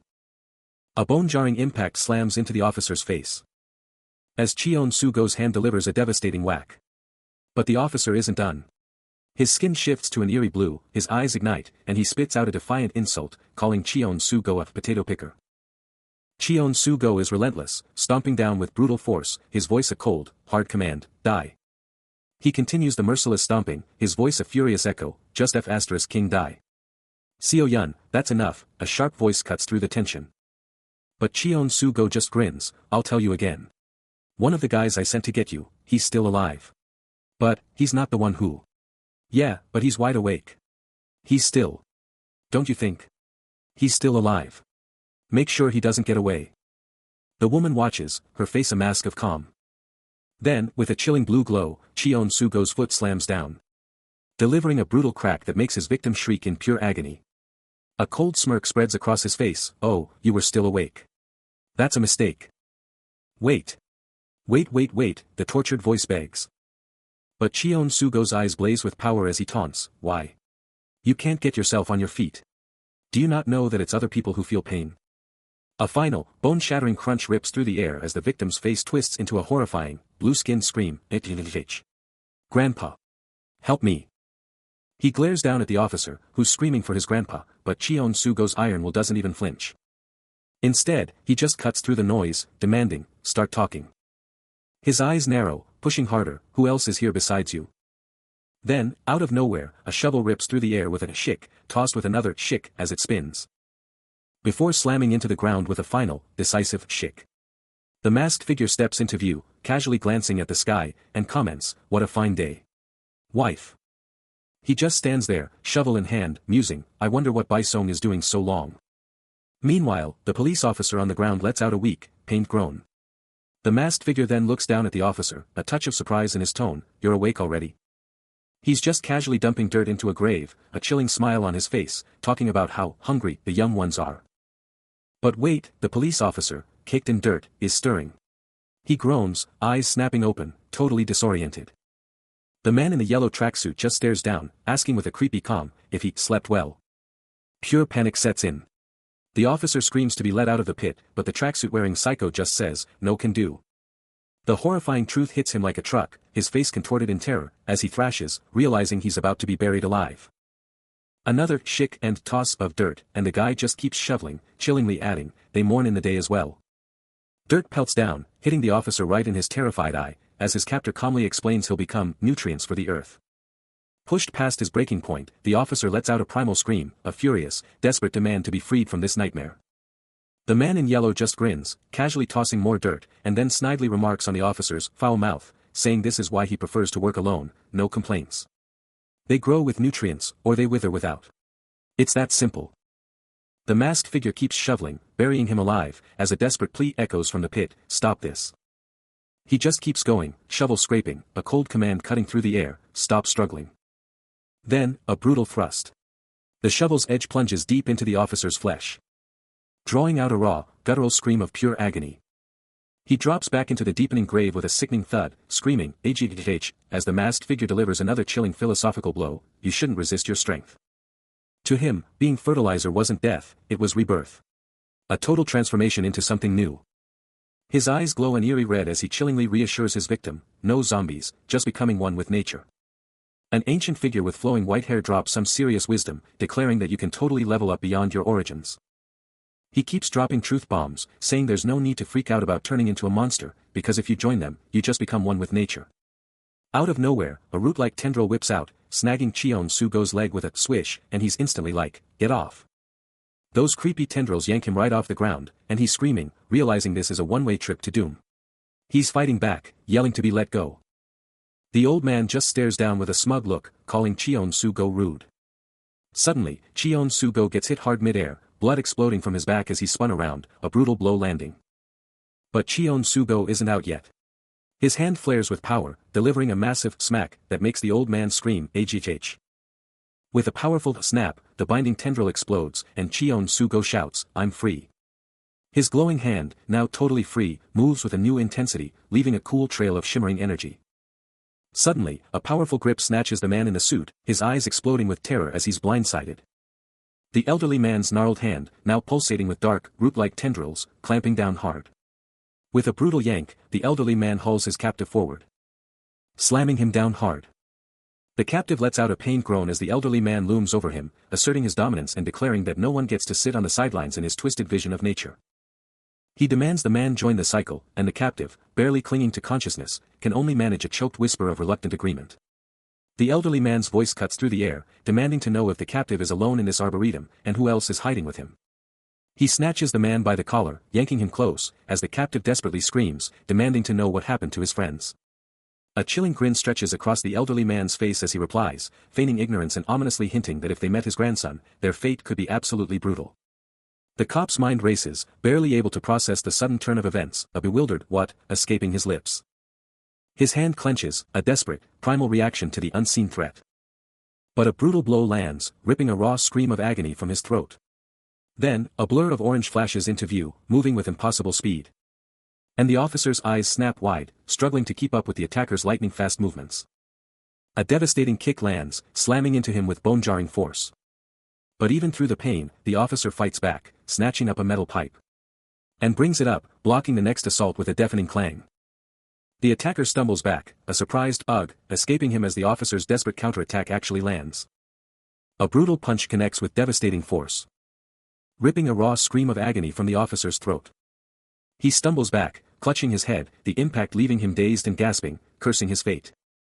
But even through the agony, he locks eyes with his captor, desperately trying to bargain for his life, warning that without him, his friends would be lost forever. The assailant, shovel in hand, looms menacingly over a freshly dug grave, the message unmistakable. He keeps pleading, insisting the paths here are far too complicated for anyone else to figure out. He desperately repeats his importance, stressing that he's the only key to finding the rest.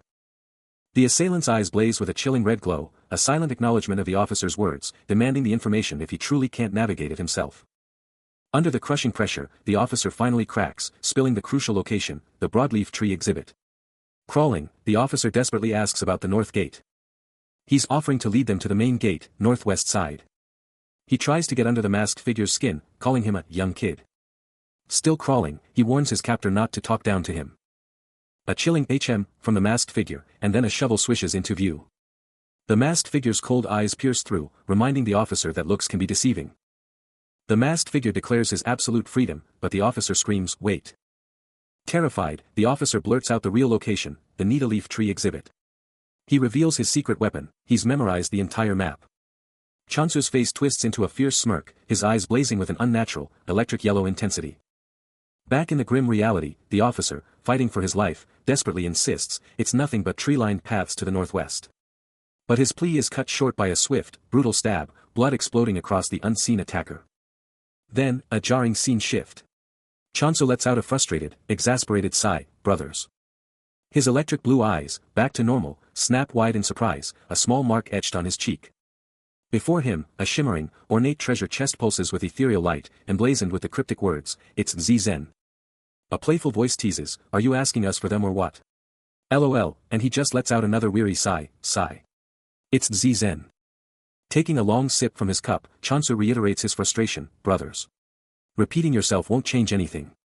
He shields his face, eyes absolutely blazing with a sick yellow power, feeling an insane surge of energy, but he just brushes it off like it's nothing. With his eyes back to normal, he glances down, a snicker escaping him as he's like, "Nah, forget that, gotta find Melchior." He even wonders if he's crying, LOL. Then, a hand shoots out, snatching at something mysterious. Stuck in a car, he lets out a massive groan, totally freaking out over whatever just happened, but then he's like, "Just kidding, not gonna puke." Suddenly, a huge treasure chest slams onto the ground outside, making him yell, "Holy crap, that thing is massive." He just stares at the chest, totally kicking himself for forgetting something crucial. Then, a voice just tells him to play the roulette, and he's like, "A roulette?" The voice adds that he'll find a game machine later where he can bet his Zen. He stares down the epic treasure chest, but that familiar, soul-crushing frustration hits him again, he's powerless. A guttural "NOV" rips from his throat. Suddenly, a system message pops up, its voice cutting through his thoughts, challenging just how badly he wants this. His eyes ignite with a fierce, yellow light as he throws out a daring challenge, and the system actually agrees, but with a catch. A cocky smirk spreads across his face, even as the system drops a chilling warning about regretting this later. Ding! A sharp, clear sound. Confirming the system just loaned him 35 Zen, but with a harsh warning, no more freebies. Suddenly, a rustling in the bushes reveals Seo Yun, who shouts, demanding to know what took him so long. He falls in behind her, his mind still reeling from the bizarre exchange, a new, confused question bubbling up.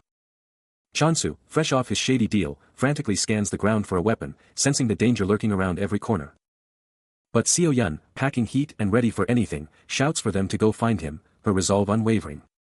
Then, a gruesome thud rips through the air as bloody, dismembered limbs are brutally tossed onto the dirt.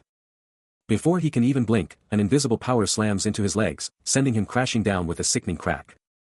Out of nowhere, a terrifying, tree-like monster with glowing eyes bursts forth, its jaws snapping with a bone-shattering crunch, as the only one system taunts them, "The end is a game to me." With that terrifying beast on their heels, Chansu and Seo Yun bolt, their gasps for air painting a picture of pure terror.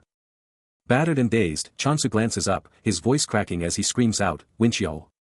His eyes lock onto Winchiol's mangled corpse, sprawled in a crimson pool, his legs savagely torn away. Kneeling over the fallen Winchiol, his face a mask of pure desperation, Chansu screams his name. As he sees the sheer amount of blood covering his torso. This guy's bleeding out. Chansu thinks, a cold dread washing over him, fearing Winchiol's already in shock. Again, he yells for him to wake up, begging him not to give up now. With a desperate grunt, Chansu throws Winchiol over his shoulder, a single thought burning in his mind, get to the main gate, get to the medics. But can he even make it that far? Later, inside a secluded, rustic cabin. He clutches a bizarre, glowing tablet or book, its surface pulsing with an unearthly glow. Then, a sharp, metallic clang rips through the silence as the object starts to react. making Chansu's eyes go wide with shock. What in the world is this, he mutters, utterly bewildered. The glowing red surface of the mysterious artifact cracks even more, a terrifying spiderweb of fissures spreading rapidly across its form. A heavy door swings open with a loud clunk, revealing a hidden, forested escape route. Chansu, still carrying the critically wounded Winchiol, eyes a massive metal container, a wild idea sparking as he demands, "That's what you're going to use." With a jarring ka-chung, he shoves Winchiol into the container, who barely manages to gasp, "Sichongsu. We are going to receive divine judgment for this." Winchiol's legs disappear into the container with a final clunk, tucked away from prying eyes. Later, Chansu bursts towards a hospital, its entrance unsettlingly silent. He charges through the doors, yelling, "Get in. I don't see anyone here." The hospital corridors are utterly deserted, a chilling silence confirming his worst fears. Chansu carefully lays Winchiol onto a gurney, the wheels groaning under the weight, his voice raw with panic as he pleads, "Soyon, do you know what we're supposed to do?" He stares at Winchiol's mangled form, a grim thought forming, "No. Maybe we should stitch it up and give him some medicine." Chansu frantically tears through the abandoned hospital room, but there's nothing, no tools, no bandages. He realizes Winchiol must have already been treated somehow. He bursts into other rooms, only to find Seo Yun already there, desperately trying to help a gravely injured Winchiol. Footsteps pound through the eerie silence of the hospital. Then, an unnerving silence descends, thick and suffocating, making every nerve tingle. But then, a subtle noise cuts through the quiet, and he's instantly on high alert, wondering if his instincts are playing tricks on him. His enhanced hearing confirms it, something's definitely off, and a chilling premonition washes over him. His gaze sharpens, a fierce determination igniting as he realizes this could mean another enemy, and Winchiol's life is on the line again. He shouts to Seo Yun, "We have to get Winchiol out of here now," as she, completely caught off guard, demands to know what's going on. Seo Yun strains, hoisting the severely wounded Winchiol, his blood stark against his attire. A subtle creak catches his attention, and he whips his head around, shouting for her to grab Winchiol and move. Winchiol's unconscious form is a grim sight, his face streaked with crimson.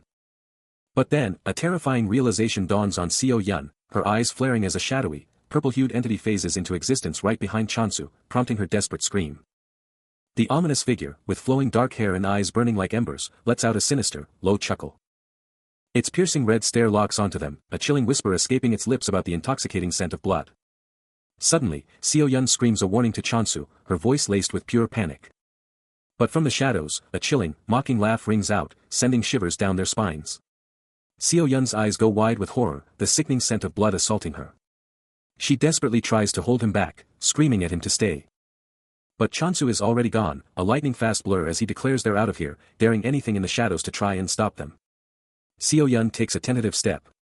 Meanwhile, Chansu, weapon ready, glances back with a grim, determined expression, his face a mask of raw emotion. He pulls her into a fierce, protective embrace, his resolve burning brighter than ever.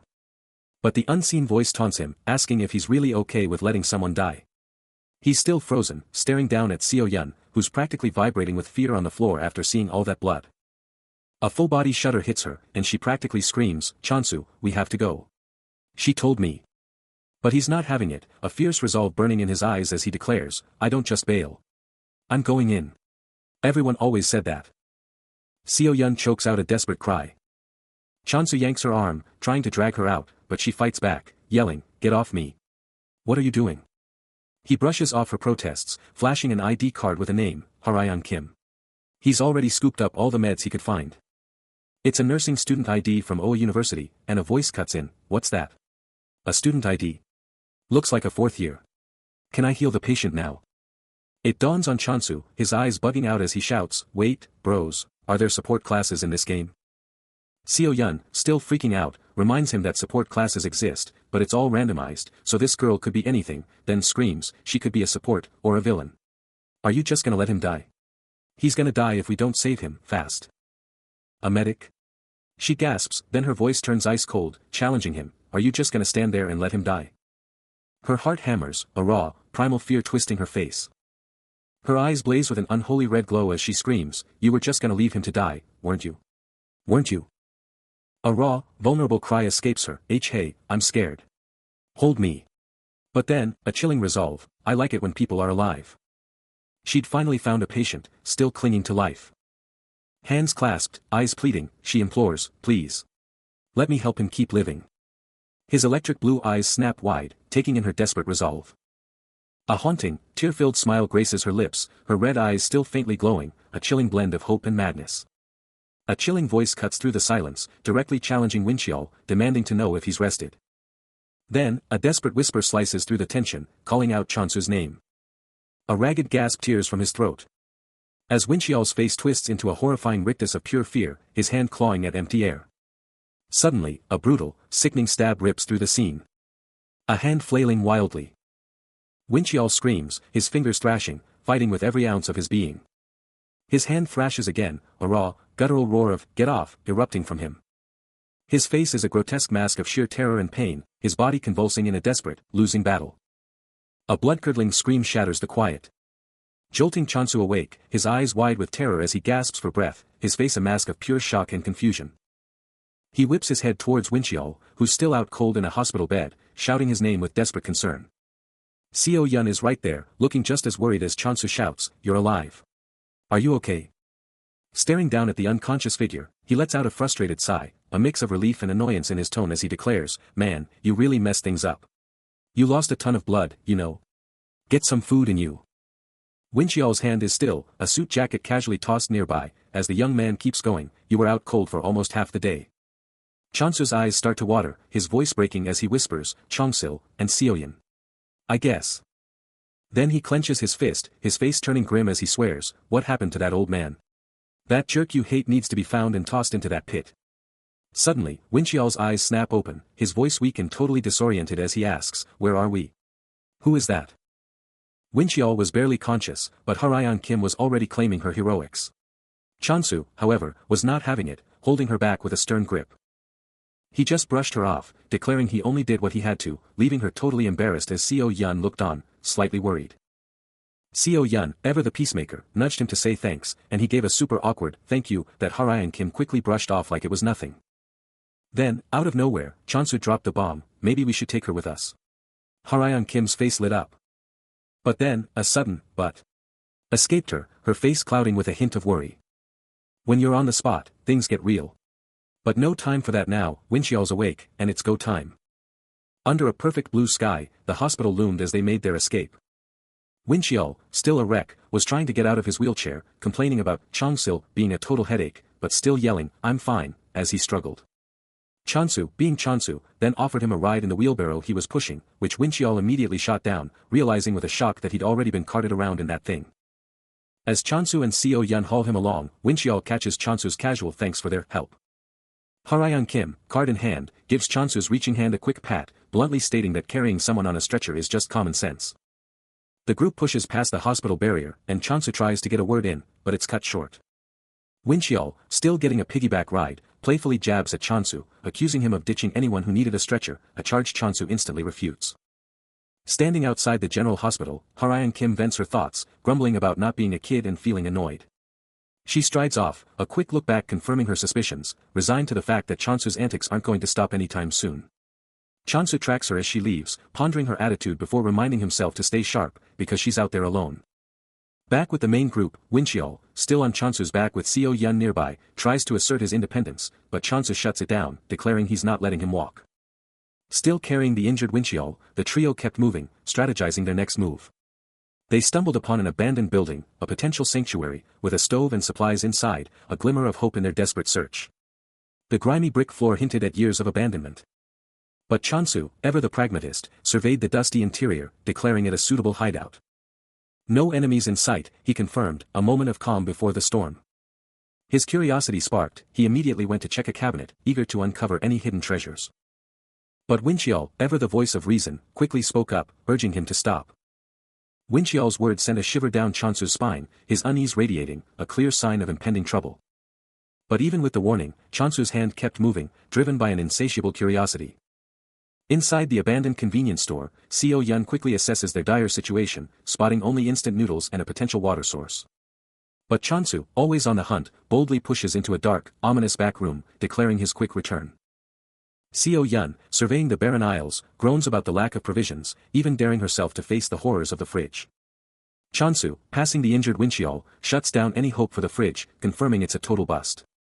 His eyes flaring with power, Chansu cracks open the fridge, grumbling about needing inner peace but settling for whatever junk he can find. A pathetic clatter of instant rice, soup, and ramen is his only reward. He gags at a putrid trash heap, flat out refusing to touch it, even for a mission, that's just too far. Heading back to Seo Yun, who's fed up with his antics, he coolly promises to return, leaving her utterly bewildered. But outside, a terrifying shadowy figure with piercing yellow eyes and a chilling grin looms silently at the store's entrance, watching. A sudden presence behind him makes Chansu literally jump out of his skin, a startled cry escaping his lips as he spins around, demanding to know when she even got there. He stares, a mix of disbelief and pure annoyance on his face, muttering that she must have followed them, wondering how she could be so reckless. As they stand in the convenience store aisle, Seo Yun, with a slight blush, quietly asks if he's been following her this entire time. Without a word, Chansu simply opens the door, gesturing for her to just come inside already. Once inside, he turns to her, his expression still guarded, and asks why she followed them, thinking he'd already paid her off. Seo Yun hesitates, looking away, before finally admitting her concern. Her face contorts with worry as she explains she thought he might still need help, fearing his wound could just reopen at any moment. Chansu considers her words, then asks if she's worried about the patient, and if that's why she wants to come with him. He ponders if her concern for the patient is just a pretext, and if she's actually trying to join his group, while Seo Yun looks down, totally embarrassed by his directness. His eyes narrow, a chilling realization dawning on him. As he realizes this is her true self, playing along and feeling useful. But she's still useful, he thinks, as long as she believes she's serving her own twisted purpose. He'd been wondering why Harayan was just left there, now realizing she was abandoned, plain and simple. She's a total burden, he thinks, but still, he holds Harayan with care. But there's a catch. One major condition. Seo Yun's creepy smile drops, her eyes widening in a silent, furious question. Back at the crib, Seo Yun's hyped to see the grocery haul. Groceries clatter, a mountain of ingredients ready for action. Cheon Sugo's taking the lead, telling her to prep the gear while he cooks up a storm. But Seo Yun's got questions, wondering if he can actually cook. He's all like, trust me, I picked these with care. Totally confident in his ingredient game. Then, with a confident swish, he drops the mic, I'm a solo living pro, trust the process. He gets to work, pan sizzling, but the chat's already roasting him, wondering if he can even cook or if he's just there to eat. The stove roars to life with a FWOM, and Cheon Sugo's still cooking, pushing through the doubts. Then, a blinding blue flash hits him, and a chilling message pops up, a 30-minute time limit. What just happened? The blue flash from the time limit vanished, but it left something behind. His hand was now pulsating with an electric blue glow, a shocking new power coursing through him. Seo Yun, utterly bewildered, couldn't help but ask what in the world he was doing with his fingers. But even as she questioned him, the pan was already heating up, the ingredients sizzling with incredible speed. More ingredients dropped in with a satisfying plop, and the cooking was in full swing. With his hands still glowing, Cheon Sugo coolly revealed his secret, all his ingredients were already pre-cooked. Then, he gave Seo Yun her marching orders, prepare the instant rice. She could only meekly agree. The pan kept sizzling, and it was revealed that with his unique power, he could conjure a delicious meal just by looking at pre-cooked ingredients. Another powerful swish of his glowing hand, and the meal was almost magically complete. All this incredible culinary magic was happening right there, at Cheon Sugo's convenience store. He's at the counter, hands blazing with blue energy, declaring his new, all-purpose cooking method a total success. Click. He cranks the dial to max, and the blue energy just explodes from his hand. Seo Yun is absolutely floored, watching the whole thing go down, shouting that Chansu is incredible. She's still trying to process what just happened, wondering if her eyes are playing tricks, and Winchial next to her is just as stunned. But who cares about magic when the food is this good? Winchial is practically glowing, declaring it absolutely delicious. Harayan Kim is just as blown away, though she plays it cool with a simple, not bad. Slurp. Seo Yun is devouring her noodles, but she's still eyeing the other customers, wondering if they're just super hungry or totally oblivious to the magic. Clack. Winchial sets his utensils down, totally satisfied, and thanks him for the amazing food. The customers dash out, and Cheon Sugo calls out to Seo Yun, telling her not to forget her noodles, and she just gives a quick, thanks. Seo Yun is left stunned as Cheon Sugo, with a sudden, decisive motion, drops a bombshell. His wild moves always have a purpose, even if she can't grasp it now. He pivots, walking away, dropping a cryptic hint that she should just rewind her expectations of him, because he's always got a master plan. Totally bewildered, Seo Yun shouts after him, demanding answers about his bizarre statements and sudden departure. He doesn't even glance back, just casually tells her to enjoy her food, promising a quick return, all while a chilling message flashes, the end is a game. His steps fade into the distance, and he can't help but wonder if she's still rooted to the spot, utterly bewildered. But Seo Yun isn't about to let him just walk away with those riddles. She bursts out of the store, hot on his trail, demanding to be clued in. Her chase hits a dead end, though, as she quickly realizes her hunch was way off, and a surprised, "ah," escapes her lips. But just as she's back inside, Cheon Sugo's steps echo again, and she gasps, "You're back," as he suddenly reappears. He gets right up in her face, demanding, "Say that again." Then, in a sudden move, he pulls her into a tight embrace, declaring he'll wait 30 minutes if she'll just come along. He makes it clear, he'd never abandon her. Seo Yun, utterly bewildered by his sudden intensity, mentally protests that her team gave her no reason to bail, which was her whole point. Yeah, that totally confirms it. But Cheon Sugo just smirks, utterly convinced he's got her figured out. Seo Yun, mind racing, questions if he knows some secret about her, or if he's just playing mind games. Then, a jolt, he's vanished again. Just as suddenly, he's back, startling her with a casual "HM." He smoothly bends, retrieves something from the floor, and asks, "Did you drop your student ID?" Seo Yun, still reeling from his sudden reappearance, curtly replies, "I don't need it."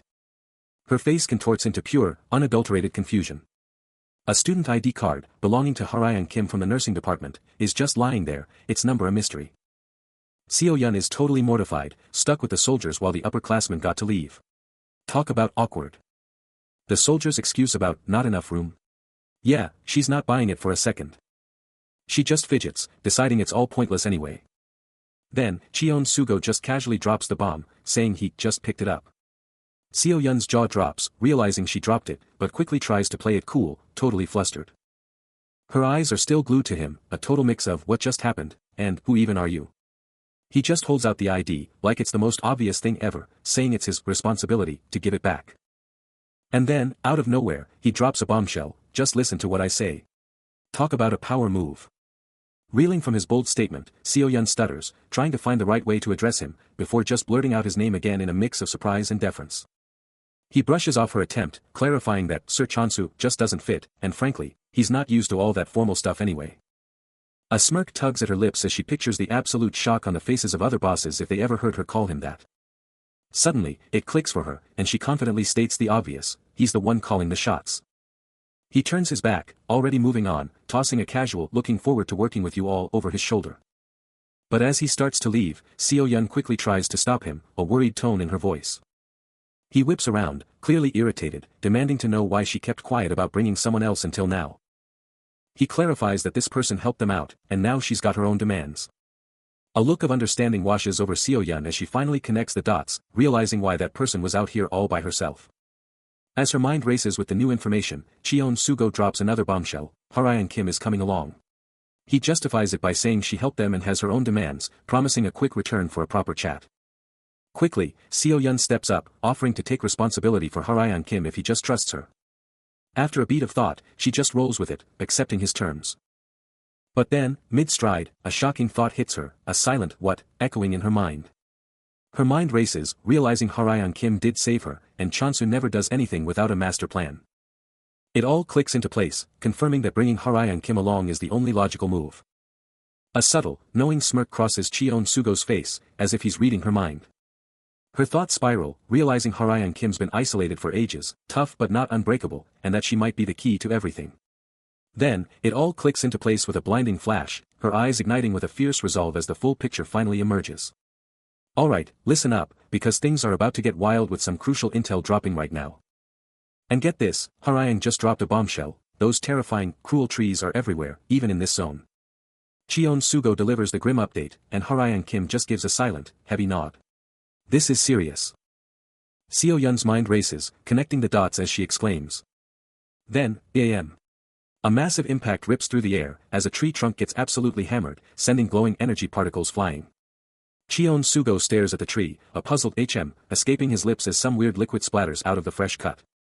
Seo Yun rushes over, her voice laced with worry as she demands, "What is that liquid? This is not a normal tree." He zeroes in on the bizarre red marks on the bark, and it hits him, he's seen these before. Another quick slash, and he remembers, I was too busy to notice before, but... The chilling truth of those red marks comes flooding back. A bizarre red line flashes into existence, a counter ticking, and he instantly knows, things are about to get wild. Then, a massive impact slams down, shattering a crystalline shield with an explosive thwack. And just like that, the counter drops again, now showing a terrifying 3, leaving Cheon-sugo utterly stunned and worried. He's reeling from the horrifying truth, only 3 out of 100 made it back alive, and he's already moving, a blur of motion, driven by pure adrenaline. But then, a sudden escapes him, as he's hit with another wave of confusion, trying to piece together this chaotic mess. Then, a voice cuts through the silence, static-filled and urgent, a desperate plea for anyone, anywhere, who can still hear.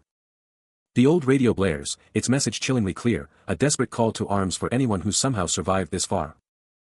The broadcast directs them to the emergency camp, a beacon of hope from the 74th Division, and Cheon-sugo absorbs every word, his mind racing. But then, a crucial update: forget the camp, don't travel far, just get to any major point of interest in your own city, now. The emergency broadcast blares, a desperate plea cutting through the silence of the deserted bus terminal, urging any remaining survivors to rally at designated bus stations and terminals. He absorbs every word, the broadcast's defiant cry ringing out, "The nation has not given up on you." Then, a sharp turn to Seo-yun, demanding, "Seo-yun, where did you get back?" Her gaze is fixed, the broadcast's desperate plea echoing, "If you're still alive, please head to any of the..." He quickly clarifies, "I snagged it from the convenience store after you bolted for the supermarket. It's battery-powered, still pulling in the broadcasts." His expression darkens as he reveals his chilling conclusion: "They're throwing nearly the entire military into every city. Our country isn't giving us the full truth, that's all there is to it." He can't shake the feeling that the shadowy figures they've encountered are terrifyingly real.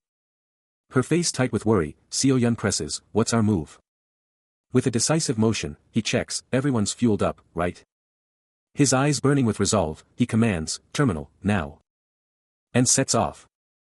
The sky above them bled into a deep, ominous purple, signaling the encroaching night and a palpable sense of dread. Every single step felt like a countdown, a grim march towards an inevitable end. Seo-yun, her face etched with anxiety, desperately tried to convince herself, clinging to the hope that the terminal was their salvation, that their plan was solid, despite the chilling feeling they were walking into a death trap. But Cheon-sugo was a wall of determination, his eyes locked on their goal. He declared their mission: get a car at the terminal, no turning back, no hesitation. His logic was cold and hard, everyone who heard the broadcast would be flocking to that terminal, and with them, a golden opportunity to snag a ride. Her jaw dropped, eyes wide with shock, as she demanded to know if he was seriously planning to hijack a car from desperate people. He just gave her a look, a silent acknowledgement of her protest, but his resolve remained unshaken. Her eyes softened, a flashback hitting her of his fierce, unyielding resolve, that same look he had when they first crossed paths. Grabbing his arm, Seo-yun desperately begged him to trust her, but he just gave a curt "okay," as their relentless march into the unknown darkness pressed on. He's already got it locked down, totally confident that armored cars are just waiting for them. But then, a flashback hits, with Seo-yun trying to calm down a stressed Wincheol, telling him to chill out. She remembers their top mission, getting to Harayang's spot, that was the absolute first thing on their list. Seo-yun, peering down a tight alley, had pointed out it was literally right there. Snap back to reality. As they trek on, Seo-yun pleads for a bit more patience, and he's like, "Oh really?" But his patience just explodes, his eyes blazing with fury as he screams, "Where the F***ck is it?" That intense stare and sharp exclamation just amplify his growing rage, he's clearly at his breaking point. Cheon-sugo is absolutely fuming, staring down and demanding to know where in the heck they even are. While he's busy fuming, Seo-yun is putting in work, pulling with all her might. Before he snaps his attention forward, his eyes narrowing with intense focus. They spot a massive building, and Seo-yun immediately calls it out, "Wrong place." Her partner, clearly annoyed, totally agrees. But they're not giving up. They push on, and Seo-yun can't resist poking fun at his obvious jitters. Nearing yet another building, he wisely suggests they hold back for a second before making their move. Then, Seo-yun cuts to the chase, asking the big question, "Who are these guys?" And Cheon-sugo, ever the cautious one, admits he's got no clue but strongly advises against getting tangled up with them. His eyes are glued to the building, a silent testament to his deep unease. A deep rumble shakes the very foundations of the city, the sky above a brooding, ominous gray. Taking charge, Cheon-sugo confidently states, "Let's go," before stopping abruptly at a grimy manhole, dramatically revealing, "Here we are."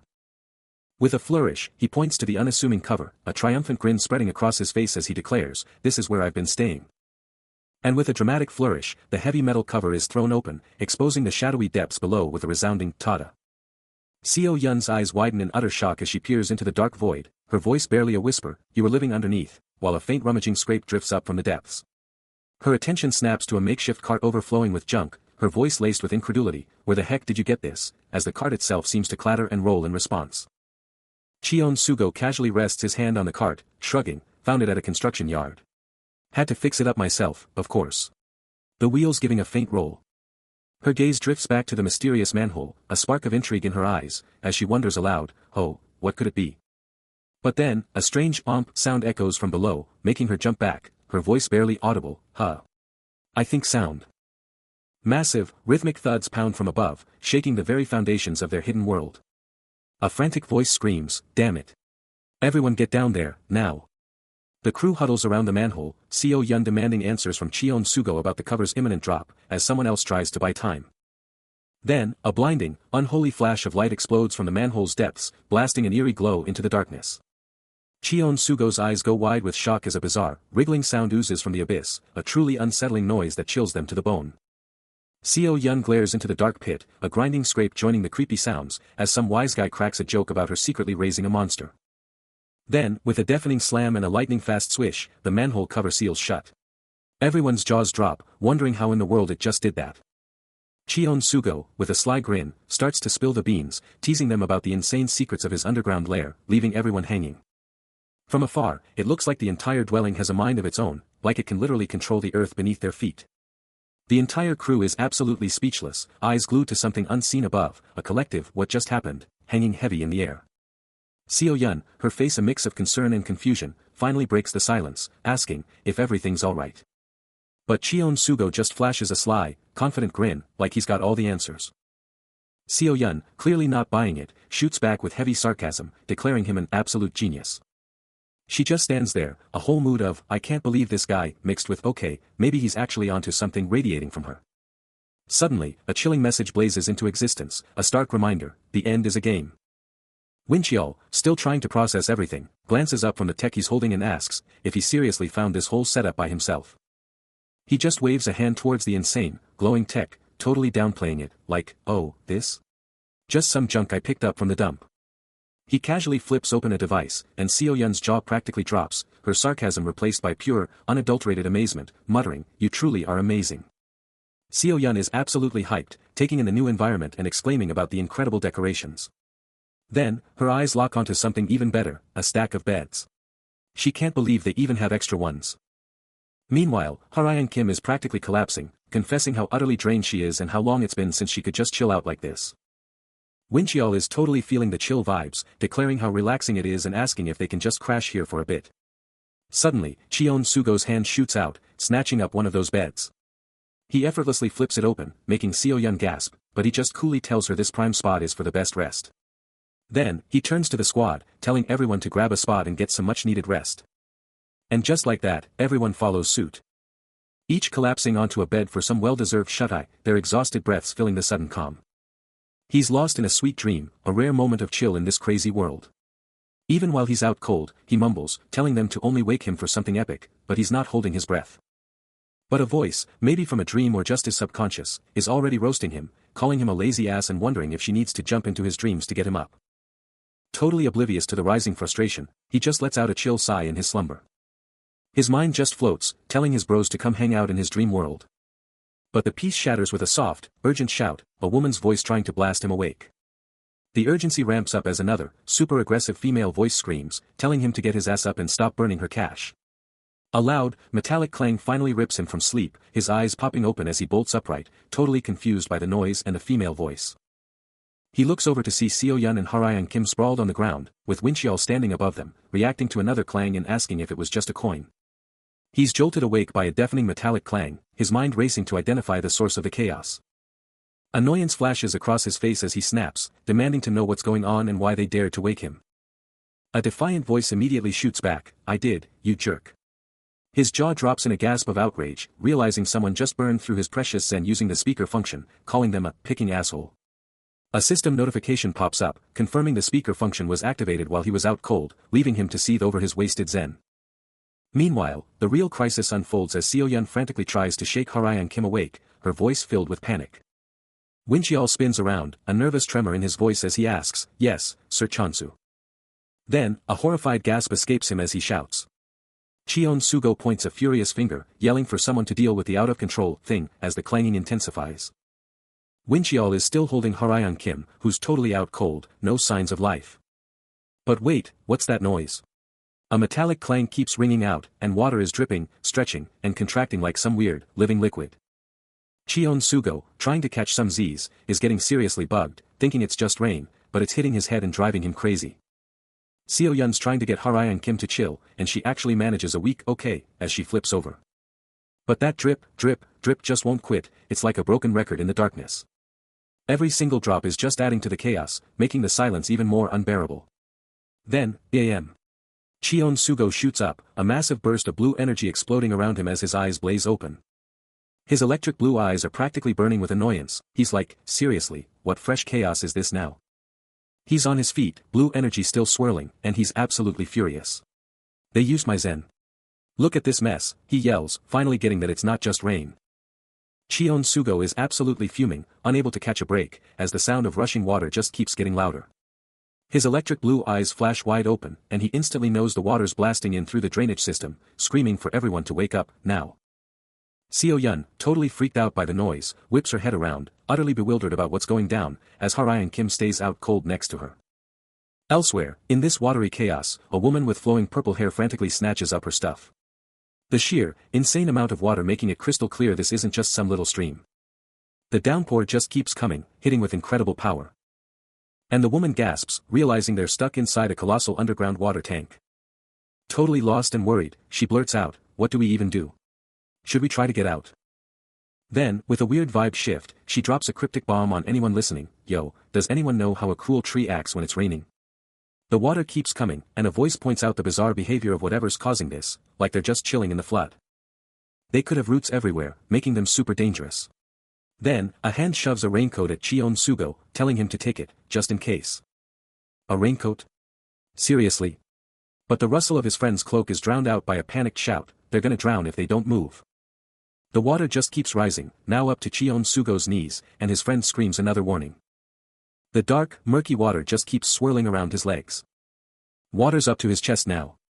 Cheon Sugo looks up and barks orders, "Everyone on the ladder, let's go." His face twists in total confusion and alarm, demanding to know what's really going on with this insane flood. Then it hits him, this could be one of those insane cases where a monster can literally control the environment, causing this whole disaster, and he screams in pure desperation. With the floodwaters surging, Cheon Sugo made a snap decision, snatching a rock from the submerged ground. Then, without a moment's hesitation, he launched it into the dark water, leaving Seo Yun bewildered and demanding answers. The projectile vanished into the gloom, creating an ominous swish as the ripples spread. But the rock's impact triggered something horrifying. A colossal, crimson eye, burning with malevolent energy, erupted from the shadows, followed by a chilling shriek. Seo Yun's voice trembled, questioning if it was a crocodile, but Cheon Sugo's command was sharp and immediate, "Get up there. Quickly." The monstrous entity continued its ascent, its terrifying silhouette sharpening, unveiling razor-sharp teeth as Cheon Sugo cried out, "Brothers, what the hell is that thing?" A chilling realization dawned on him, it might be an El Croco. A monster specifically drawn to rising waters. Their escape route was compromised. Seo Yun's frantic voice cut through the chaos, revealing the manhole cover was jammed, blocked by an unseen force. And the water, uncaring of their plight, continued its furious plunge, a torrent of liquid chaos. Beneath the surface, something massive and terrifying was stirring, its dark tendrils twisting in the murky depths. Then, a single, desperate curse ripped through the air. He knew it was coming, an underwater monster, the El Croco, was waiting, and he was ready to take it on. But then, a voice screamed his name, then Harayang's, and Cheon Sugo's face twisted with grim determination. The terrifying question echoed, that root, it needed a ton of water to grow, right? Seo Yun, her face a mask of pure horror, stammered out a confirmation, but how could it have gotten so huge? A tense "okay" was the only reply. Then, with a blinding flash of power, he activated his device, its light exploding as he roared for everyone to get out of there. A glowing, ornate dagger is gripped tight, radiating with mysterious particles. Cheon Sugo stares into the abyss, then shouts a desperate warning, "Everyone get away from the ladder." But from the murky depths, a dark, tentacled horror, glowing with eerie particles, begins its ascent. Then, with a thunderous impact, something slams into the water, creating a massive splash and sending shockwaves across the surface. Cheon Sugo can only watch, a nervous gulp catching in his throat, his eyes wide with concern as he fixates on the churning water. The water slowly calms, reflecting a faint, distorted image, and an unsettling silence descends. As the eerie silence hangs heavy, a wry thought surfaces, this whole situation is definitely not going according to plan. His eyes wide with disbelief, he whips his head towards his companion, demanding, Rayang. Are you sure that thing will grow? Harayang, clutching a bottle and looking just as worried, can only offer a hesitant, probably, adding that she's never seen this much water in her life. The murky water starts to churn and glug, as something massive begins to stir beneath the surface, kicking up a storm of particles. And then, with a massive, violent splash, a huge torrent of water explodes upwards, completely blocking the view. Suddenly, thick, dark tentacles lash out from the depths, slapping the water's surface with incredible force. A grim, determined look crosses Cheon Sugo's face, his eyes blazing as he declares, our operation was a success. More violent splashing echoes through the cavern, the water still churning wildly from the creature's relentless movements. He watches the chaos unfold, a dangerous thought forming, what better way of dealing with another monster than another monster? A loud crunch rips through the night. As the monstrous, tentacled beast keeps thrashing and wriggling in the water, churning the dark surface. Its movements send violent splashes soaring into the air, a chaotic, terrifying display of raw power. From a distance, a worried voice shouts out, demanding to know if Chansu is absolutely sure about this crazy plan. More cracking and breaking sounds erupt from the water, as the beast's destructive rampage rages on. Another voice points out the rain has finally stopped, but quickly warns that Chansu needs to escape now, as the creature's monstrous head emerges from the murky water. The creature's colossal tentacles writhe around a nearby structure, making the lone observer look tiny in comparison. Despite the overwhelming danger, Chansu flashes a confident smirk, his gaze locked onto the unfolding chaos. His hand clenches into a fist as he realizes, there's something else going on here, isn't there? A hand slices through the air, a silent swish as he reaches into the unknown. Suddenly, a joint mission pops up, defeat the cruel tree using the axe for a sweet 50 Zen and a haul of Mana Stone, Mithril, Vita Blue, Redstone, Astral Protection, and Polymorphic, and he's all in, announcing, let's go gather some firewood then. And just like that, he's plummeting with a whoosh, unseen voices commenting, I know LOL. As expected of Chansu. Might as well know him. We prepared them. He slams into the water with a flash, instantly swallowed by the depths. But a mysterious cloaked figure, hair obscuring one eye, watches with intense worry, exclaiming, Chansu. It's too dangerous. Sir Chansu. But Chansu is already back, axe in hand, ready to go, stating, now, let's chop some wood. Then, with another whoosh, he's gone again, diving into the fray. He dives headfirst into the mission, hyping up his viewers, cheer me on, bros. His axe comes down with a brutal, crunching hit. Then, another devastating blow, thwack. The force is insane. His eyes, locked on the target, burn with intense focus. Something lunges, but he's already moving, a lightning-fast swish and duck. He retaliates instantly, his axe a blur, delivering a brutal SLAS. The blade connects with a sickening crunch and splash. This axe is already a beast, but it's got even more hidden power. He slams it down again, the impact exploding with another powerful thwack. Suddenly, a cloaked figure strikes with a bone-jarring crunch. The relentless assault continues, delivering a brutal thwack. But Chansu's reflexes are lightning fast, a sharp cry escaping him as he swishes into action. His weapon slices through the very air, shredding the incoming assault. A critical system alert blares, Chansu, your left, and his electric blue eye flares with razor-sharp focus as he executes a lightning-fast pivot. His axe slams with brutal, bone-shattering force into the hidden enemy. The impact unleashes a blinding red and white blur across the scene, a powerful whoosh of raw energy. The axe head pulses with a fierce, crimson light, showering particles of raw energy from its edge. The aftermath is a chaotic blur of motion, the environment lost in the wake of power. The axe connects, and a system notification explodes, screaming 10. Chansu's weapon absolutely erupts with pink and purple energy, unleashing a devastating, earth-shattering bang. The cloaked opponent is absolutely rocked by the impact, a guttural, URGH, tearing from them as purple energy explodes outward. A triumphant smirk spreads across Chansu's face, his eyes burning with power as he shouts, there it is. The 10x. Hee hee. He lets out a confident hee hee, knowing full well that number was the perfect counter. The system confirms the axe's hidden power, revealing it's about to unleash its full potential once the strike hits the magic number. And this final strike? It's going to be explosive, devastating, and utterly overwhelming. But even with that epic counter, Chansu knows he can't let his guard down for a second. The cloaked opponent, already recovering, taunts him, demanding, you think you've won already, before adding, well. Rather interesting you are, as Chansu swiftly repositions. He's not done yet. With a fierce roar, Chansu screams, we go again. Thwack. Crunch. The axe slams down with bone-shattering force. Delivering relentless thwacks and crunches. Thwack. The countdown hits 9 as he keeps up the assault. BRGH. He's pouring everything he's got into this next hit. Shouting, here's some more for YA, as he unleashes pure destruction. Boom. A cataclysmic explosion of red energy rips through everything. Rumble. The entire area shakes as a shocked woman can only stare in disbelief at the sheer power unleashed. The rumble echoes, leaving nothing but scattered debris in its wake. The ground shatters as devastating blows rain down, each impact a thunderous thwack and crunch. Leaving our hero absolutely drained, collapsing to the ground as a system notification blazes, declaring him unable to react. A ragged gasp escapes him, swearing off such extreme efforts forever, then a triumphant chuckle as he surveys the utterly annihilated cruel tree. A sly smirk spreads across his face as he shouts, giving the all-clear for everyone to come down. Suddenly, 3 new faces, 2 guys and a girl, appear, their expressions a mix of pure shock and awe at the absolute carnage. A nervous voice questions if the monster is actually dead, while another immediately shouts a warning not to touch it.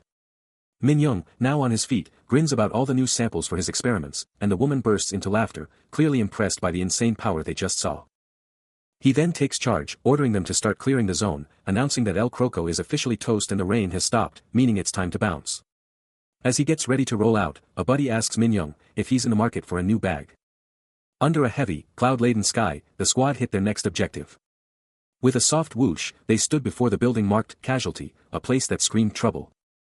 This was indeed the place, and a quiet command was given to ensure no one else was present. Their entry was stealthy and on point. Inside, among shelves filled with equipment, a voice reminded them to take care of their wounds, but the mission came first. They needed to arm themselves, and fast. Chansu, now holding a baseball bat, looked absolutely ready for whatever lay ahead, a determined glint in his eyes. A faint snicker escaped him, pure confidence, or maybe just pure hype for the fight. But the moment was shattered by a sudden, alarming sound, eliciting a shocked AHF*CK from his companions. Without hesitation, he moved, a swift blur of motion, ready to absolutely crush the unexpected threat. He bursts into the building, a fierce resolve etched on his features, knowing there's no turning back now. But across the facility, 2 figures are in a panic, their mission thrown into chaos as their targets vanish without a trace. Chansu, driven by an unseen directive, rockets through the corridor, a lightning-fast streak. His allies are right on his heels, their gaze is sharp, recognizing a familiar threat but also a critical distinction. The 3 of them tear through the sterile halls, a desperate sprint. Chansu throws a quick look over his shoulder, making sure his crew is still with him. And then, Harayang's voice cuts through the air, sharp with alarm, calling out a name, Miho. Cheon Sugo stares down a terrified student, a chilling thought echoing in his mind, pinched. Seo Yun steps in, her voice sharp with concern, demanding to know what's wrong. She playfully pokes his cheek, a small attempt to snap him out of it. Turning her attention to the spooked student, she presses for answers, but he can only stammer. As they make their exit, Seo Yun tries to calm him, insisting they weren't noticed. He offers only a non-committal hum, his thoughts clearly miles away. But this isn't just fear, it's a gnawing anxiety, a deeper unease that grips him. A flicker of resolve crosses his face as he declares, I'll take a look first. With that, they're gone, leaving the school and the lingering mystery behind. A student lets out a blood-curdling scream, bolting past everyone in the hallway. They're gone, dashing away from whatever horror they just witnessed. He and Seo Yun can only stare, a silent question hanging in the air, what now? The student is still running, begging for someone, anyone, to help. But then, a sickening crack, and they're down. Suddenly, his electric blue eyes ignite, crackling with raw, untamed power. A thunderous thud announces his arrival, having covered impossible ground in a blink. Transformed into a sleek, dark warrior, Cheon Sugo glares up, clearly annoyed, you're making me do extra work. Moments later, he, Seo Yun, and the now safe student are calmly walking away, the danger already handled. A shadowy figure with wild green hair scopes out a grimy alley, a low, curious grunt escaping his lips. Close by, a hand grips a gun, the metal glinting, as a harsh voice shouts for the crew to rally. Suddenly, a menacing figure, crackling with a faint green aura, swings a baseball bat, ready to throw down with what the system flags as a wild thug that's just popped up, screaming for everyone to get ready to bolt. Watching the whole mess go down, Cheon Sugo mutters to Seo Yun that jumping into a gang fight would just make things super awkward. Back in the alley, the bat-swinging thug flashes a nasty grin, his green aura pulsing with dark energy. A terrified student, Min Cheo Yang, stares wide-eyed, his face drained of all color. Spinning to face the scared kid, Cheon Sugo cuts straight to the chase, demanding to know if he recognizes these thugs. Min Cheo Yang flinches, a grimace twisting his features, clearly struggling to answer the intense question. A menacing figure in green makes his move, his eyes burning with an intense blue glow. Then, with a lightning-fast move, he whips out a baseball bat, letting out a chilling swish. But Cheon-sugo isn't backing down, trying to defuse the situation, warning the thugs to keep their distance because they're out of here. But the green-clad leader just laughs it off, striding forward with that bat chillingly slung over his shoulder. He and his bald enforcer close in, cornering Cheon-sugo, Seo-yun, and Min Cheo-yang. Then, with a twisted smile, the leader taunts, "You won't even let me say hi to my old pal, Min Cheo-yang, after all this time." That sinister smirk just grows wider, his green aura practically pulsing with dark energy. Cheon-sugo, feeling the pressure, tries to shut it down, telling Min Cheo-yang they're out of here. But the leader isn't having it, shutting Cheon-sugo down hard, then turning his gaze to Min Cheo-yang, "Yo, Mincheo. You got nothing to say to us?" The gang leader's face twists into a menacing smirk, his green aura flaring as Min Cheo-yang recoils slightly from the sheer aggression. Meanwhile, Cheon-sugo can only scratch his head in exasperation, wondering aloud what kind of absurd situation they've stumbled into. With a sharp swish, the leader raises his baseball bat, a clear escalation of his threat. Despite the danger, Min Cheo-yang stands his ground, warning the aggressor that he will regret this if he doesn't back down. The gang leader merely laughs, mocking them for being two peas in a pod and full of themselves. His eyes glow with an eerie blue light as he continues, insisting they are stuck in a shit right here. He points the bat directly at Min Cheo-yang, promising to give him a taste of hell. The bat glows faintly as he begins a slow, deliberate countdown, 1. Min Cheo-yang's expression tightens as the number 2 hangs in the air, the tension palpable. The gang leader, radiating a menacing green aura, explodes forward, weapon drawn. But his furious assault is met with a deafening clang, as a brilliant blue blade slams into his weapon. The sheer impact sends him reeling, stumbling backward, his green aura sputtering. Before he can even think to recover, Cheon-sugo's eyes ignite with electric blue power, and he unleashes a blinding, arcing slash. The blade connects. A brutal strike tears through the gang leader's body, spraying blood. A furious, pained curse rips from the gang leader's throat, his face a mask of pure rage. Ignoring the gushing wound, he charges again, a desperate, all-or-nothing lunge. But a blinding, lightning-fast slash rips through the space between them. Cheon-sugo's glowing blue weapon plunges deep into his chest, delivering the final, decisive blow. With a bone-jarring slam, he absolutely demolishes the gang leader, sending him crashing to the pavement. But even after that brutal hit, the gang leader tries to spit out some words, barely able to form them. Without a moment's hesitation, Cheon-sugo's foot comes down hard, asserting total dominance. Then, a devastating thwack as he unleashes a savage kick. He just stares down at the mangled mess, a chilling question in his eyes. Unbelievably, the gang leader still has the nerve to talk back, gasping out a challenge. Cheon-sugo simply grinds his foot down further, a cold realization dawning on him. He thinks to himself, this guy is dumber than a robot vacuum, seriously, he needs to get one of those. And just like that, a knife flashes, scratching across the gang leader's face as he delivers a final, chilling warning. Cheon-sugo lands another devastating kick, but the gang leader, battered and bruised, still spits defiance, claiming he'll never change. He snarls a warning, declaring Cheon-sugo is making a huge mistake. With eyes burning through the pain, the gang leader dares to ask if he even knows who he's up against. Gazing down at the pathetic figure, Cheon-sugo scoffs, reminding him who's truly in charge here. The gang leader can only shake, his face a mask of pure terror and pain. Until a sickening impact sends blood flying as he lets out a guttural scream. Then, in a flash, Cheon-sugo explodes into a dash. A mere blur. Before he's already standing over the gang leader again, his eyes locked on his prey. A primal scream rips out. The gang leader is down, broken and bleeding. But even from the dirt, his eyes blaze with pure hatred. Cheon-sugo just casually swats away the desperate counterattack. The parry itself carves a bloody slash through the air. The gang leader slams into a wall with a sickening crash. Unfazed, Cheon-sugo snatches him by the collar. The weapon, now slick with blood and crackling with raw power. He just walks away from the absolute carnage, leaving a trail of crimson with every single step. His shoes crunching softly on the blood-soaked pavement, like it's nothing. The gang leader, absolutely battered and broken, can only manage a pained, "D-damn-it." He weakly extends a hand, desperately trying to push away the approaching shadow, practically begging, "Gee, get away. Don't come any closer." Cheon-sugo just pauses, looking over his shoulder, his voice absolutely dripping with cold irony. "What are you even saying now? You told us from leaving, remember?" His electric blue eyes glow with an unsettling, almost terrifying intensity as he continues, "You telling me to leave now is a bit From a distance, Minchio Yang watches the whole brutal scene unfold, his expression a total mix of fear and confusion. Silently questioning everything, Sir Chansu. Should I even be helping him? But I'm not sure if bad people are also considered human, right? The gang leader, despite his absolute agony, manages a bitter, philosophical retort, HHH. I'm not sure either, but couldn't it be said that most of them were just ordinary people anyway? The beaten gang leader unleashes a furious roar, branding his attacker a sick bastard, as Minchio Yang, caught in the crossfire, desperately yells for him to get out of there. Desperate, he pleads with the shadowy figures, screaming about their friendship and demanding they halt the brutal assault.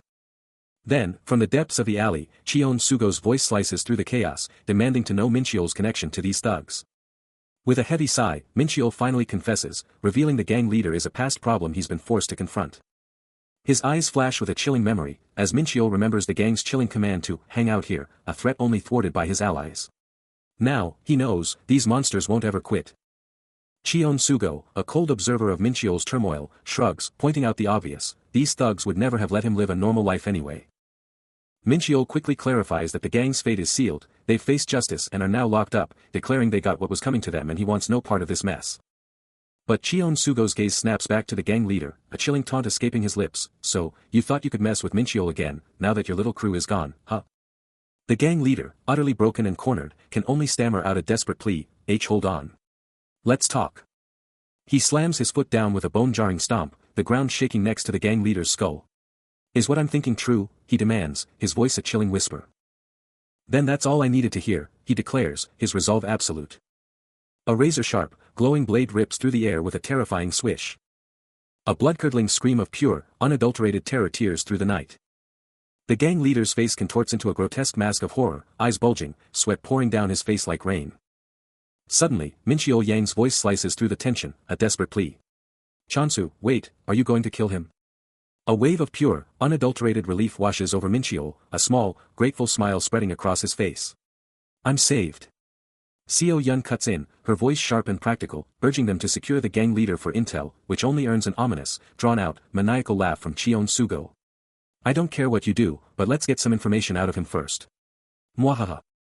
Minchio's blood-curdling scream rips through the night, a desperate plea for salvation as the sheer terror of what he's seen overwhelms him. While the gang leader lies utterly defeated on the asphalt. Cheon Sugo, towering over his defeated foe, coolly silences Minchio, a chilling warning about waking, its roots hanging in the air. Minchio, utterly shaken, desperately questions if he also witnessed the monstrous horrors, his gaze fixed on him. He tries to rationalize, to cling to the hope that with the monsters gone, he's safe, but the terror is etched onto his face. A cold smirk plays on Cheon Sugo's lips as he acknowledges Minchio's wounds, but mocks his futile attempts to resist. He delivers a chilling ultimatum, keep fighting, and the roots will burst forth to drag him down, a terrifying prospect that makes Minchio scream in disbelief. Cheon Sugo's voice drops, a chilling reminder of Minchio's bleeding wounds, a stark command to move if he wants to live. Minchio's face twists into a mask of pure agony, his screams echoing his desperate refusal to accept his fate. Minchio's eyes dart around, fear still gripping him, when Cheon Sugo's voice slices through the tension, demanding a repeat of the last words spoken. A chilling retort cuts through the air, the guy whose head got cracked open. He wanted to live too. Those words hit hard, leaving Cheon Sugo with a grimace, blood still streaking his face. His eyes snap wide open in a silent, dawning horror, the full weight of it crashing down. The gang leader, face twisted into a monstrous snarl, practically screams, he'll spill everything. Their crew is the Black Tattoo, and there are 7 of them. Cheon Sugo's eyes blaze with a faint blue light as he demands, do they just go around slaughtering survivors? The gang leader quickly backpedals, stammering, no. It's just. The gang leader's expression turns defiant as he clarifies, they were only there to fix something, and they definitely didn't take the stone. A cold, nice. Thanks for the info, is all Cheon Sugo says, then, a brutal double smack echoes. Then, Cheon Sugo whips around, grabbing Minchio Yang by the collar, who can only stare back in absolute shock and terror. Minchio Yang's terrified voice screams, HUH. Hey, wait. Are you just going to leave me here, as Cheon Sugo grips him tight, while Seo Yun and another figure just walk away. Leaving the poor guy behind as they just keep walking down the street. Seo Yun actually looks back, a tiny pause in her step, before just saying, Right. But Cheon Sugo's electric blue eyes just harden with cold resolve, his inner voice dropping a bombshell, I should be cutting down those who sow the seeds of discord. Then, a sudden, brutal blur of red and white explodes. Followed by the brutal, decisive sound of a slash. And then, a whole new scene drops, showing a cloaked figure in a skull-like mask, who just blurts out, "What?" Surrounded by a whole crew of other dark, hooded figures. Blood. So much blood, just dripping, staining everything in its path. The horror unfolds, a cloaked figure standing over a street absolutely littered with bodies. And one of the masked figures can only gasp, what the hell happened to him? A masked figure with glowing blue eyes cuts in, looks like he just massacred a ton of survivors. Shouldn't we tell the boss? The other figure nods, yeah, probably. But first, we gotta find out who did this. They spot the Green Aura gang leader among the dead, and someone wonders, did they just puke? No. Who could have pulled this off? Suddenly, the masked figure with the glowing blue eyes takes off, a voice yelling, "Captain, more bodies over there." The full, horrifying scope of the massacre hits them, bodies everywhere, and all they can say is, "What is all this?" Looking at one of the victims, the masked figure with normal eyes suggests, could it be that guy's crew? Amidst the carnage, the masked figure overhears a chilling thought, if the real culprits were here, they wouldn't have left a single trace. But his mind races to the real power players, the bosses. What do they know? What secrets are they hiding? A sharp "yes, sir" echoes, confirming his command. Step by step, he moves, leaving the gruesome scene behind. A dark premonition washes over him, this day will be a funeral for many. His glowing blue eyes pierce the darkness as a name surfaces, Sang-jin Zhu. He vividly recalls the man with the massive scar, the undisputed captain of the gang. But a shadow of doubt creeps in, is Sang-jin Zhu even still with them? He remembers a time when their gang was nothing. His steps echo with a chilling realization, if Sang-jin Zhu is still in play, he's the only one in that entire gang who can wield magic. Cheon-Soo-go can't help but feel like he's just making things worse, but then he shakes it off, realizing those guys would have come for him no matter what. The masked figure presses him, asking what he means, because those attackers are not giving up, and he needs to know if there's more to this story. He ponders, remembering how the boss always split his crew into teams. With his eyes flaring red, the masked man connects the dots, those earlier thugs. Definitely part of a patrol team. Cheon-Soo-go confirms it, revealing the patrol team's mission, find the boss. The masked figure elaborates, saying the rest would be on watch or scouting, and then drops a bombshell, his source said there were 20 of them. A smirk crosses his face as he simply states, I guess. Suddenly, a massive white truck speeds off into the distance. He points to the white truck, confirming it's the one they've been talking about. His gaze then falls upon a bloodied patch on the ground, a chilling question forming in his mind, was it the infected? Meanwhile, Cheon-Soo-go and Seo-yun arrive at the scene, and Seo-yun immediately exclaims in shock at the sight of the truck, completely disemboweled. Seo-yun questions the bizarre damage, while Cheon-Soo-go quickly realizes the truck has been stripped bare, likely missing crucial parts. A wave of anger washes over him, absolutely furious at the senseless destruction of a perfectly good vehicle by what he calls fools. He lets out a heavy sigh, the whole situation clearly weighing on him. Seo-yun then speculates, wondering if the infected were actually behind the truck's destruction. Cheon-Soo-go agrees with her assessment, realizing the truck is now useless and abandoned, while Seo-yun can't help but wonder what's so special about these trucks, joking they're not pirate ships. Cheon-Soo-go scratches his head, internally dismissing the perpetrators as foolish and one-dimensional, as Seo-yun suggests they just grab a cab, and he can only respond with a confused question mark. He stalks through the desolate city streets, a lone figure cutting through the oppressive night. Then, with a brutal, echoing crunch, his foot slams down onto a hidden hand. A figure already sprawled on the pavement screams in agony, desperate pleas for mercy tearing from his throat. But as the victim tries to escape, Cheon-Soo-go's hand shoots out, yanking him back by the collar with brutal force. His voice a low growl, he snarls for answers, the chilling image of the masked figure burning in his thoughts. He reveals his harrowing tale, trapped in that truck, barely clinging to life, and now, he's finally closing in on the truth. Hours later, they're still on the move, the young man visibly shaken, as Cheon-Soo-go relentlessly presses him about his shady actions. Mincheol suddenly crumples, his body giving out, vehemently denying any knowledge of the figure Cheon-Soo-go seeks. Cheon-Soo-go stares down at the fallen Mincheol, a chilling realization dawning as he connects the dots, the masked figure's attire is eerily similar.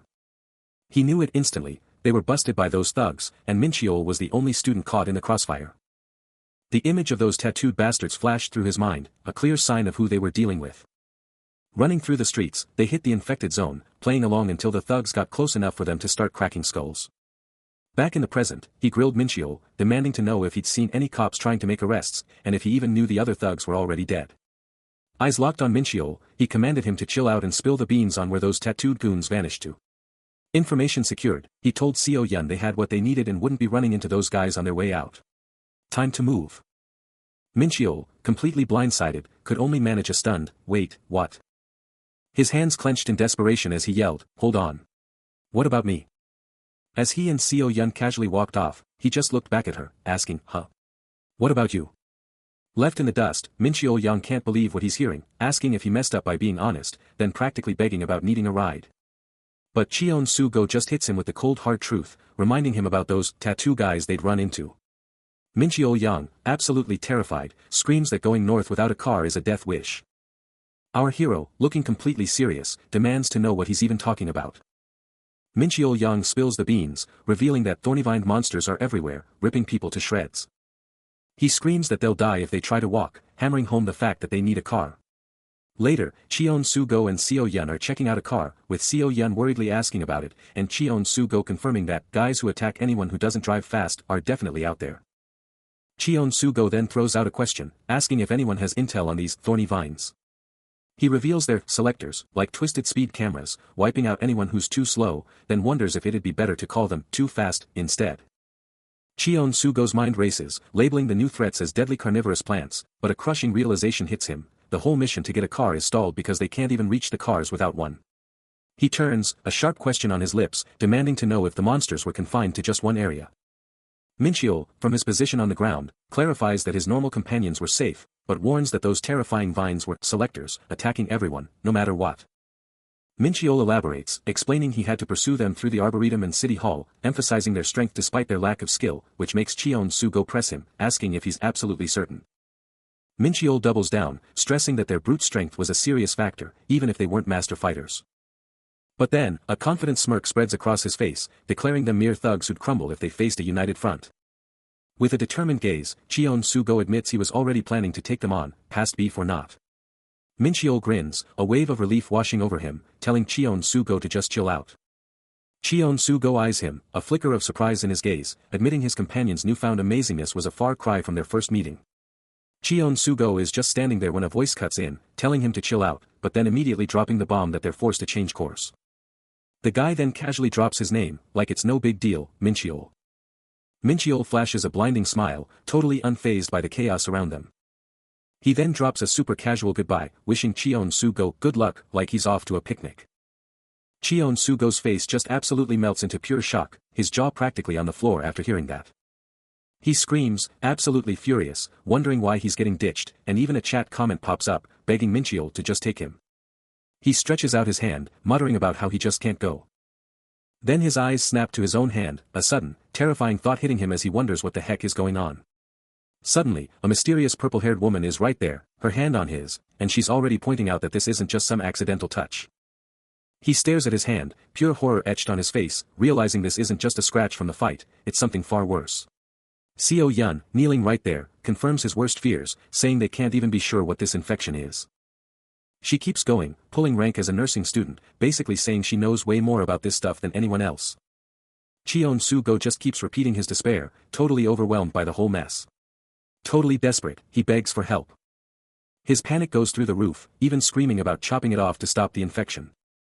Then, a sudden, shocking shift in his face, his eyes go wide as he questions something Seo Yun just dropped, his voice dripping with pure disbelief. "You'll die if we cut off your arm," a chilling voice declares, the ultimatum hanging in the tense silence. Harayang's eyes blaze with conviction, "It might not be the way you think it will. We're opening a new pathway for all." Cheon Su-go's face contorts in disbelief. "You're basically making a new pathway for the monsters. Isn't that just the same as being short-sighted, just to avoid becoming a monster?" he challenges, a stunned "W-what," barely audible. He presses on, his resolve hardening, "We don't have enough ambition to fight each other in the middle of the street. Let's go somewhere we can stabilize, which we don't have time for."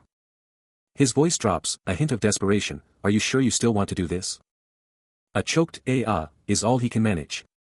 "That's enough, Harayang," he finally snaps, his command cutting through the air. She quickly responds, "Sorry. I just want to make sure he knows what he's getting himself into." Her gaze intensifies, "I'm willing to do anything for him, but if you've been infected by a monster, I'll kill you myself. Do you still want to do this?" A desperate voice screams, "I want to live." His face twisted in pure terror, the man screams, he'll do anything to survive. With wide, panicked eyes, he curses that damn monster for everything. Wait, is this guy seriously just an NPC? Cheon Sugo can't believe it. He turns to Harayang, his voice intense, demanding to know if she can infect him, and she confirms it instantly. He silently begs for help. Brothers, can you help me out here? Cheon Sugo's mind races, thinking about cutting off the guy's arm to buy time, then wonders if this is all just a new mission, chuckling at how demanding this whole scenario is. Whispers float through the air, "You're taking him with you, and I can bet without putting up too much money, right?" Suddenly, Cheon Sugo's system interface lights up with a tilt sound, and just like that, he's got a brand new mission. A new mission alert pops up, demanding he sever someone's arm to avoid losing his own, and Cheon Sugo can only snort, "Seriously, living up to your username, huh?" Elsewhere, a phone screen lights up with a message, "Sir Chonsa here." Turning to Harayang, he presses, "Harayang, you know what to do next, right?" A silent agreement, a shared moment, their hands locking together. Meanwhile, some other guy is totally freaking out, covering his face in shock. Back at the table, Cheon Sugo muses, "Oh, right. My bad. I thought he'd be terrified." Another system message pops up, this one praising a female character, and he just lets out a big, phew. He clutches the blade, the tension palpable as he prepares for the ultimate sacrifice, knowing he has to hold it together for just 5 more seconds. But before the swing, the gang leader sneers, challenging him to make it quick, boasting it'd be his own fault if he messed up the one-shot cut. But all that tough talk melts away as the gang leader's face twists in pure terror, a massive gulp giving away his absolute dread as the blade descends, the protagonist's silent "Okay, here we go," a chilling prelude. Then, a brutal, bone-chilling crack rips through the air. And the gang leader unleashes a blood-curdling scream of pure agony, while Harayang can only watch, her face a mask of shock and grim resolve. Mission accomplished, he coolly strides out of the building, leaving behind the last, agonizing scream and the unsettling realization that adults can be seriously messed up sometimes. Another sickening thud hits, as unseen voices remark, sarcastically praising the volunteer and how great it is they didn't have to see the whole bloody mess, muttering, "They're really doing it." Yeah, they are. He's not holding back, his electric blue eyes burning as he gets right in the face of a terrified officer, demanding to know, "Where's the police chief?" Harayang Kim, on the other hand, is stuck outside, letting out a nervous sigh as a loud slam shakes the room. Her face tightens with worry, thinking, seriously? How many hits does it take to get this done? Suddenly, after one last, brutal thwack, everything goes dead silent. Harayang Kim holds her breath, the door creaking open, and she can only think, are they actually done? And then, from the now open door, Cheon Sugo's voice, calm as ever, simply says, "You can come in." A sharp gasp escapes her lips, her eyes blown wide with pure horror at the scene. She takes a shaky step, forcing out the question, "So, how'd it go?" Cheon Sugo just waves a hand at the gruesome scene, a severed arm on a bloody table next to the gang leader's body, and coldly states, "Don't look. It's just trash now." He stands over the dazed Min Cheol-yang, who's totally lost, trying to process the insane, sudden impact that just rocked his world. Seo-yun, looking super worried, can only ask if he's even going to be okay. Min Cheol-yang is laid out on a bed, but Cheon Sugo's voice is ice cold, dropping a strict warning to Seo-yun, "Don't even think about leaving him if he's not up in 5. Seo-yun stressing about just waiting around, pointing out the other guild guys are close, but he just brushes her off, like, "Duh, I know they're there." Then, out of nowhere, Min Cheol-yang's hand just jolts, blasting with a weird green energy. That green energy just explodes, turning his whole arm into some freaky crystal mess. Min Cheol-yang is absolutely horrified, just staring at his arm, barely able to even form words. Cheon Sugo, totally chill, just looks at the messed up arm and says it's gone, like it was cut off from the inside. He figures the damage was all around the third finger, then casually asks Min Cheol-yang, "So, how you feeling?" After that insane injury, Min Cheol-yang suddenly feels a burst of power, grinning like crazy and shouting that he's totally fine. He keeps laughing, giving all the credit to Cheon Sugo, who's just watching him, looking like he knows something's up. But Cheon Sugo's mind is racing, knowing deep down they only bought time, and the same disaster is about to strike again. And just like Cheon Sugo knew, Min Cheol-yang's recovery instantly vanishes, his body slamming to the ground with a sickening crash. Cheon Sugo's eyes go wide with shock and worry, the harsh truth smacking him right in the face. A furious thought explodes in his mind, demanding to know what the hell this mysterious force actually wants. Meanwhile, the masked figure is absolutely fuming, screaming about where they're supposed to find spare parts for this mess. His rage explodes as he violently kicks something out of sight, the loud thud echoing through the night. He keeps ranting, demanding to know why they even bother fixing this busted truck when there are tons of other cars just sitting around. Cheon Sugo surveys the B-rank zone, realizing everyone's already cleared out, leaving him to wonder what's next. But from the shadows, a voice whispers that they're not being hunted, muttering about the truck being a lucky charm and totally baffled by the boss's crazy plans. The green-haired gang leader, Sangjin Zhu, confirms it's a reinforced truck, but his associate just shrugs it off, so what? Cheon Sugo, still watching, has an aha moment, connecting the dots on why this truck is such a big deal to everyone.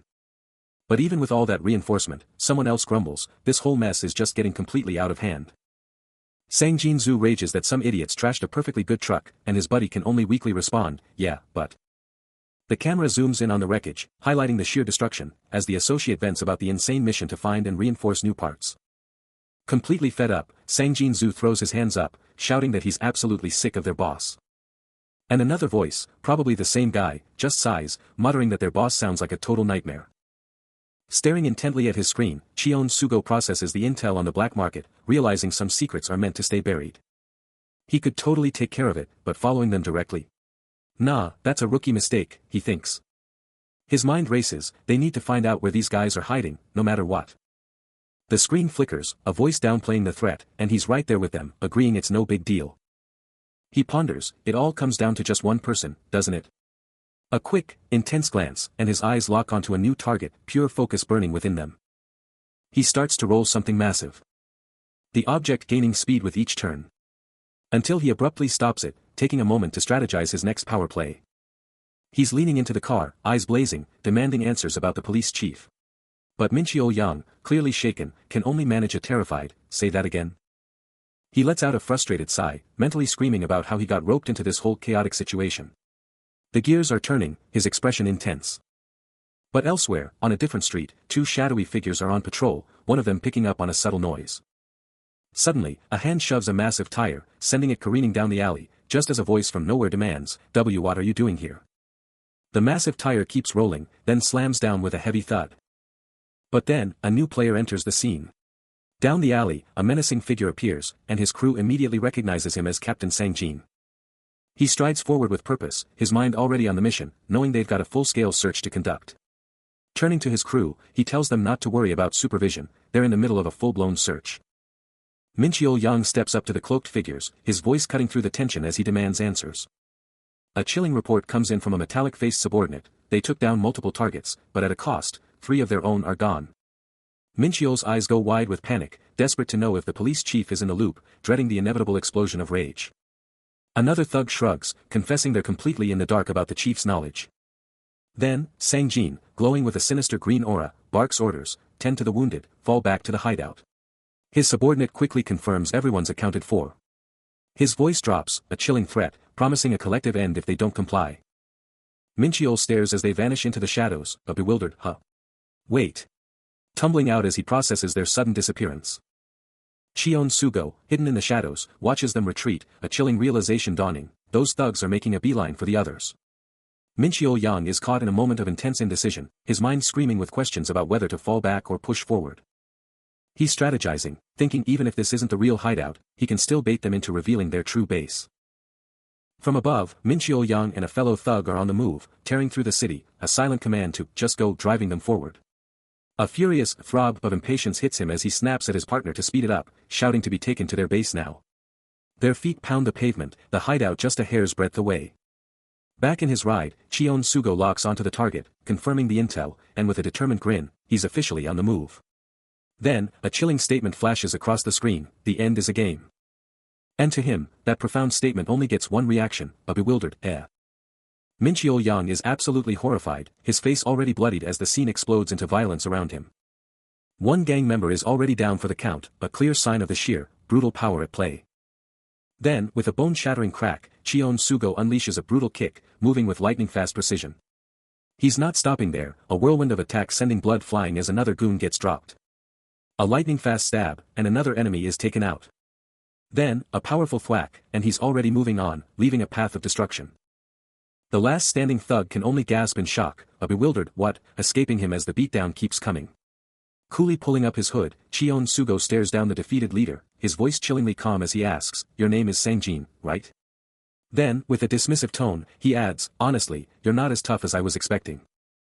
With an iron grip on the gang leader's collar, Cheon Sugo's glowing blue eyes burn with intensity, pressing the terrified man for answers about the police chief. Releasing his grip, he stares down with pure contempt, delivering a brutal verbal blow about the man's pathetic weakness and his nerve to even touch Minchio. Chansu, face streaked with blood, gets right in the gang leader's face, demanding answers about the police chief. But the leader just smirks, daring him to say it again. A shattered car part hits the asphalt, and the gang leader just brushes off Chansu, declaring he's already got him figured out. Then, a sharp crack. Chansu recoils, the leader's taunts about his progress hitting hard, amplified by the ominous sound. Suddenly, a brutal thwack. The gang leader explodes into action, landing a devastating blow on Chansu. Staring down at his fallen foe, the leader sneers, rubbing in how useless Chansu's struggles have been after everything they've done. But then, a new voice cuts through the air, declaring that a captain should only be talking to another captain. Chansu's eyes widen in surprise and concern, as the sudden interruption completely changes the game. With a lightning-fast swish, the masked figure blurs into action, completely blowing off the gang leader's pathetic words. Chansu, still shaking off the hit, stands tall and throws down the gauntlet. You sure about that? The gang leader's face twists into a furious snarl, he's about to unleash hell. But then, a sudden, unseen force makes him freeze, a frustrated, damn it, ripping from him as he snaps his head sideways, his focus shattered. Then, a lightning-fast swish cuts through the air, and the masked figure is suddenly there, a phantom between them. Chansu recoils, a shocked, huh, as the masked figure's sudden appearance completely derails the fight. Before the gang leader can even blink, a brutal thwack rings out, and he's screaming as the masked figure lands a devastating hit. With a powerful clack, the masked figure snatches the gang leader by the collar, hoisting him up like a ragdoll, who thrashes and screams, I swear I'll cut him.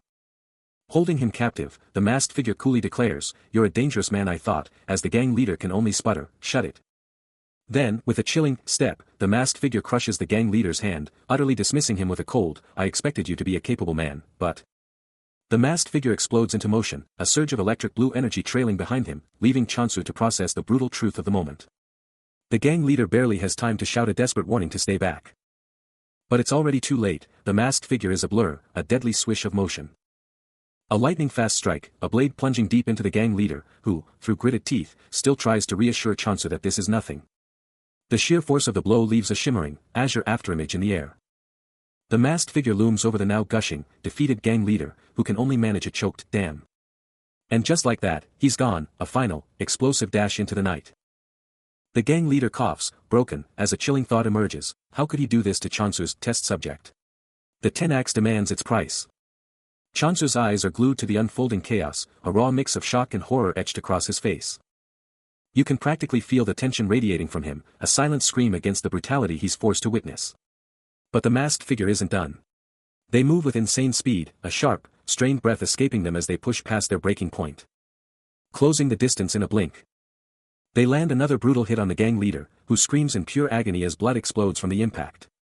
He hits the ground with a sickening thud, but even beaten, he's still thinking about the numbers, asking about the viewership this kind of stream would pull in.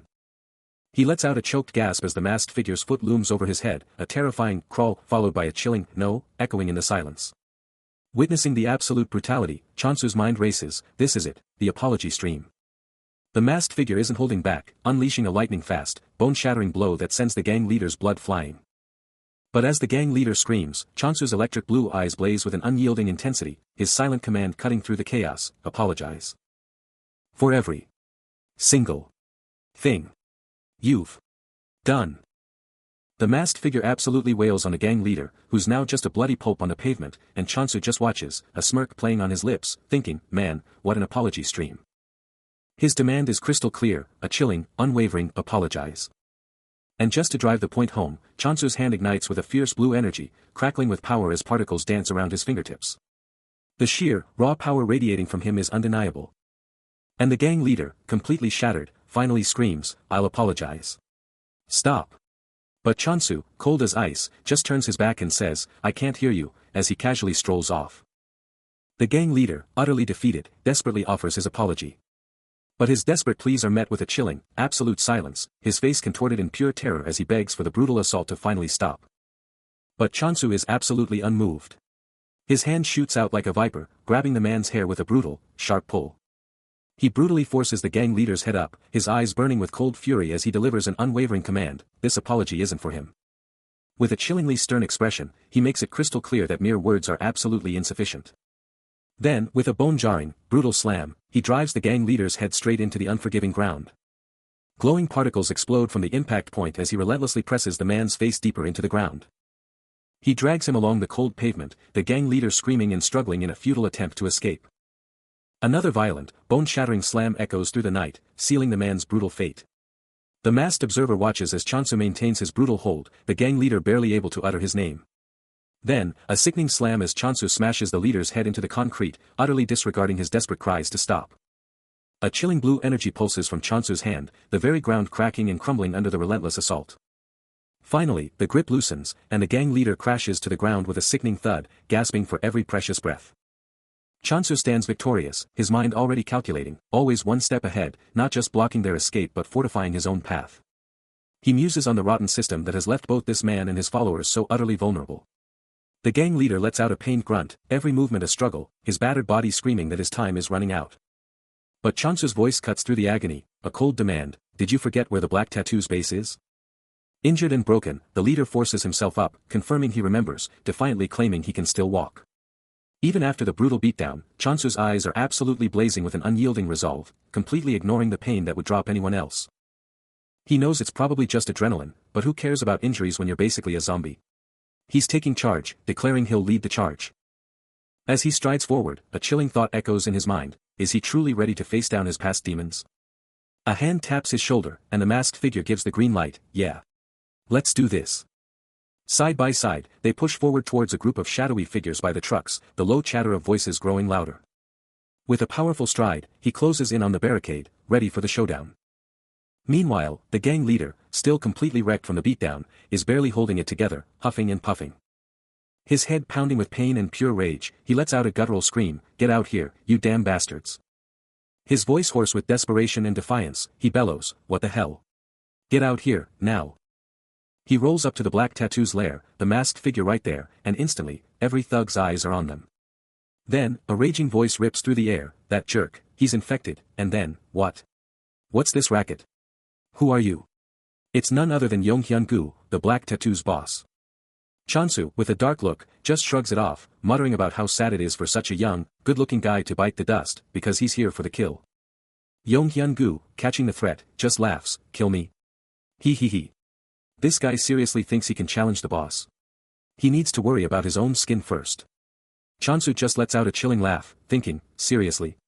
This guy's got some nerve, facing down an army all by himself.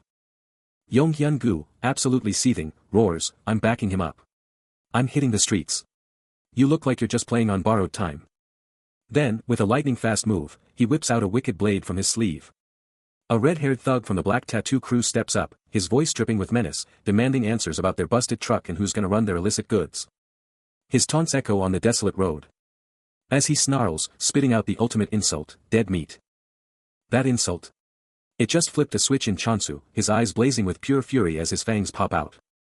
But before the thug can even process Chansu's rage, an unseen force slams into him, ripping a terrified scream from his lungs. As the masked figure, a blur of motion, sends him absolutely launching through the air.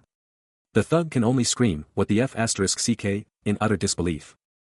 Mid-air, a devastating, blue-charged strike from Chansu connects with a sickening clang, followed by a bone-shattering crack. As the thug's body crumples to the ground, blood exploding across the asphalt.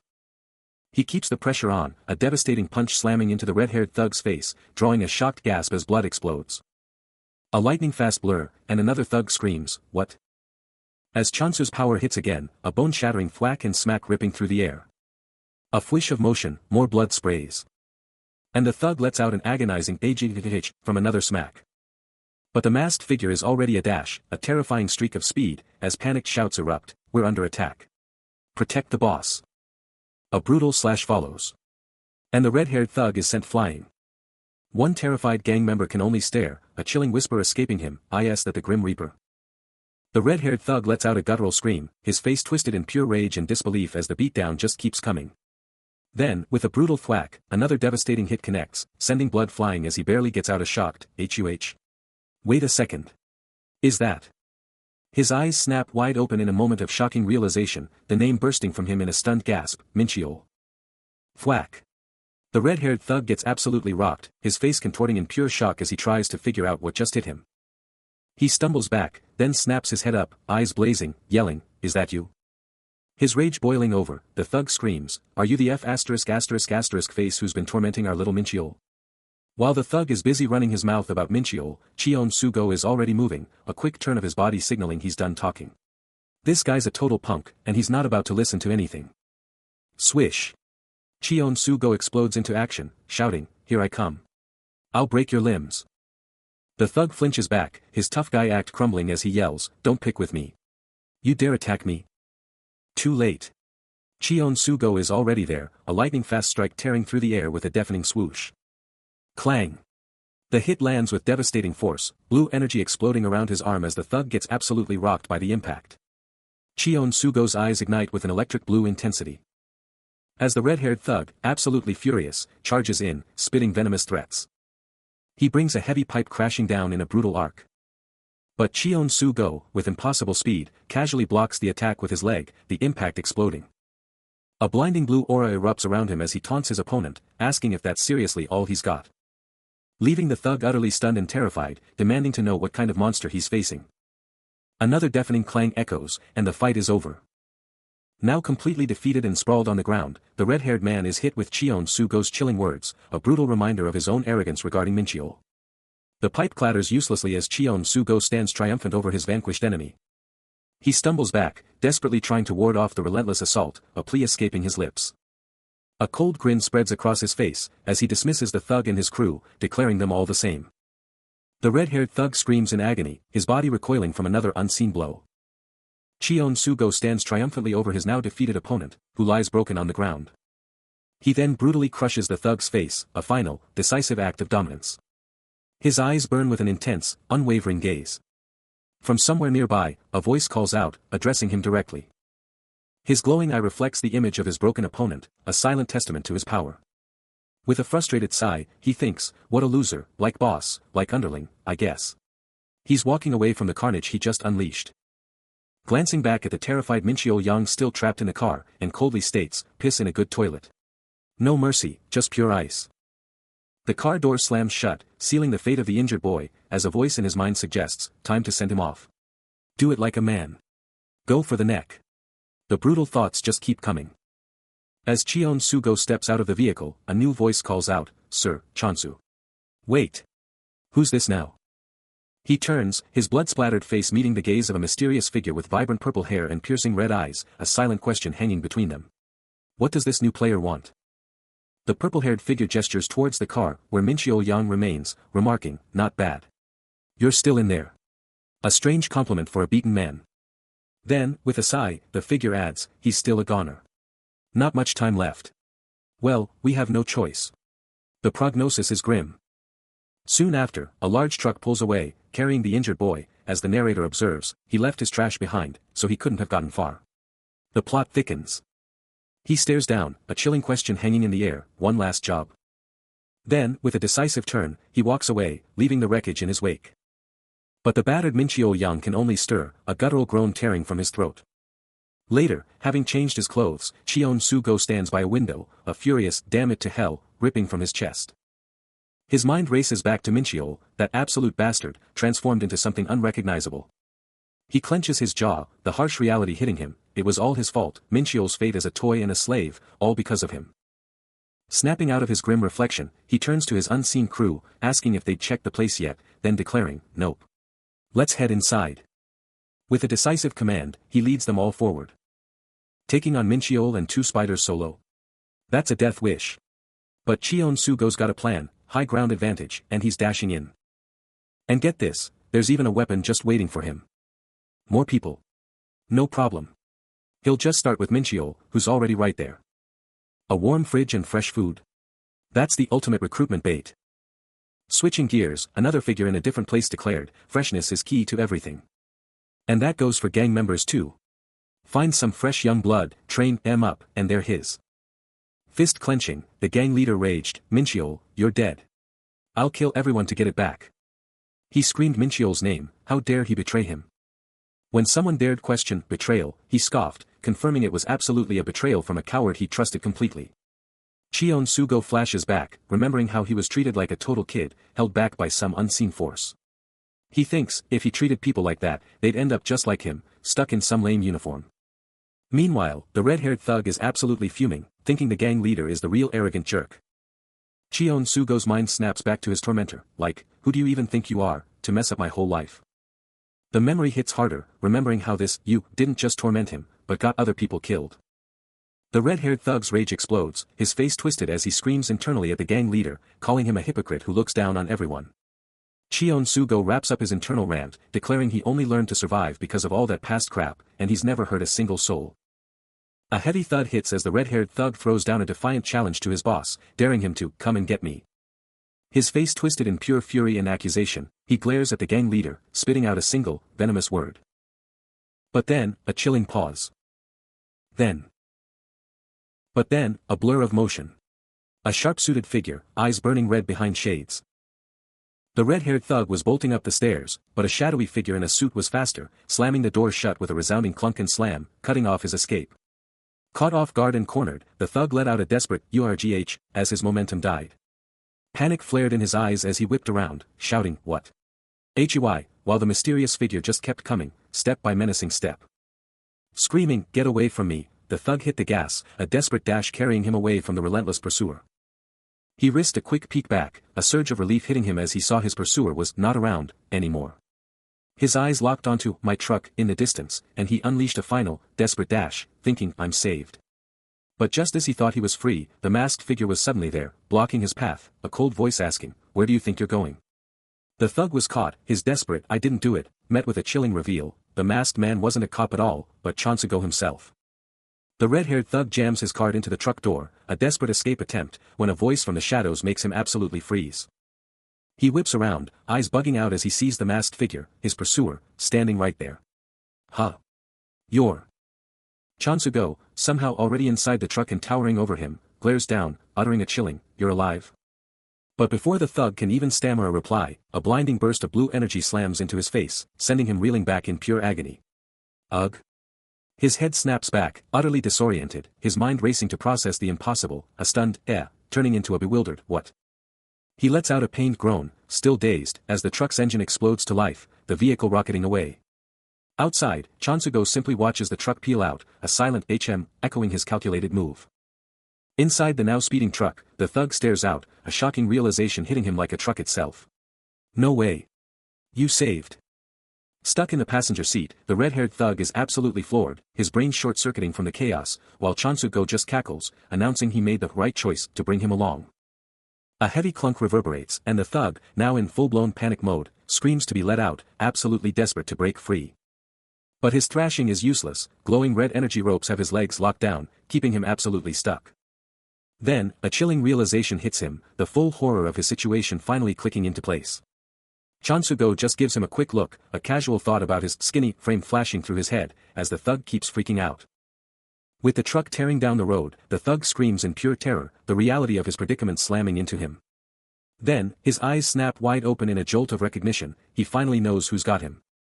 The truck absolutely flies down the highway, and the thug's pleas explode into frantic screams for Chonsugo to pull over, his voice cracking as he desperately demands to know where the hell he's being dragged.